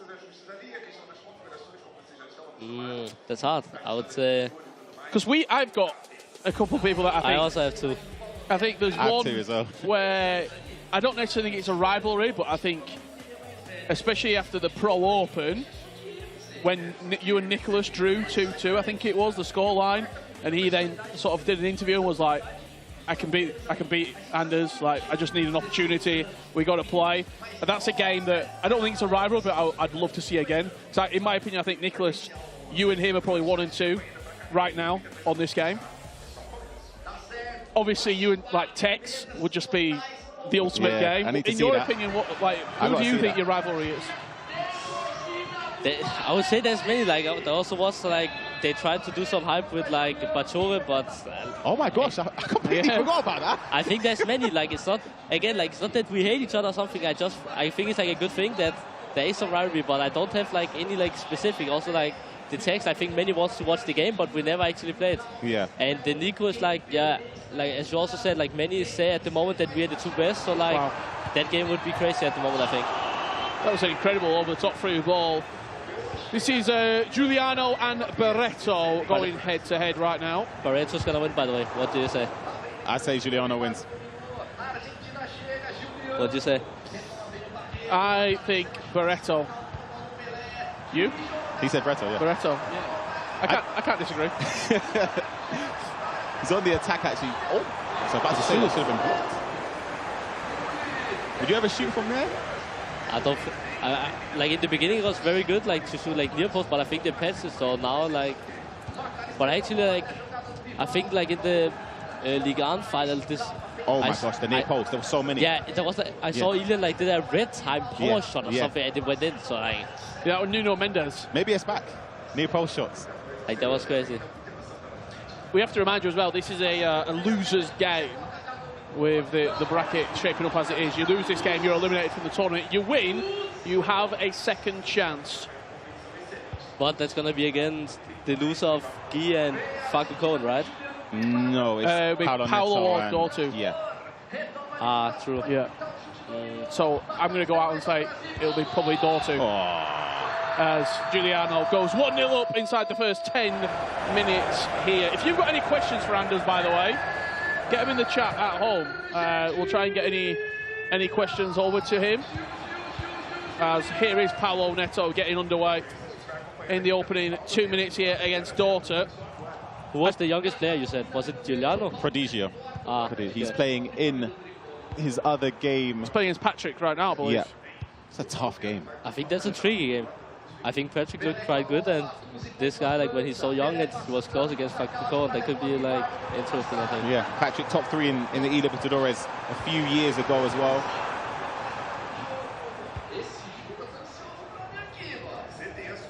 He not quite kicked off yet, just having a look over my shoulder with RB Leipzig. We do have an opening goal in that game between Patrick and P. Rodrigo. We'll bring you the highlights when we do have them available. Talk to me a little bit about Paolo Neto, because he is an unbelievable player. He's almost dominated the MLS for a few years now. We've seen him in World Championships perform well, but not quite ever getting to a final, getting to a top 4. Could this be his year, do you think? I think he's been unbelievable in terms of won the EMLS, of course. We spoke to Red Lack. He's someone that, in my opinion, goes under the radar a little bit. I think he does. Like, even myself, I'm guilty of it. I don't put him in the conversations with Anders, for example. I wouldn't say Paolo Neto. I couldn't go into a tournament and say he's 100% my favourite to win. But I feel like if he wins this tournament, gets a bit of momentum behind him, of course, there's always that conversation of him doing damage in the World Championships. What about for you, Anders? As obviously he's going to be there at the World Championships. His spot is already there. Where do you see him as sort of a competition? I would say that when you're so good in the same league for so many years, like his consistency is unreal. But I think, as you say, like he has like in the big international tournaments, he's not like a player where you think like he's one of the favorites. So I would also say that like his top level is probably where he needs to like get it a bit higher to like be considered to like win all of the biggest tournaments. But his like lowest level, like he always turns up in every tournament. Like like this game also, like he starts 2-0 down and then like he doesn't get like affected by it. So I think his mentality is pretty good. I think he's one of those players that in a one-off game, I wouldn't be shocked if he went in against, I don't know, Nicholas and beat him. Wins him, yeah. But then I don't see him winning the tournament.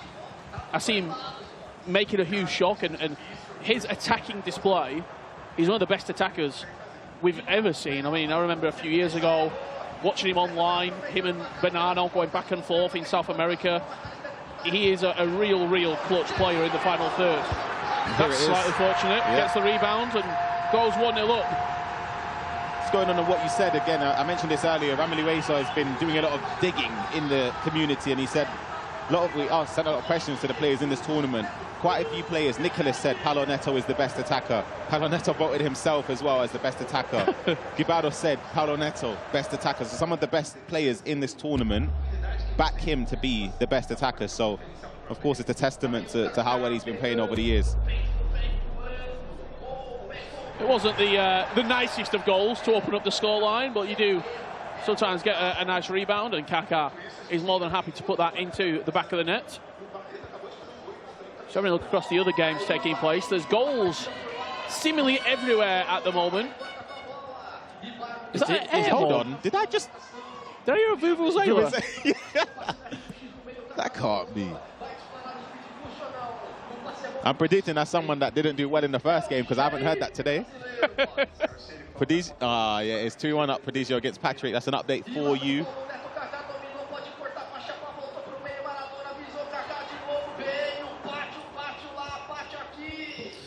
Question coming in from the chat, Anders. It says, is there a huge skill gap between players that are getting 15 wins every weekend, and I'm going to put in brackets Ryan Pessoa, to pro players competing in top stages like eLibertadores?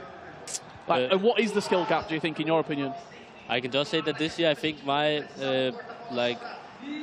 win rate to get like 15-0 or not in like weekend league is probably 50%. So like this year, like I don't know why weekend league is extremely hard, but you can't compare. Like I see many who say that I get 15-0, like I want to become pro, but you can't compare in any way.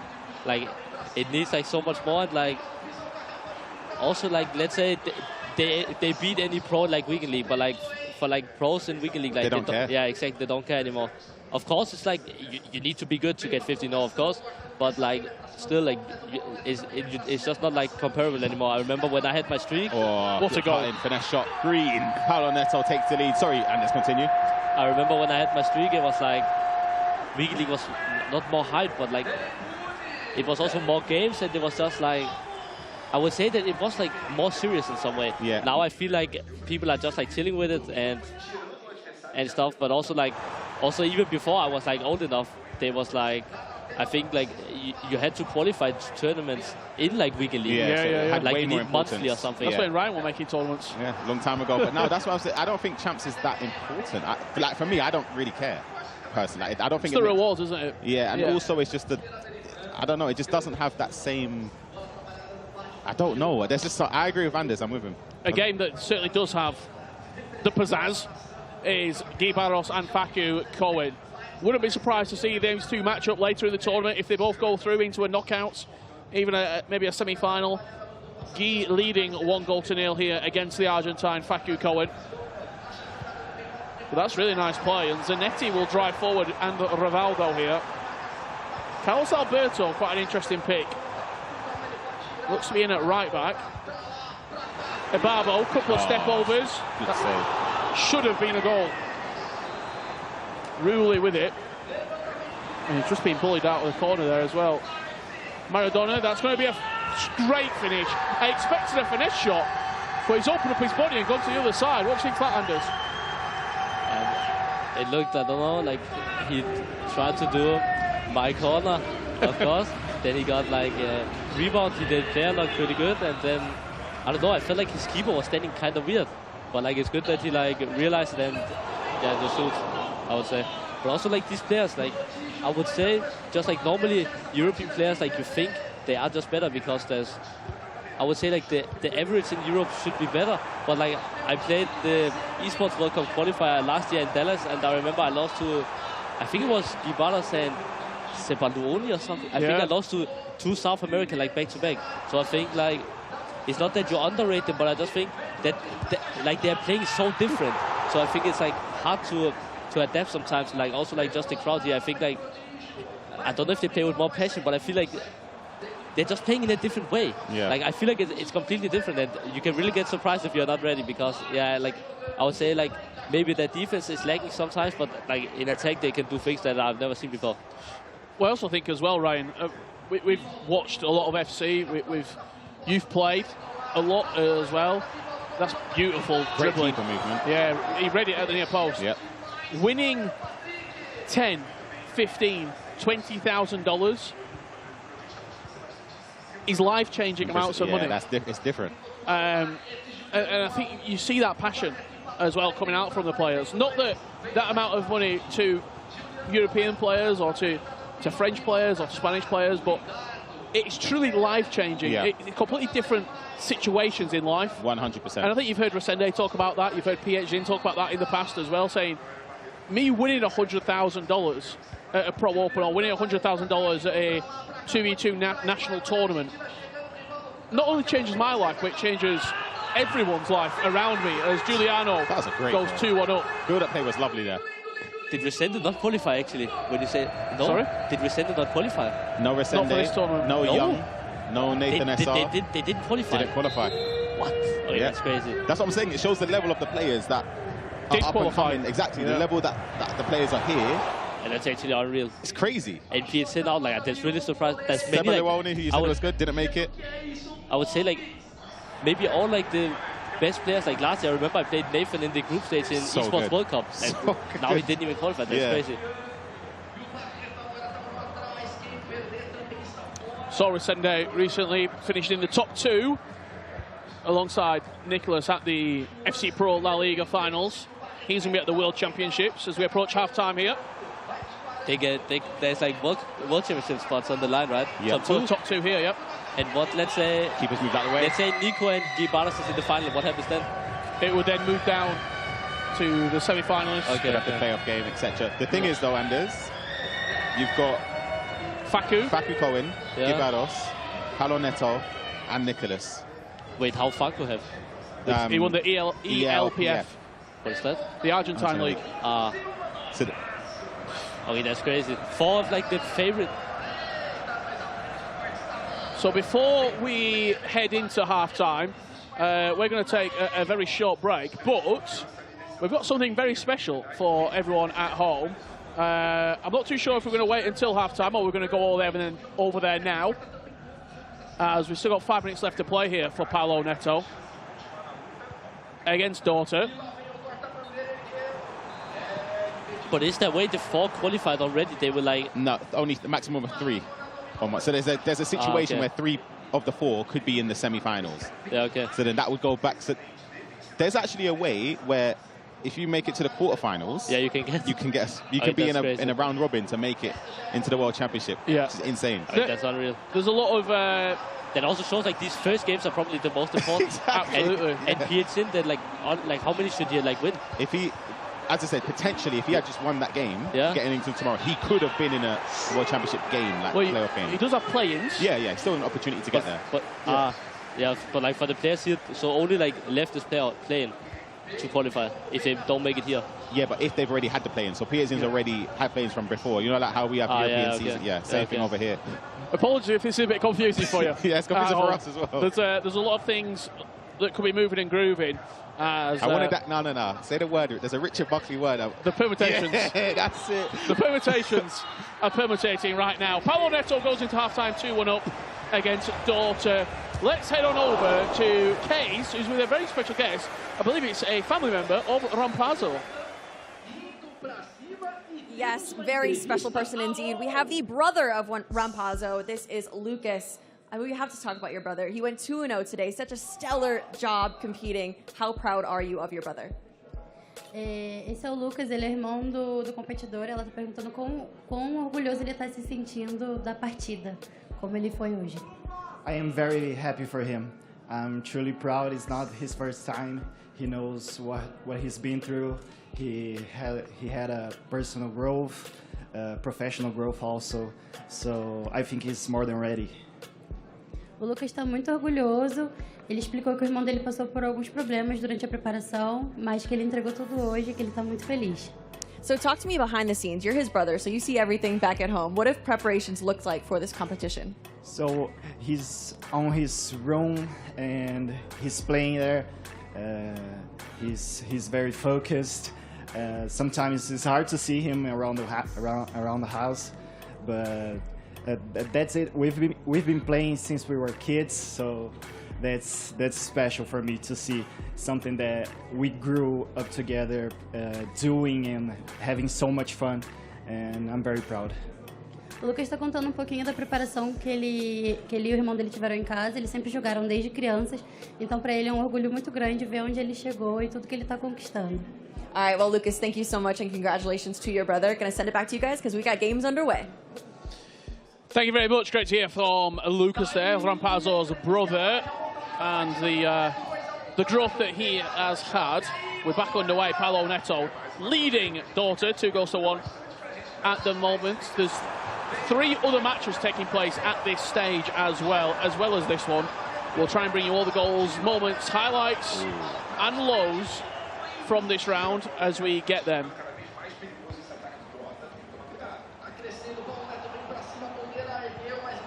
It's good play from Paolo Neto.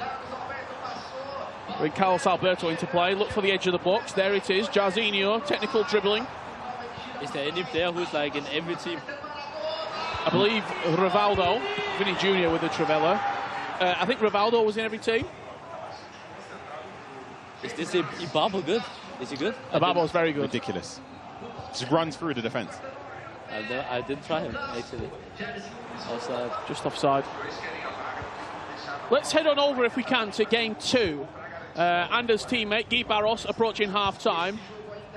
He's taking on Facu Cohen at the moment. We can see the last couple of moments before half-time here. 2-1 at this moment. That's going to be a foul. Yeah, very close game, as expected, to be fair. So a long way left.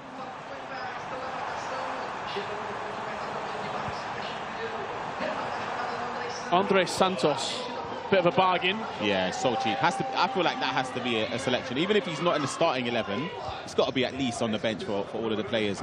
Anders, you've had a strong season with Leipzig, not just this season, but obviously in previous years as well. Hold on a second. We might be seeing a...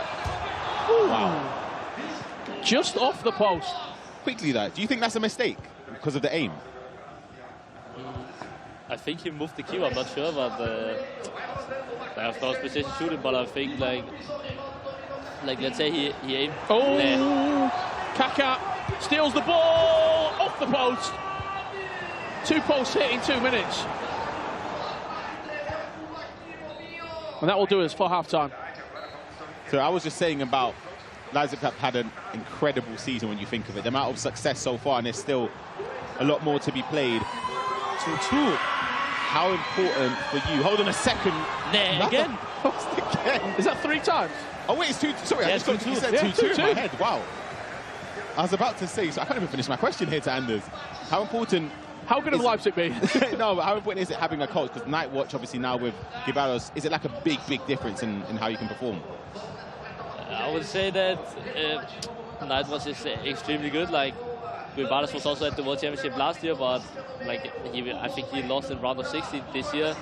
Many is telling me that he's like one of the best in the world, and also like Levifin, he coached last weekend. He beat me in the finals, so I think he has done extremely well, and also like I would say like coach has actually like pretty big impact. Like also everyone told me that. Like I remember like before I won the World Championship, everyone told me that like just from the skill like I'm the best, but like maybe I should learn like corners and stuff. And now I got like Dinter as my coach, and he also like I would say like improved me a lot. Like I would say the last year, I would say I've also been improving a lot. So I would say like when you find the right coach for you and like the right coach who like knows what you need to improve, it has like a really huge impact. Paolo Neto leading here, 3-2. Unfortunately, he hit the post a couple of times, but that one was emphatic as it hit the back of the net. Daughter, once again, has to come from behind. This is actually a game with like 2 coaches. I feel like they coach every tournament. Yeah. Anyone. Rivaldo on the tremolo. Good save from Rulli. Kaku and Clever, Renzo. he take the corner. I think he was offside actually. Ibabo. Okay, too short. Okay, then he needs to like actually be good. Otherwise, I feel like it's kind of wasted. Pele, good dribbling. Okay, another one. Can we cross it this time? No. Okay, no. But this is what you were like before. Yeah, see what I'm saying? Yeah, let's see if he actually has something. Maybe. Just keep passing. Just keep passing.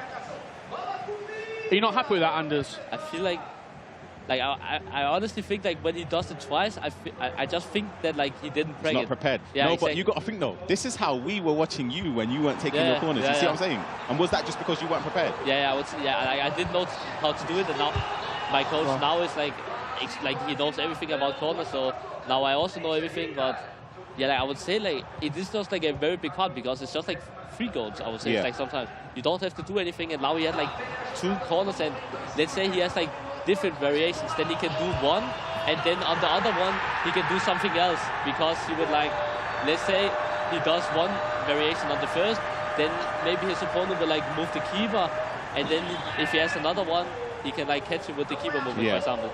All 4 games right now are hotting up. That's on 4 goals to 2 for Paolo Neto.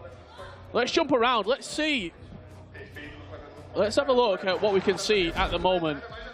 This is Giuliano and Barreto, 4-4. Ooh, I looked a couple minutes ago. Giuliano was 4-2 up against Barreto a couple moments ago.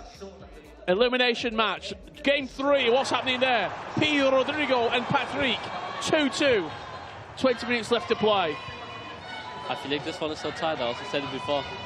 Like I feel like just from what I saw first game, like before I never heard about any of them, but I think they're like pretty good. Like both was like extremely close against Igia and fucking Cohen, who is like probably some of the favorites in the tournament, and now it's gonna be another close ending. But I also remember when I started to play my first like pro tournaments, also in the beginning I would say I lost like mostly because I had no experience. I got way too nervous, but I think also like for this Prodigy guy, like it has to be one of his like it has to be the biggest tournament of his like life so far. So, but you never know. Like there's a reason why he's here, and maybe he's made for it. You never know. And this is all 4 games right now as they are standing right at this current moment. This is live action from all 4 matches. Guy Barros 3-1 up. Giuliano and Barreto, just have a look there in the top right corner. Kaka on the finesse! Giuliano goes 5-4 up. Barreto with 15 minutes left to play. Could be facing elimination here. Spoke about Khadija being an important moment for him. This is actually a rematch from the qualification stage. He won this game 10-9. And do you know, Anders, who he beat to qualify in the upper bracket? He beat Paolo Neto 14-8. Prodigio beat him 14-8. Paolo Neto dropped into the loser bracket. In the best of 1 or best of 2? 22 goals. That's unreal. That's crazy. But I also think like it's not to take anything away from it, but like it's just different. Like it's online. Online, yeah. And yeah, like when you are so young, I would say online is just like a bit easier because there is not like that much pressure. And I also remember at the beginning, I would say, like I got my weekly streak when I was like 14, and that was also like just completely online. And then in the beginning, I struggled a bit like on land, but now I would say now I'm way better on land. But like this guy, when he can already like beat Neto online and be so close against some of the favorites in the tournament online, like on land now, I think it like shows good signs for him. Paolo Neto with 10 minutes left to play here. He will be the 5th player going into the bracket ahead of tomorrow. A guaranteed quarter-finalist. I think that would set up our first set of games as well, which is very interesting. The bracket will start to take shape. I believe that game for him would be up against Fonseca, which is someone that's coming off of a high. That would have been PHN, which would have been insane. versus Paolo Neto, top 8. Crazy. Paolo just sees this clock down with 5 minutes left to play. It'll be job done. for the man representing Atlanta United.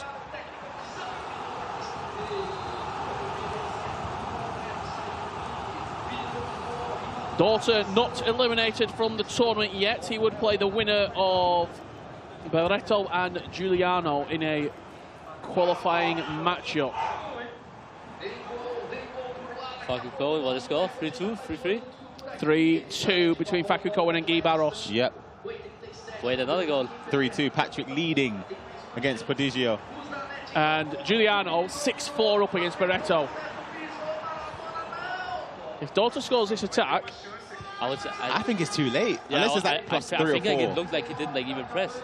Like I also think like, yeah, it's just too late now. Like Neto has experience, he played it clever, but yeah, I think I'm not sure if he like switched formation or anything, but if he scored, nah, +2, then it's gonna be very hard. And then of course he scores. So, Paulo Neto would literally have to give him the ball straight away. Take it, and let's have a last attack. You know what, Pat? Let's do it for entertainment. Look at, sorry, I'm looking at Renzo, his coach. He ain't happy. He's just thinking, what's going on here? Gave him a goal last moments. First time through ball, Pele, guaranteed finish. Yeah, just think it's just too little too late, in my opinion. If he was to score, by the way, there's just no way. I know the crowd would go insane because the amount of support he's got. Showed Kaku behind us. Yeah. I don't think we'll get the ball. I would be very surprised. I think like now with just the celebration, we are already in like 90-40 or something. Yeah. The entire celebration watch. So you just wait. You're waiting now? Yep. I think when it shows time, it should be almost like 91. And then almost, even 92. Yeah, there was like 1 minute. And like if you scored, like let's say before 90, it could be added on. Yeah. But now, yeah, it's already +2, so yeah, it's over. Paulo Neto will be back tomorrow here on Championship Sunday in Sao Paulo. Job done for the Brazilian. He will go into the playoff bracket tomorrow. He does. Young guy. Late drama in a couple of our other matches. Let's head on over there. There's a celebration. It's 3-3. Wow. Let's see it live now. Wow. Ball in behind.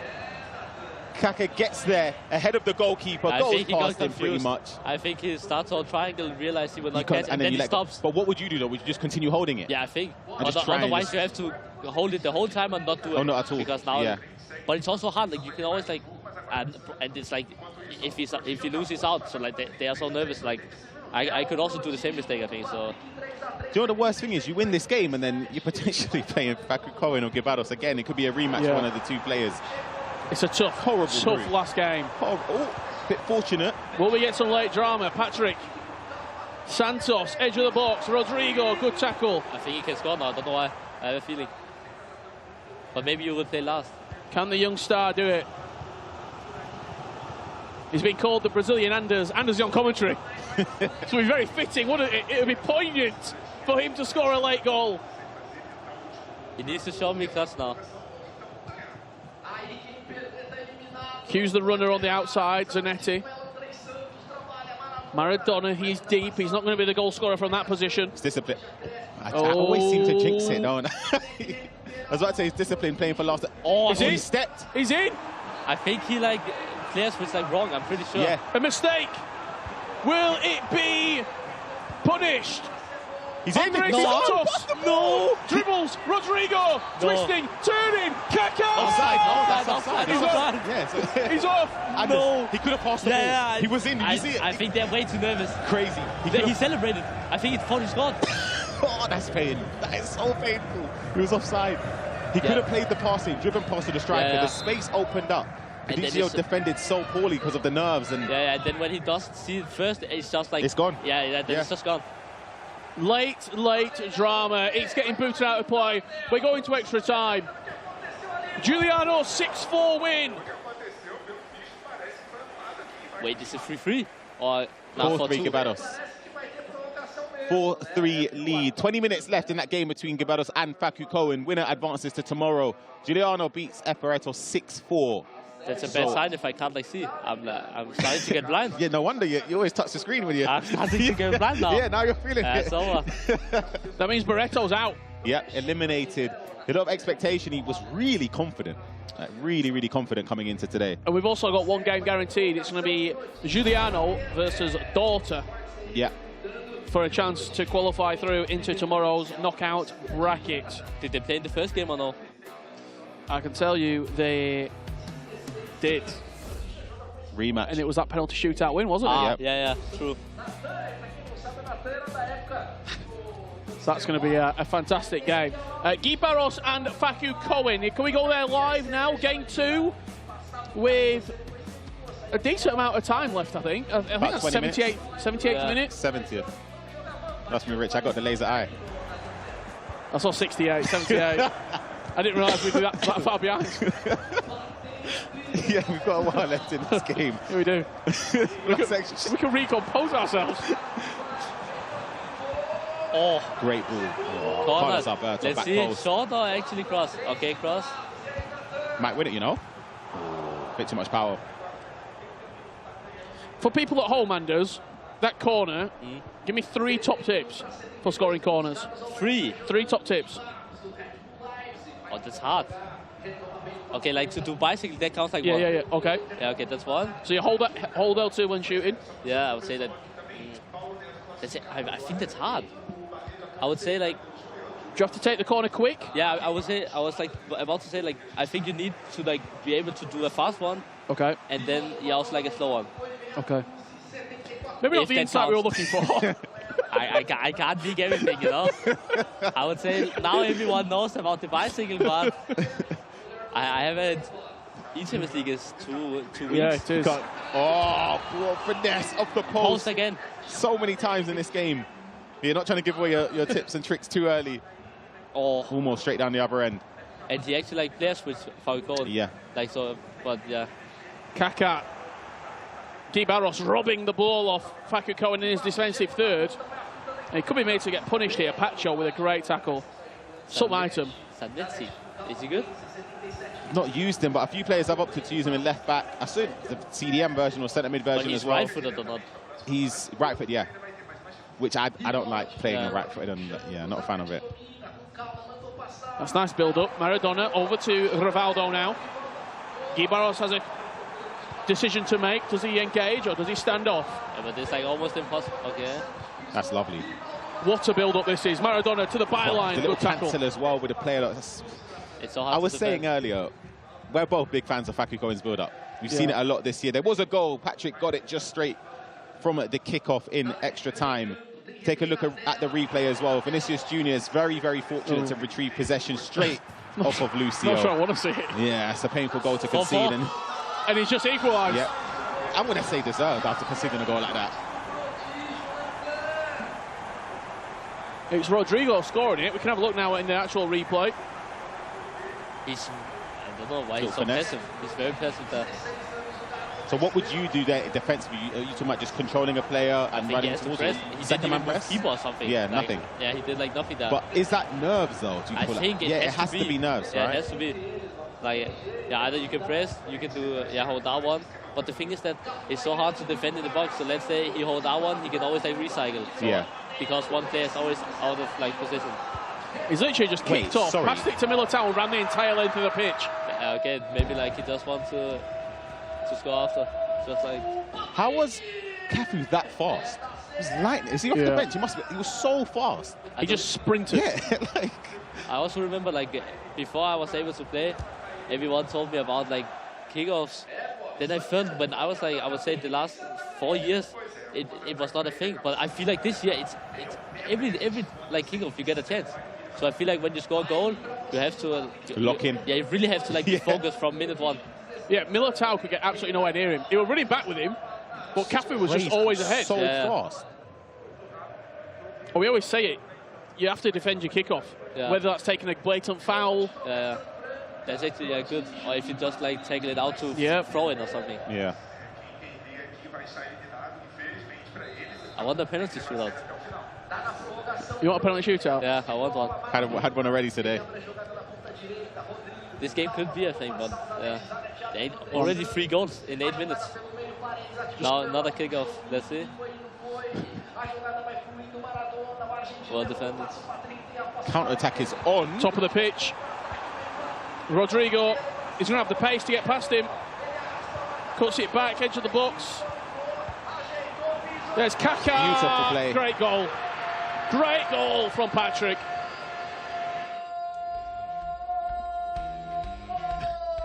Have you given one of those today, Ryan? Not yet. We'll save that for tomorrow. Okay. Let's head on over to the Gibaros versus Faku Cohen game. 5 minutes or so left to be played. He might have come in at the perfect time. Oh wow. Kaká, too strong. What? Oh, that's crazy. 85th minute. Late drama. The Argentine levels up. Wow. What? Sorry, what defender is that? Who is that? I think it was Lucio. Lucio's been shaky today. Can't be Lucio again. Not again. I think it was very close. Like, it was just 50-50, but also, like, before, it was like always 6 minutes after. Let's say it's Lucio. Now, 86 minutes, you would always go for last, but like in these 9 minutes game, it's impossible. Yeah. So I would say he's in a pretty bad spot. He also, because I think he's like thinking if he should play last. But if he does that, I think he will get like a pass block because he has the ball for so too long. Yeah. So what would you do then? You think I you just think play he has normally? To attack. You just go. Especially... And the thing is, if you also wait, like, let's say 2 or 3 minutes, then Faku Cohen can... I would say this is not bad, because if you lose the ball, there's a chance he gets it back. Yeah. So he gets like 2 for 1, you know? Like 2 attack, yeah. I think this is clever from him. Zanetti play a look into Ronaldinho, can't quite... I think it looked like Faku Cohen had like team pressure, honestly. Yeah, there was so much space, right? Yeah. But this is, he might have kept it on from before. Yeah, maybe. And now Faku Cohen's going to play last But attack. then he can press him and try and get, as I said, 2 for 1. Yeah. This is going to be very close. Also, 8 goals, like, they could be +3, maybe. I think Faku Cohen scores. I don't think so, honestly. But I don't know. Let's see. Maradona, round the corner. Zanetti. It's onside. Cuts it to the back post. That's going to rebound nicely for Rivaldo. Oh. +2. There's space here, really much, actually. Look at the pace there from Zé Roberto. Pacho's too Pacho. stocky. Way too stocky there. I feel like Pacho's like body type looks really good. He looks extremely fast, but he should like go fast now. I would say it's dumb if he doesn't do. Yeah, okay, he's in. Great defending. Oh, that's crazy. I think it's over. No, he's going to play it. He's going to play it. Offside. It's off, yeah. Oh, close. 4-4 extra time. Let's head back over to this game. Patrick leading 6 goals to 4 against Peter Rodrigo. Trying to whisper, Rich, because there's a bit of emotion in the crowd in favour of Rodrigo right now. They're not quite, there are tears flowing. Where? Front row. You won't see it right now. It's right in front. You know, like when you say, don't make it obvious, and Rich turns around pointing. That's a goal. Oh, yeah, there is. There's a small child who is visibly in tears that Patrick is winning 7-4. Why are you laughing at? Why are you laughing? I'm not laughing. I didn't say a word. Everyone always say I'm toxic. You both laugh. I'm not laughing. Me? I am not laughing. 7-4. And I think that probably is game over. Yeah, I would say so.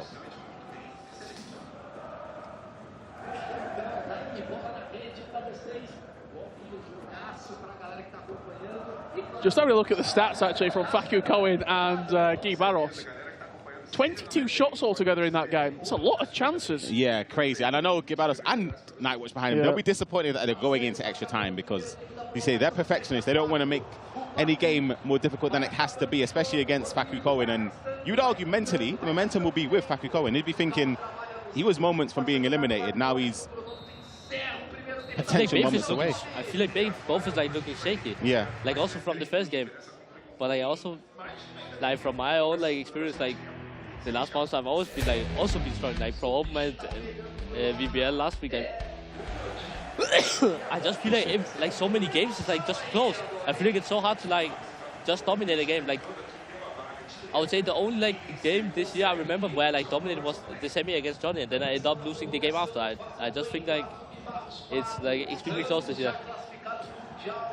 Well, we are in extra time here. We've got another 30 minutes left to play. And it is 4-4 at the moment between Guy Barros and Facu Cohen.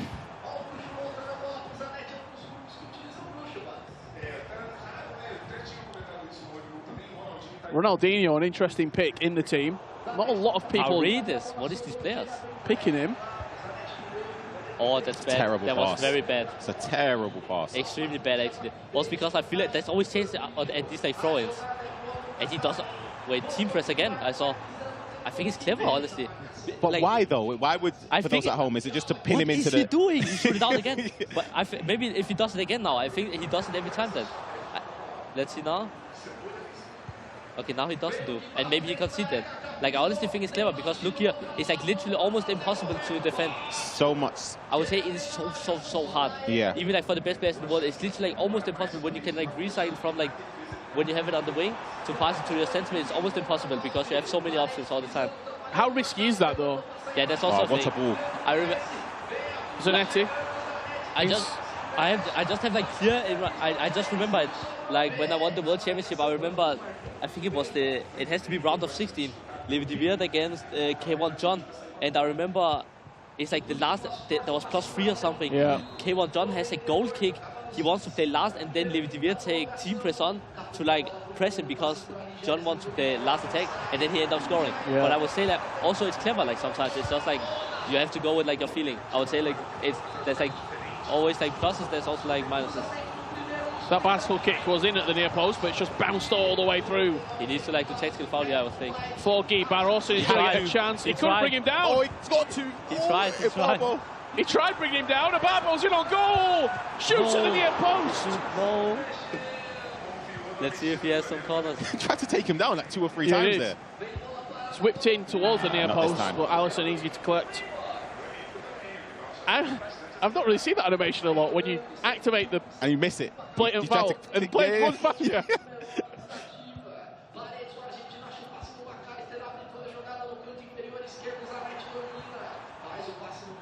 Facu Cohen, 3 minutes to go here. Oh. Patrick still leading 7-4 for anyone interested at home. He's doing so many mistakes at the moment. Like just the second time I remember like 3 passes. Let's see if he capitalizes now. Ronaldinho looking to find that ball through to Cafu. Zanetti. Oh, Pacho again. Yeah, he's been immense. It's a joke. He's got runners going forward. Kaká gets quite fortunate there, does Facu Cohen. There's space. Okay, clever. Play a look into Kaká. Last attack. The fullback's up. Yeah, exactly. The defence is a little bit all over the place here. Look at the space over on the Barbell side. I think offside. Yeah, it is. Yeah. If he goes extremely fast, it's actually possible. If he like do first time pass, okay, I don't know what. I would never have done that. But let's see. It's a full switch. If he knows something. He's going to bring that down, you know. Okay, that's really good. That's a foul. Clever. That was clever. I want the penalty shootout this game now. But I don't know. I feel like they can score every attack. Yeah. Like it's so tight. Free kick out wide. Last chance of the game in these first 15 minutes of extra time. Carlos Alberto, number 7, by the way. That's crazy. You're a kit number person, yeah? Yeah. Are we shooting just straight across the box here? Nice. Into the box. Oh my gosh. Why he hit? Do you know what that is? That's a pro clubs thing. That's a rich why buck does to he You shoot head? across Yeah, but the why 6 does yard he box. head? Why does he hit? He didn't hold L2, did he? Oh, listen, you're saying that's a shot instead of a cross? I think he shot that. Interesting. I think. Yeah. I remember that from years ago. People used to do that, the ones on the floor, Yeah, that just yeah. zip it across, yeah. All you need is just any contact. Yeah. I don't think we're going to get the chance to watch it again, but the way that sort of he lined up with the arrow, it wasn't a direct cross into the box. Is it 7-5 or I can't see still? It is 7-5, yes, in favour of Patrick against Prodigio. There doesn't look to be like a lot of time 3 minutes to go, right? 3 minutes, yeah. You know what I've realised after this, Anders? You might need glasses. It's because your nose touches the screen when you're playing. That's okay. Like I also, also my manager here say always like they seriously say like I need glasses, but I actually was like at an eye test and I think my right eye is better, but I don't need glasses or something. Do you want to try these? Yeah, let's do. Go on, put them on. Let me see. Bro, wait. Bro.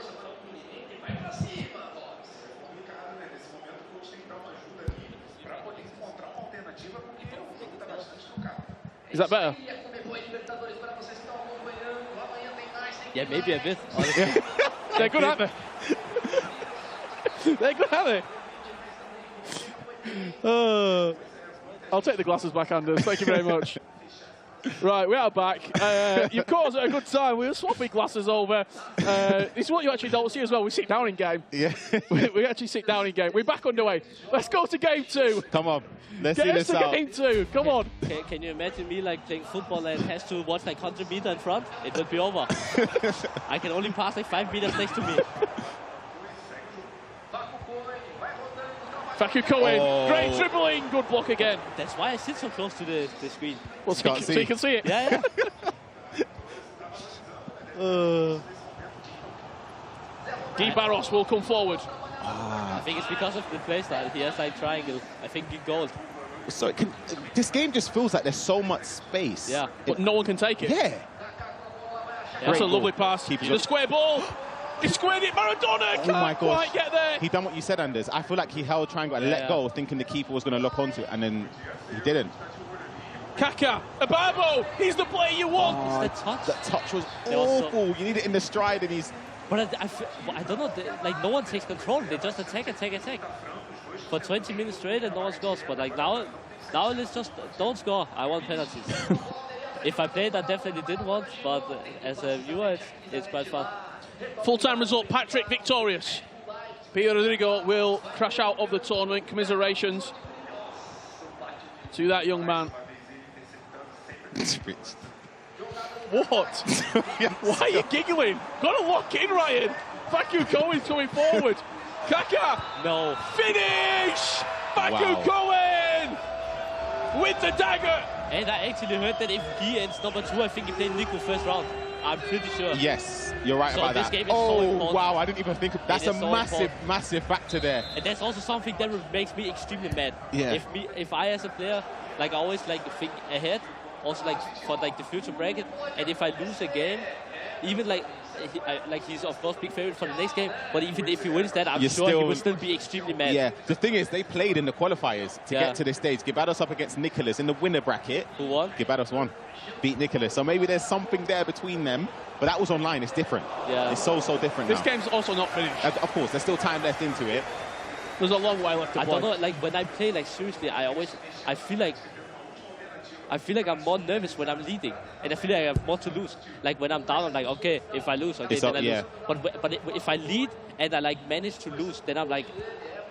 But this is where, because it felt like Gibados was in the lead for a large portion of the game, and also late on in regulation time, he was winning. Yeah. Faku Cohen came back into the game late on, so for Gibados, this will be a devastating blow. Not just for potentially getting through, but for tomorrow if he makes it. So many half and missed chances. It's crazy in this game. That lot, honestly, there was about 30-minute spell where they had end-to-end attack and from no the start one was of extra time. Yeah, until that goal going in. Insane. Absolutely insane. We are going to get back underway very shortly indeed. Last game, should I say, of round 5. We've then got 2 matches left to play. One of them is guaranteed, Giuliano versus Daughter, for a chance at the bracket. And there could be a rematch. If Gibados loses this, he will play against Patrick again. And they just played, obviously, in the previous round. Yep. Well, here we go. Like, there will be chances for sure, like, as you said, like, end-to-end the whole extra time. So he will get the opportunity, and I don't know, I feel like he has a bigger chance to score when he's actually down. I don't know why. Like, when it's draw, it's just more tight, I would say. Because now I feel like he will go more like all in on his attacks because you know he has like nothing to lose. So I would really not be surprised if he ends up scoring. You just have a look at the left-hand side of the pitch there as well. I think he's got attacking wing-back on his left back. Yeah, it could be. Because they're super high and wide, offering that option. Ababo, chance, red timed. Oh my God. It's red. What an opportunity. Yeah, you could be right. Like, oh, he's just giving it to him. Kaka through ball. He's gone to Vinny Jr. instead. Twisting, turning, Ronaldinho back to Vinny. Great save from Alisson. Ababo will pick it up. But there's also like Nightwatch also coached me like in the switch stage of the Bundesliga and also in the club championship, and I know that like just with like these like instructions and roles, he knows like everything. So like I would say that I have not like. like I think like he maybe put the attack wing back where many others would probably not do, but he knows like how they will run, and I think they have pranked everything. So yeah. When he's going to need it now. 1 minute. But he's so shaky. Facu Cohen is so shaky. He can't go back. He's gone forward and gives Guy Barros a chance. Carlos Alberto. Oh, it's offside. He's offside. Oh. Wow. I think he will not skip it now. He will just wait. He's going to wait. Yeah, it's over. Wait that time out. What a game this has been. Guy Barros and Facu Cohen. They've gone back and forth all match long. Just wait the time out. He's going to go short and then out. And Facu Cohen will go through into the next round, into the bracket. Congratulations. Another Tuzzy Esports representative. This is becoming the tournament for Tuzzy here at the CONMEBOL eLibertadores. Guy Barros has to pick himself up, and he's going to face a formidable foe who he matched in the groups very shortly indeed. But Facu Cohen goes through. Thank you very much to Anders Vergang for joining us for this round. We're going to be back very shortly indeed for this final round of action here in the group stages of the CONMEBOL eLibertadores. Don't go anywhere.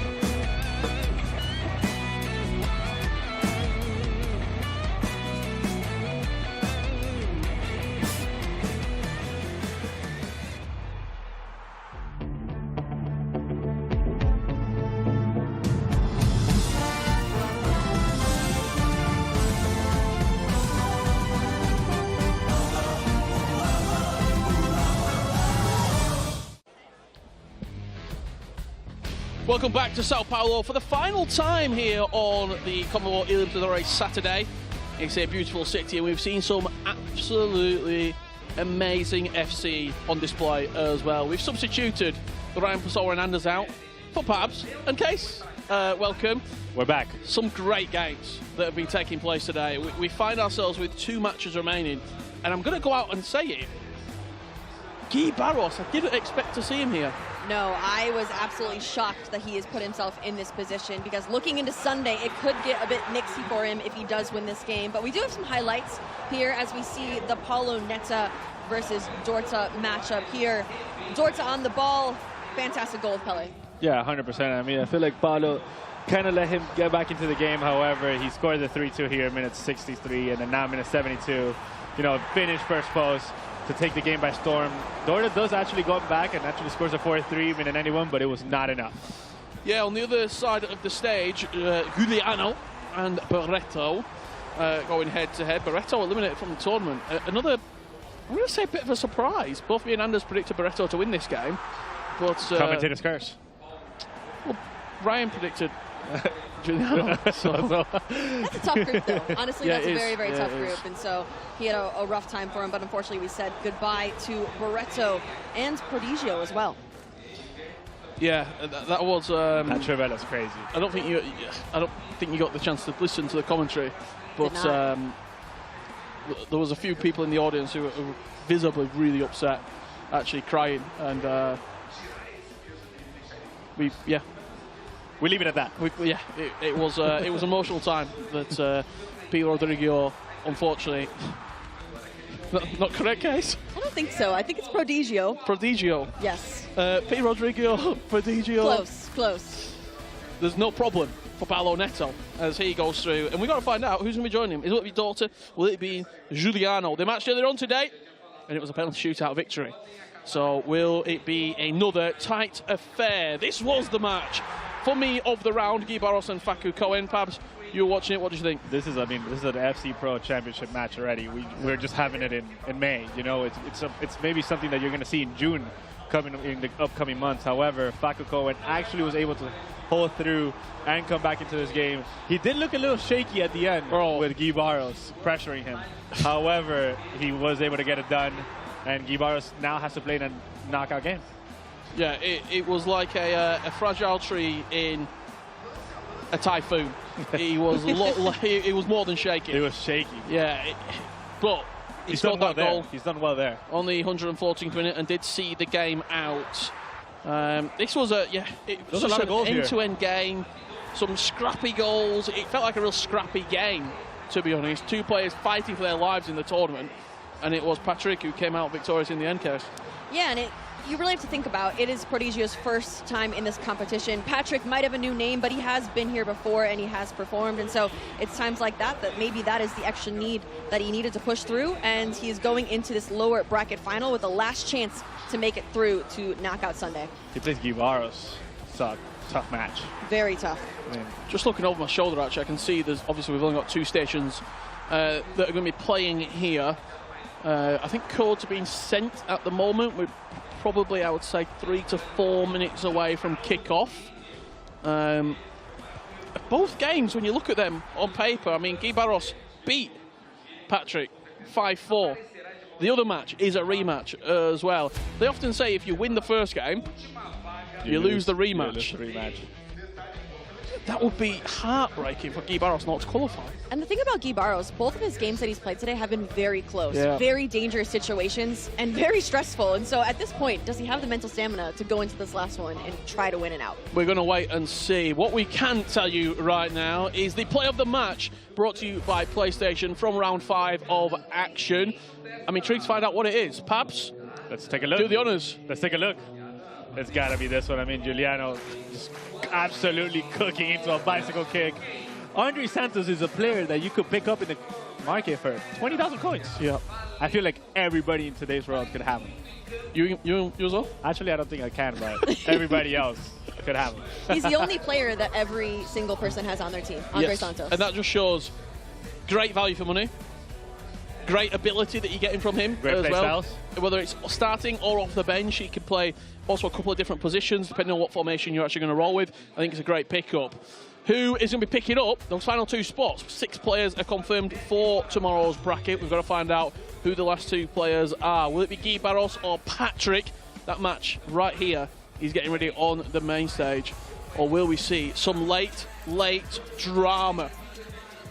I feel like Guy Barros likes to take everything into late drama. He did it last year in the final, and now he's back again in a knockout game.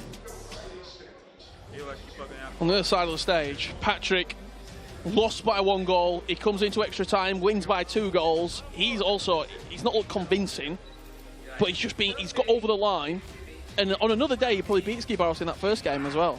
That's the thing. He's getting the job done, so at the end of the day, that is all he needs to do. But in a lower bracket final like this, where loser goes home, he's got to put in a shift. And I can't predict it at this point. I think it could go either way, and so I'm excited to see it get underway. Should we do some predictions?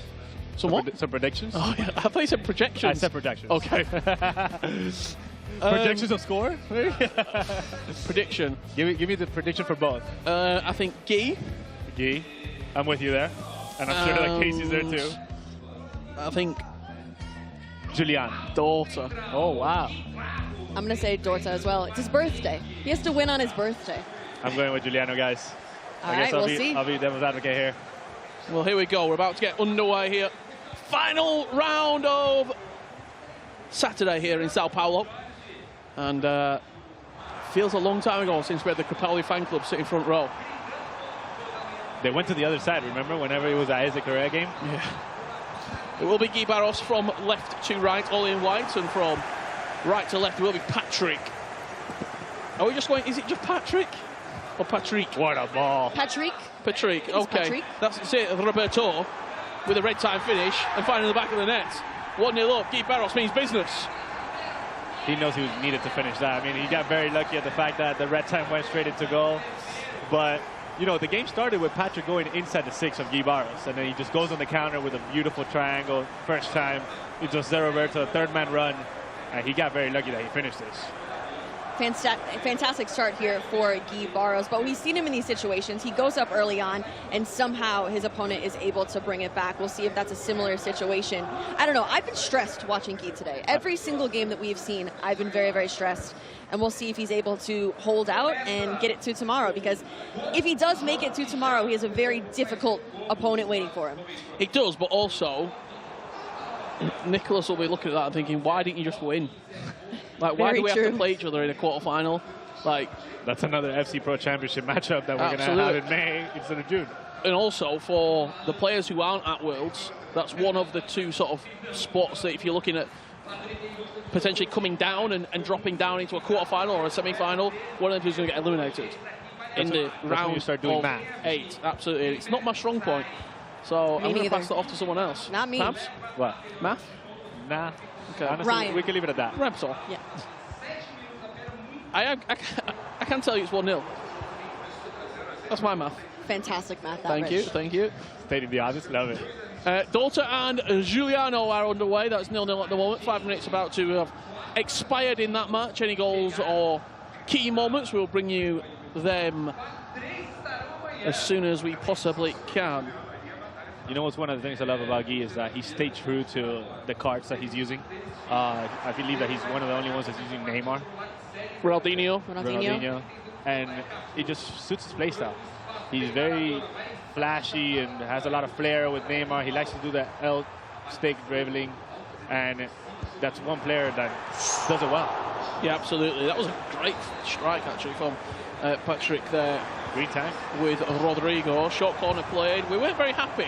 Anders certainly wasn't happy that he's playing his corner short when it's such a prevalent goal-scoring angle if you can just hit into the near post and bicycle kick. I feel like corners have turned lately into like a penalty, but not as easy. Whenever you master free them, kick? it's like a free kick outside the 18, but like right on the line. Okay. Neymar driving into the box. Could be an angle here for the edge. There is Zanetti. Driven pass. Really nice play. It was a great couldn't pass. quite get the finish off. Fantastic pass. Unfortunate, he was not able to finish that opportunity. With Facu Cohen now into the quarterfinals or semifinals, that's 4 Tuesday esports players. Out of 8. Out of 8. Yeah. That's a pretty successful rate. That's 50%. Yeah. You don't pass a class with that, but you definitely take that into this tournament. And if there was to be another one, potentially. Dorta. Yeah, that will be 5 out of 8. Because Guy Barros, I think there will be an RB Leipzig representative in the top 8. He looks quite annoyed that he's probably even in this scenario. I mean, especially because watching him playing in MLS. He was so dominant. He won every single game up until that final. Exactly. And so I think that he's coming off the momentum of that event, and to come here and really have a difficult time, I don't think he expected it. Him and Nightwatch, this duo, I don't think they expected it to be this difficult. Well, I mean, it is for Guy Barros to be here. I feel like at the end of the day, he wins this game, and he has tomorrow in the back of his head already. And that opponent, it's a Cloud9 player that we saw very early in today's broadcast. You could say it's potentially a Dark Cloud. That was clever from That's you, looming. You're killing it, man. Thank you. Thank you. That's what happens when we've got 2 games and there's only 2 goals scored. Daughter and Giuliano at the moment. There's nothing to report. Being completely honest. The thing about Guy Barros is that Casey was saying it earlier, that he likes to score early. However, he does get scored on a lot. Yeah. Could be a chance here for Patrick. Edge of the box, Rivaldo. That pinged pass play style is so important when you're building up on the edge of the box there. But this third-man run by Ser Roberto that Guy Barros does is unbelievable. Constantly triggering runs. L1, L1, L1. That L1 button has to be worn down. You would think so. I think we're seeing the high pressure of this last game here in this Dorta versus Giuliano game. It's 0-0, 21st minute. I think we're not seeing too many risks because they know this is their last opportunity to make it to Sunday. And it's a bit slower of a match. 3-0. Screen time at the near post. It should have gone across the goalkeeper, really. Short corner onto the edge of the box on this occasion. And he could get counter-attacked here. This could be really bad for Guy. Rodrigo driving away. Zanetti asking the question defensively. Goes for a finesse. He pulled the keeper ever so slightly. Maybe expecting a driven pass or a crossing towards the box. And as soon as he saw that goalkeeper movement off the line, just hit the finesse. Green time finesse, even with Rodrigo's left foot. I mean, we saw it earlier today from Nicolas. Guy just finishes. Rodrigo just finishes everything. Mistake with the goalie there, Case? Yeah, I mean, I don't hate it. It's not like he brought him too far out, but it gave him just the right amount of space to slot it in the back of the net. Great goal. I think it's on Nightwatch there as well. If I'm Nightwatch, I'm definitely telling him, like, do not move keeper that early. Yeah. Because I understand that you move the goalkeeper with the right analog to cover the finesse, but he moved it extremely early to be able to cover the R1 exit to the middle. You had 2 other center backs there. And it's not only just the goal back, but it's giving Patrick just a light back in this game. It's a lifeline. Hope is a lot in this game, and 2-1 is the most dangerous scoreline. Lots of time left.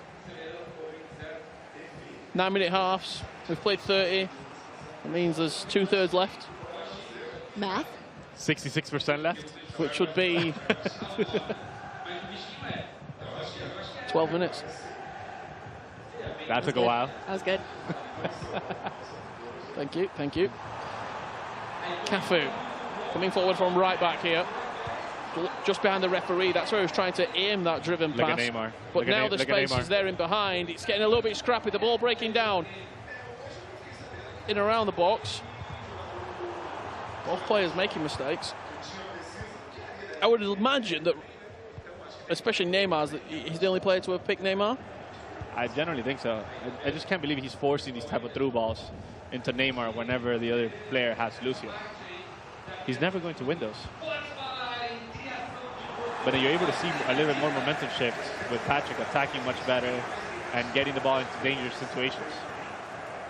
That's the thing. I feel like we see a lot of brilliance early on in matches from Guy Barros, but the tide shifts so quickly. And it's the hope that we said. It's hope that Patrick is hanging on to. And there's just so much time left. They often say it's the hope that kills you, but it's the hope that's giving him life at the moment in this matchup. Oh, this is a bad offside trap. Oh, he didn't. Should have taken advantage of that. Zé Roberto trying a driven pass there to bring his attacking players into play, and could be exploited at the back. It's a 2 against 2. Kaká does have the pace to get around Marquinhos. There's Kaká again, low driven across the goalkeeper. Not this occasion. That's great dribbling, but can't quite put the ball in the back of the net. He's actually done well there. He's just teasing that player lock as well. Yeah. Neymar just doesn't quite have that electric pace. No, I don't think I would choose him. I think that is the wrong choice in this team, especially with so many great Unbelievable wingers. attackers. Yeah. Rodrigo being one of them. Yeah. Kaká. Santos dinked into Kaká. What a goal from Patrick! What a goal! Unbelievable. You saw that dink. Small one triangle that triggered after the pass. Beautiful finish. And it just comes to tell you that Guy Barros starts really well and then just starts deteriorating a little bit, little by little. Just giving chances and opportunities to his opponent. Let's have a look at game 2 and what's happening at the minute. It's 1-0 to Giuliano, Case. 1-0 to Giuliano Dorta. It is his birthday, and he's trying to make it out of this competition stage into Sunday. We'll see plenty of time left. We're only in the 36th minute. Honestly, I've been a little bit disappointed in Giuliano. I think I saw a lot of great moments from him last year. Haven't seen the light from him this year. I don't know if it's just me. Well, last year he actually, didn't make it to day 2. And today he's actually trying to fight. So there's a little bit of improvement for now, 38 minutes of in the virtual pitch. However, there's a ton of game left. And let's see what it does. Remember, you guys picked Dorta. It's and true. I picked Giuliano. Certainly did. Okay. Lots of time left. Hopefully not. Completely unbiased here. Just having a glance over to match A. Both players in the pause still. That's a Travella from range, but Rulli is more than happy to pick that up. Really has been a great choice in goal for a lot of them. You'll think that Alisson is the guy. I think Alisson is the guy. But really has been in in a lot of people's... Hot take. That Alisson performance that we watched. Oh, yeah. He was unbelievable. He was unbelievable. Alisson does not perform like that for me. Not even close. But you have that item, the same exact item? Yes. These balls that I'm seeing by the South American players into space are phenomenal. What is it? Skill issue, I think. To include the phrase. It's a goalkeeper. Got to move him. That's crazy, by the way.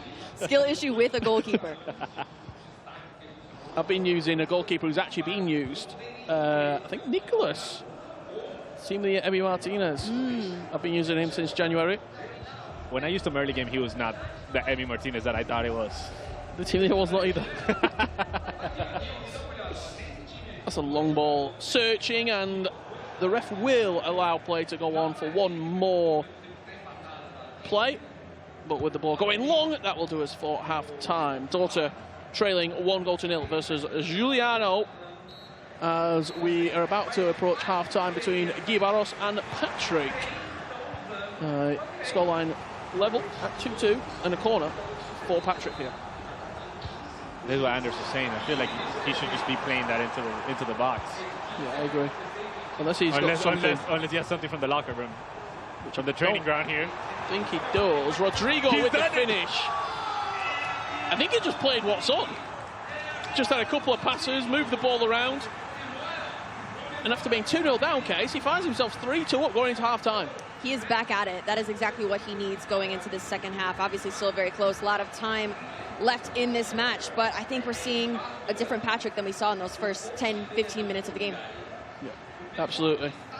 That's a beautiful ball, and it's a great finish. Second post with Rodrigo. I feel like Rodrigo should be in everybody's draft because he just finishes everything. I have to agree. Do you think going into day 2, they're kicking themselves for some of those choices on their team? Probably. I would think I think so. if you've made it to day 2, not much. You're right, but if Barros loses this game, you'll be thinking, why did I pick Neymar? Why did I pick Ronaldinho? I mean, if you look at that squad, he's got Kaká, who is a pretty formidable pick. Jairzinho, I'm not sold. I think Rodrigo does a fantastic job in that area of the pitch. Another thing is also, Guy Barros is playing 4-4-1-1, and the lone striker is Neymar. Ababo has been fantastic for a lot of these players. I do think there's a few players that just have to be in the team. Must. I think Ababo is one of them. Easily. McAllister hustling. Kaká, chance. What a save at the near post. Really? Does Alisson save that? Does Katie's Alisson save that? No. Ruling the box at the minute.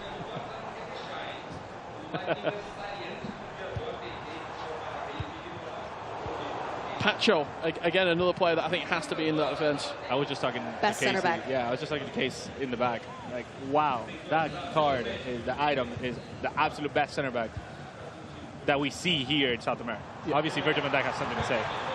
Yeah, he's the best available, I think, that you could actually go for. And the cheapest too, probably. No, I mean, how much does he go for in the market? Don't think he's super cheap. How much? 4 play style pluses. Like $1 million? I was talking to Ryan earlier, and I had mentioned that I would choose Marquinhos. I take it back. Nah, I take it back. It's got to be Pacho. I think it's Lucio and Pacho. I think 100%. Marquinhos and Pacho. You like Marquinhos? I was trying to fight for it earlier. Lucio, I think, has been a bit hit and miss. Pacho's 1.3 million. Yeah. He's worth it, though. Makes sense. Definitely can't get him myself. No, I don't think 17k stretches that far. Let's get back to game 1. Patrick leading 3-2 here as we go into half-time. Out of half-time, should I say. And everything for Guy Barros to do. This will be 2 huge shocks on the day. PH and Guy Barros not making it through. Absolutely. And if you guys are just tuning in for the day, we have other players that have already qualified for Knockout Sunday.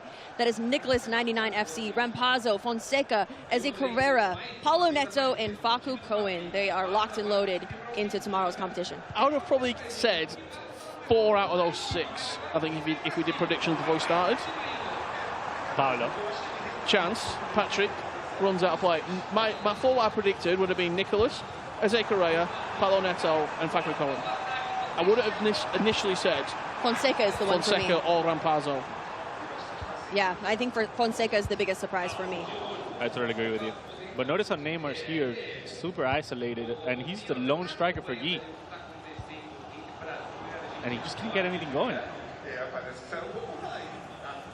Just having a look over, we've had a goal between Dorta and Giuliano. We'll bring you that when we have a pausing play.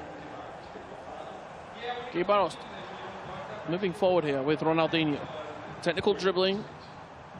Trying to wait and hold the space open. Kaká back to Roberto. Can't quite squeeze it through the gap. He tried it with the inside pass. But look how high that line is. I actually think Patrick's got a chance here in the rest of this game to get one more. Move forward and get a couple more with how aggressive Guy Barros will actually turn to be.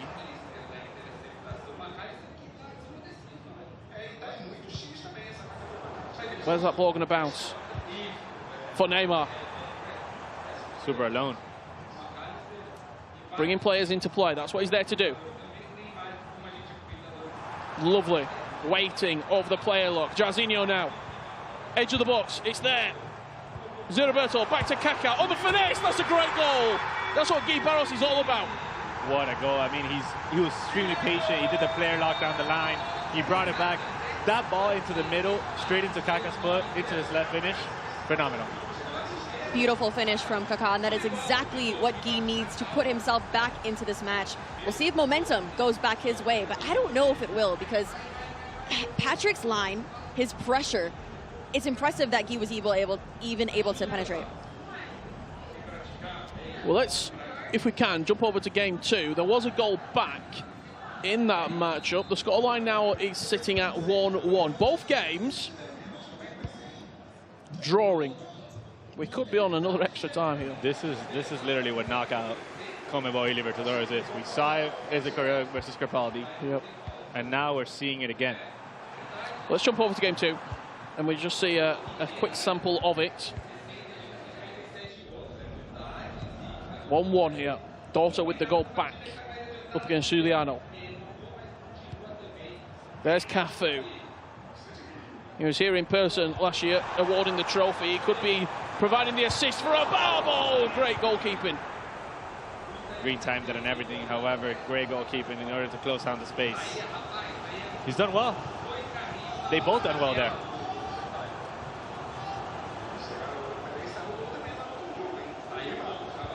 Dorta, lovely play. Pele player look, faked. Dinks it to the back post. Ababo nods it down. That was something a little bit different case. Definitely. Now, Rich, I have to ask. We've said goodbye to quite a few people today. Yeah. We said goodbye to DJZ, Capaldi, PH Zin, Marangoni, Barreto, Cordigio. Obviously surprised about PH Zin. Anyone else shock you that they didn't make it? No. No? I don't think so. All right. Pablo, anyone? Did you expect them to make it through? Honestly, we're still got a ton of time, but from today, I would have gone with all of them except Fonseca that went through. I think Fonseca's an underdog in tomorrow's bracket. Let's head back to game 1, because there has been a goal, and it's gone Guy Barros' way, leading 4-3 now against Patrick. Roulette from Rivaldo. This is Patrick on the attack. Could have been a penalty. I thought that was going to be a pen. But this is Guy's story of the day. Tight games. Stressful. Yep. Stressful games. He might be up there for the most time on the stage today. When you look, it's got to be close. First game went all the way, then he went to extra time, and now he's on potentially for another extra time unless he can put this game out of reach from Patrick.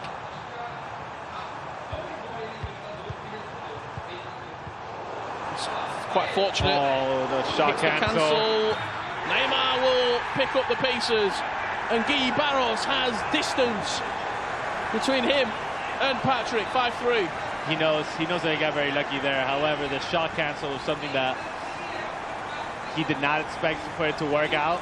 However, he shot it, and then Neymar just a simple X, and then just a finished second post. I guess that's why Neymar's there, guys. Yeah, I think a bit lucky that it fell back to his foot. Unfortunate, but that does put him up 5-3. He's sitting in a better position. Still a lot of time left, though. 66 minutes. You ever done that dance, the Neymar? I actually have. Yeah, me too. When I scored a goal. Me too. Wait. You did the celebration, or Yes. you did it yourself? No, in my room, in my office. Myself. Oh, Yes. okay. I've actually practiced it in front of a mirror. I can't lie, it just doesn't surprise. I'm not surprised by that.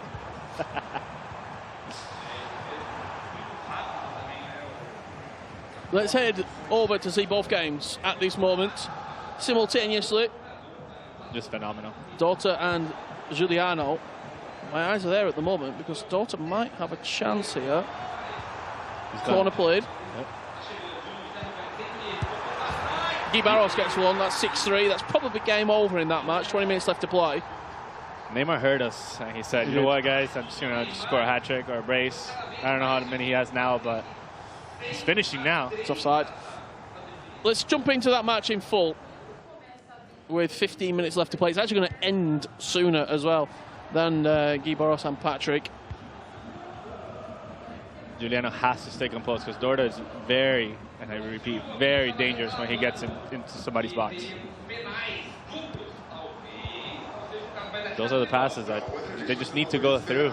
We've seen a lot of rush passes here today. I think that... The nerves. Yeah, it's the nerves, it's the pressure. But we've seen that from numerous players. I think as well, the occasion.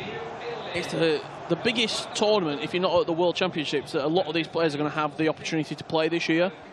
It's, as we said before as well, when Ryan and Anders were joining me down here on the commentary, if you win this tournament, it's actually life-changing amounts of money here in South America as well that you're picking up. I agree. So there is, when we talk about pressure, people in the chat are probably thinking, what pressure, what are you on about? You're playing FC. When you're playing for the stakes that these competitors are playing for, you are going to misplace a pass. You are going to get nervous. And it's the best players that keep calm in those scenarios. Mentality is everything. If you are able to stay calm, cool, collected, that is the most important thing. Yeah, the mentality is super important in the FC 25 competitive scene. When you feel like you can do it, you'll be able to do it. When you feel like you're defeated, you're just not going to connect a simple X. Patrick, with 15 minutes left to play, would need a heroic turnaround. I feel like he gets one, and then Guy just scores another.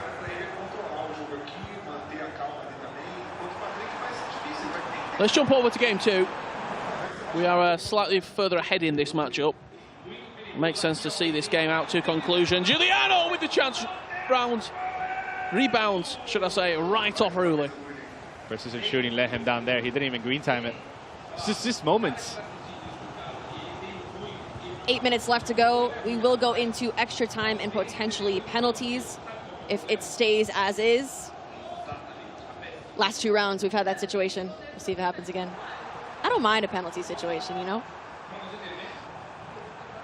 Oh, that's a good Dinked into the box, big chance, Kaká with a goal! Daughter with a huge goal with 7 minutes left to play, and it's Kaká, the goal scorer. You know what worked there? The borrow inside into a cross is so effective because Giuliano was not able to select a center back to be able to clear it. And it was just a phenomenal finish. Green time volley by Kaká. I mean, this is just... He's been phenomenal today. Dorta heard me say penalties, and he's like, absolutely not. Not today. Oh, he also was like, oh, Pats is going against me? Oh, don't worry about it. I got you. Kaká, MVP of the day? By I far. think so. And Pacho. Pacho has been phenomenal.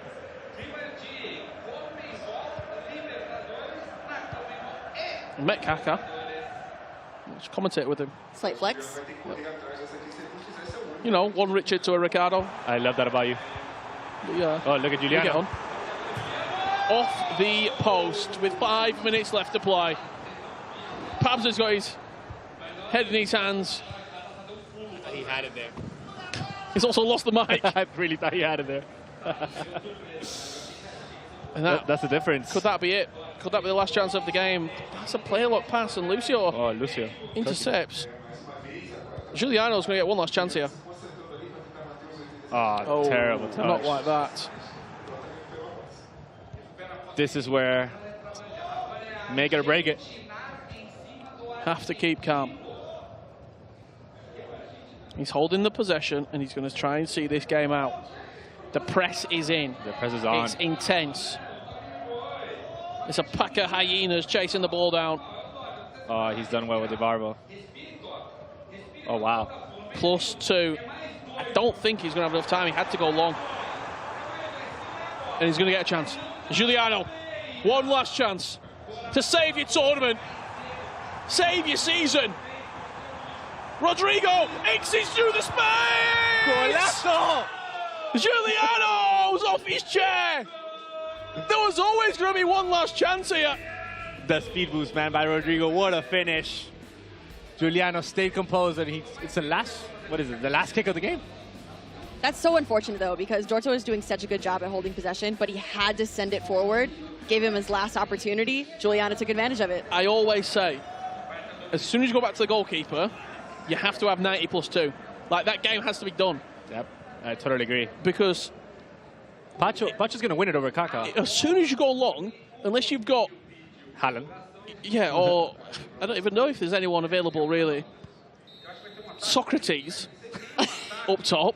You pulled that out of the locker. You're not winning a header. Wow, I mean, we got extra time, 30 more minutes in the virtual pitch. I'm excited. Me too. That sounded extremely exciting. You know who's not excited? Dorta. Yeah, Dorta. Yeah. Oh, look. Guy Barros and Patrick is 6'4". Patrick got one back. Spoiler. Let's head over there. Let's see what's been happening. For now. 89th minute. You saw the future. It's over. I think Guy gets one more. Imagine Guy gets one more. That'll be a clip. There's going to be probably +3, I think, with 10 goals scored. Surely not. It is +3. No, that's it. You can write it down. GG's. Guy Barros goes through into the bracket play for tomorrow. He'll have a chance get one lifting more. the CONMEBOL eLibertadores 2025 title. He's definitely not getting one more. It's not been convincing by the RB Leipzig representative here on Saturday. He will have to play his best FC tomorrow if he wants to lift that trophy. But the main objective for today was just getting in to the quarterfinals, and that is what he has done. Congratulations, Guy Barros will be joining us back again tomorrow. Great tournament by Patrick. Great tournament by Guy Barros as of now. He has a tough matchup tomorrow, guys. Casey, what do you think? I'm excited for it. Do not miss the beginning of the stream tomorrow because we are starting off with some banger of some matchups. But commiserations to Patrick. We've seen him in this competition before, but unfortunately today is not his day. They actually look really unhappy with the performance. Well, we're back. Extra time. We're back here. Juliana versus Dorta. The predictions are still alive. It's still alive. We got a game. And we've got a lot of a game as well with 30 minutes, 9-minute halves.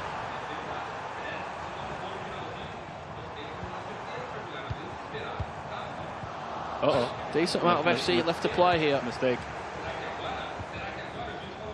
I've noticed that Kaka is extremely strong. Yeah. He wins balls that he shouldn't be winning.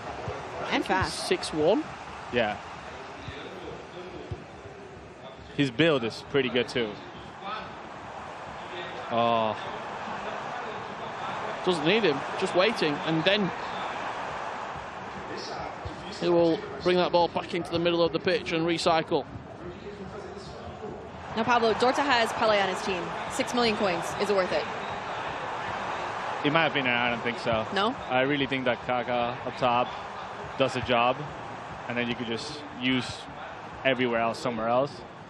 However, if you're a player that does a lot of left stick dribbling, Pele might be your guy. What do you think, Kes? I'm not spending 6 million on that. He's the most expensive player on the pitch. I think you can allocate those coins elsewhere. Like, look at that. 6 million to get bodied by Paredes. Kaka is not getting bodied by Paredes there. I'll tell you who else isn't. A Babel. Oh, that's another one. And here he is. A little pass infield there, looking to go down the line. And Dorta has a chance here with 3 minutes left to play. First half of extra time. Coming your way here from Sao Paulo, Brazil. Speed boost incoming. Rivaldo intercepted. We've not had penalties today. Oh, we have actually. We've had one penalty shootout today. Juliano was part of it. It was this exact game. Was it? Yes. It was this exact game. This exact game. So this makes a lot of sense. Yeah, absolutely. Oh, but look at the run over there. Yeah, that's the one. Cafu, last chance of the half. Driving into the box, Eder Militao just gets a little bit of body, a little bit of man, and will take us into another 15 minutes of play. It was 3-3, if I'm not mistaken, the first game, and then the 4-3 victory on penalties, meaning he went through. These guys gotta hate each other. Dorta, hate's a strong word. These guys gotta like just not dislike each other. Not want to play against each other. Yeah, I mean, the first game somebody got sent to losers bracket, and now they meet again in losers bracket. In the final. You must have had a few opponents during your time that you just couldn't get away from. 100%. I could name drop them right now. That's what I'm waiting for. We've got nothing else to do. King CJ, one of them. Okay. Paulo Neto, one of them. But I did beat Paulo Neto one time in FIFA 22, in the FC 22. And also, I've never beaten Diddy. Diddy Crislito. Never beaten Diddy. I got the North American GOAT. I literally got like a point from him in like, 6 years. Yeah. And he hit the post like minute 90 on a free kick, and I was just like, great point. He puts the tweet up. Good point. Final were never defeated. 2-2, Dorta and Giuliano. Penalties have been needed already for these two. We'll be going to spot kicks again. That's a lovely dink over the top. Does get there, Paredes, but can't quite aim the head of the goalwards.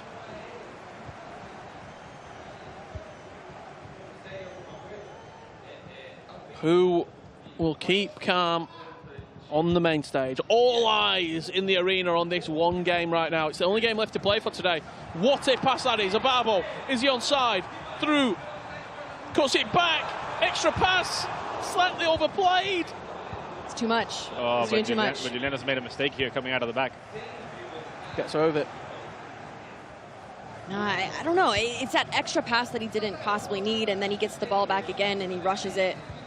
It's those minuscule moments that can make or break his entire competition. Give the ball out the back. What a tackle that is from Marquinhos. But he just can't get out of the bag. Pele on the finesse. Good save from Rulli. Giuliano needs to calm down. Not concede like scary. that. Doesn't really have a pass on here. He's also allowing himself to sort of being pressed in a little bit.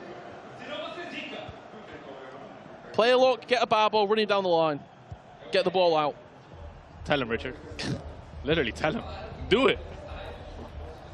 Oh, he might be through there. Martinelli. Yeah, I like that shout. A lot of pace on Martinelli against fatigued Cafu.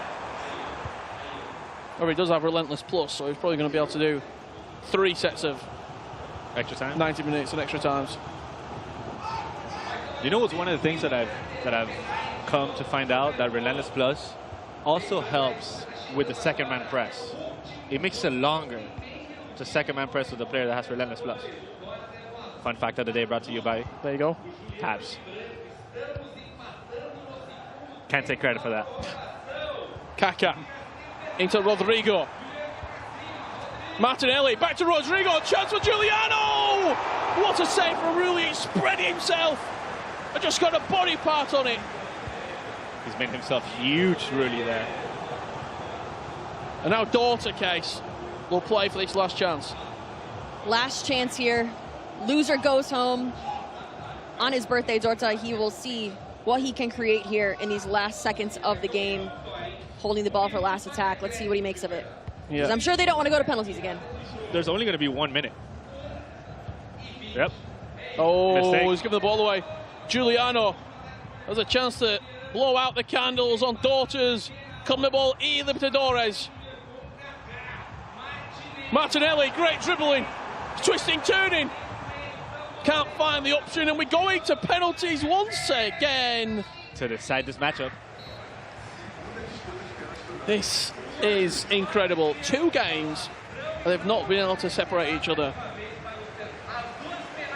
Other than penalties. Kaká stepping up to the spot first. Slots it in the bottom left corner. Daughter leads 1-0 in the shootout. Giuliano now with his Kaká does score. Dorta next on the ball with Pele. Where will he slot it? He goes to the left, almost saved. Next up, Giuliano with Rodrigo. He also goes to the left. 2-2 now. Rivaldo. Does he have it in him? Dorta staying composed in the bottom right of your screen. Top corner, what a finish. Leandro Paredes now. Saved. Advantage, Daughter. Score this with McAllister. You go within 1, and he does score. Giuliano must score penalty here. It's Victor Ababo to keep his tournament alive. Does score. Daughter score to win it. Score to go through. Victor Ababo from 12 yards. Scores! And Daughter does it. He will be there. The esports players. Qualification into the top 8. That used to be 50% rate for Tuesday Esports. What is it now, Richard?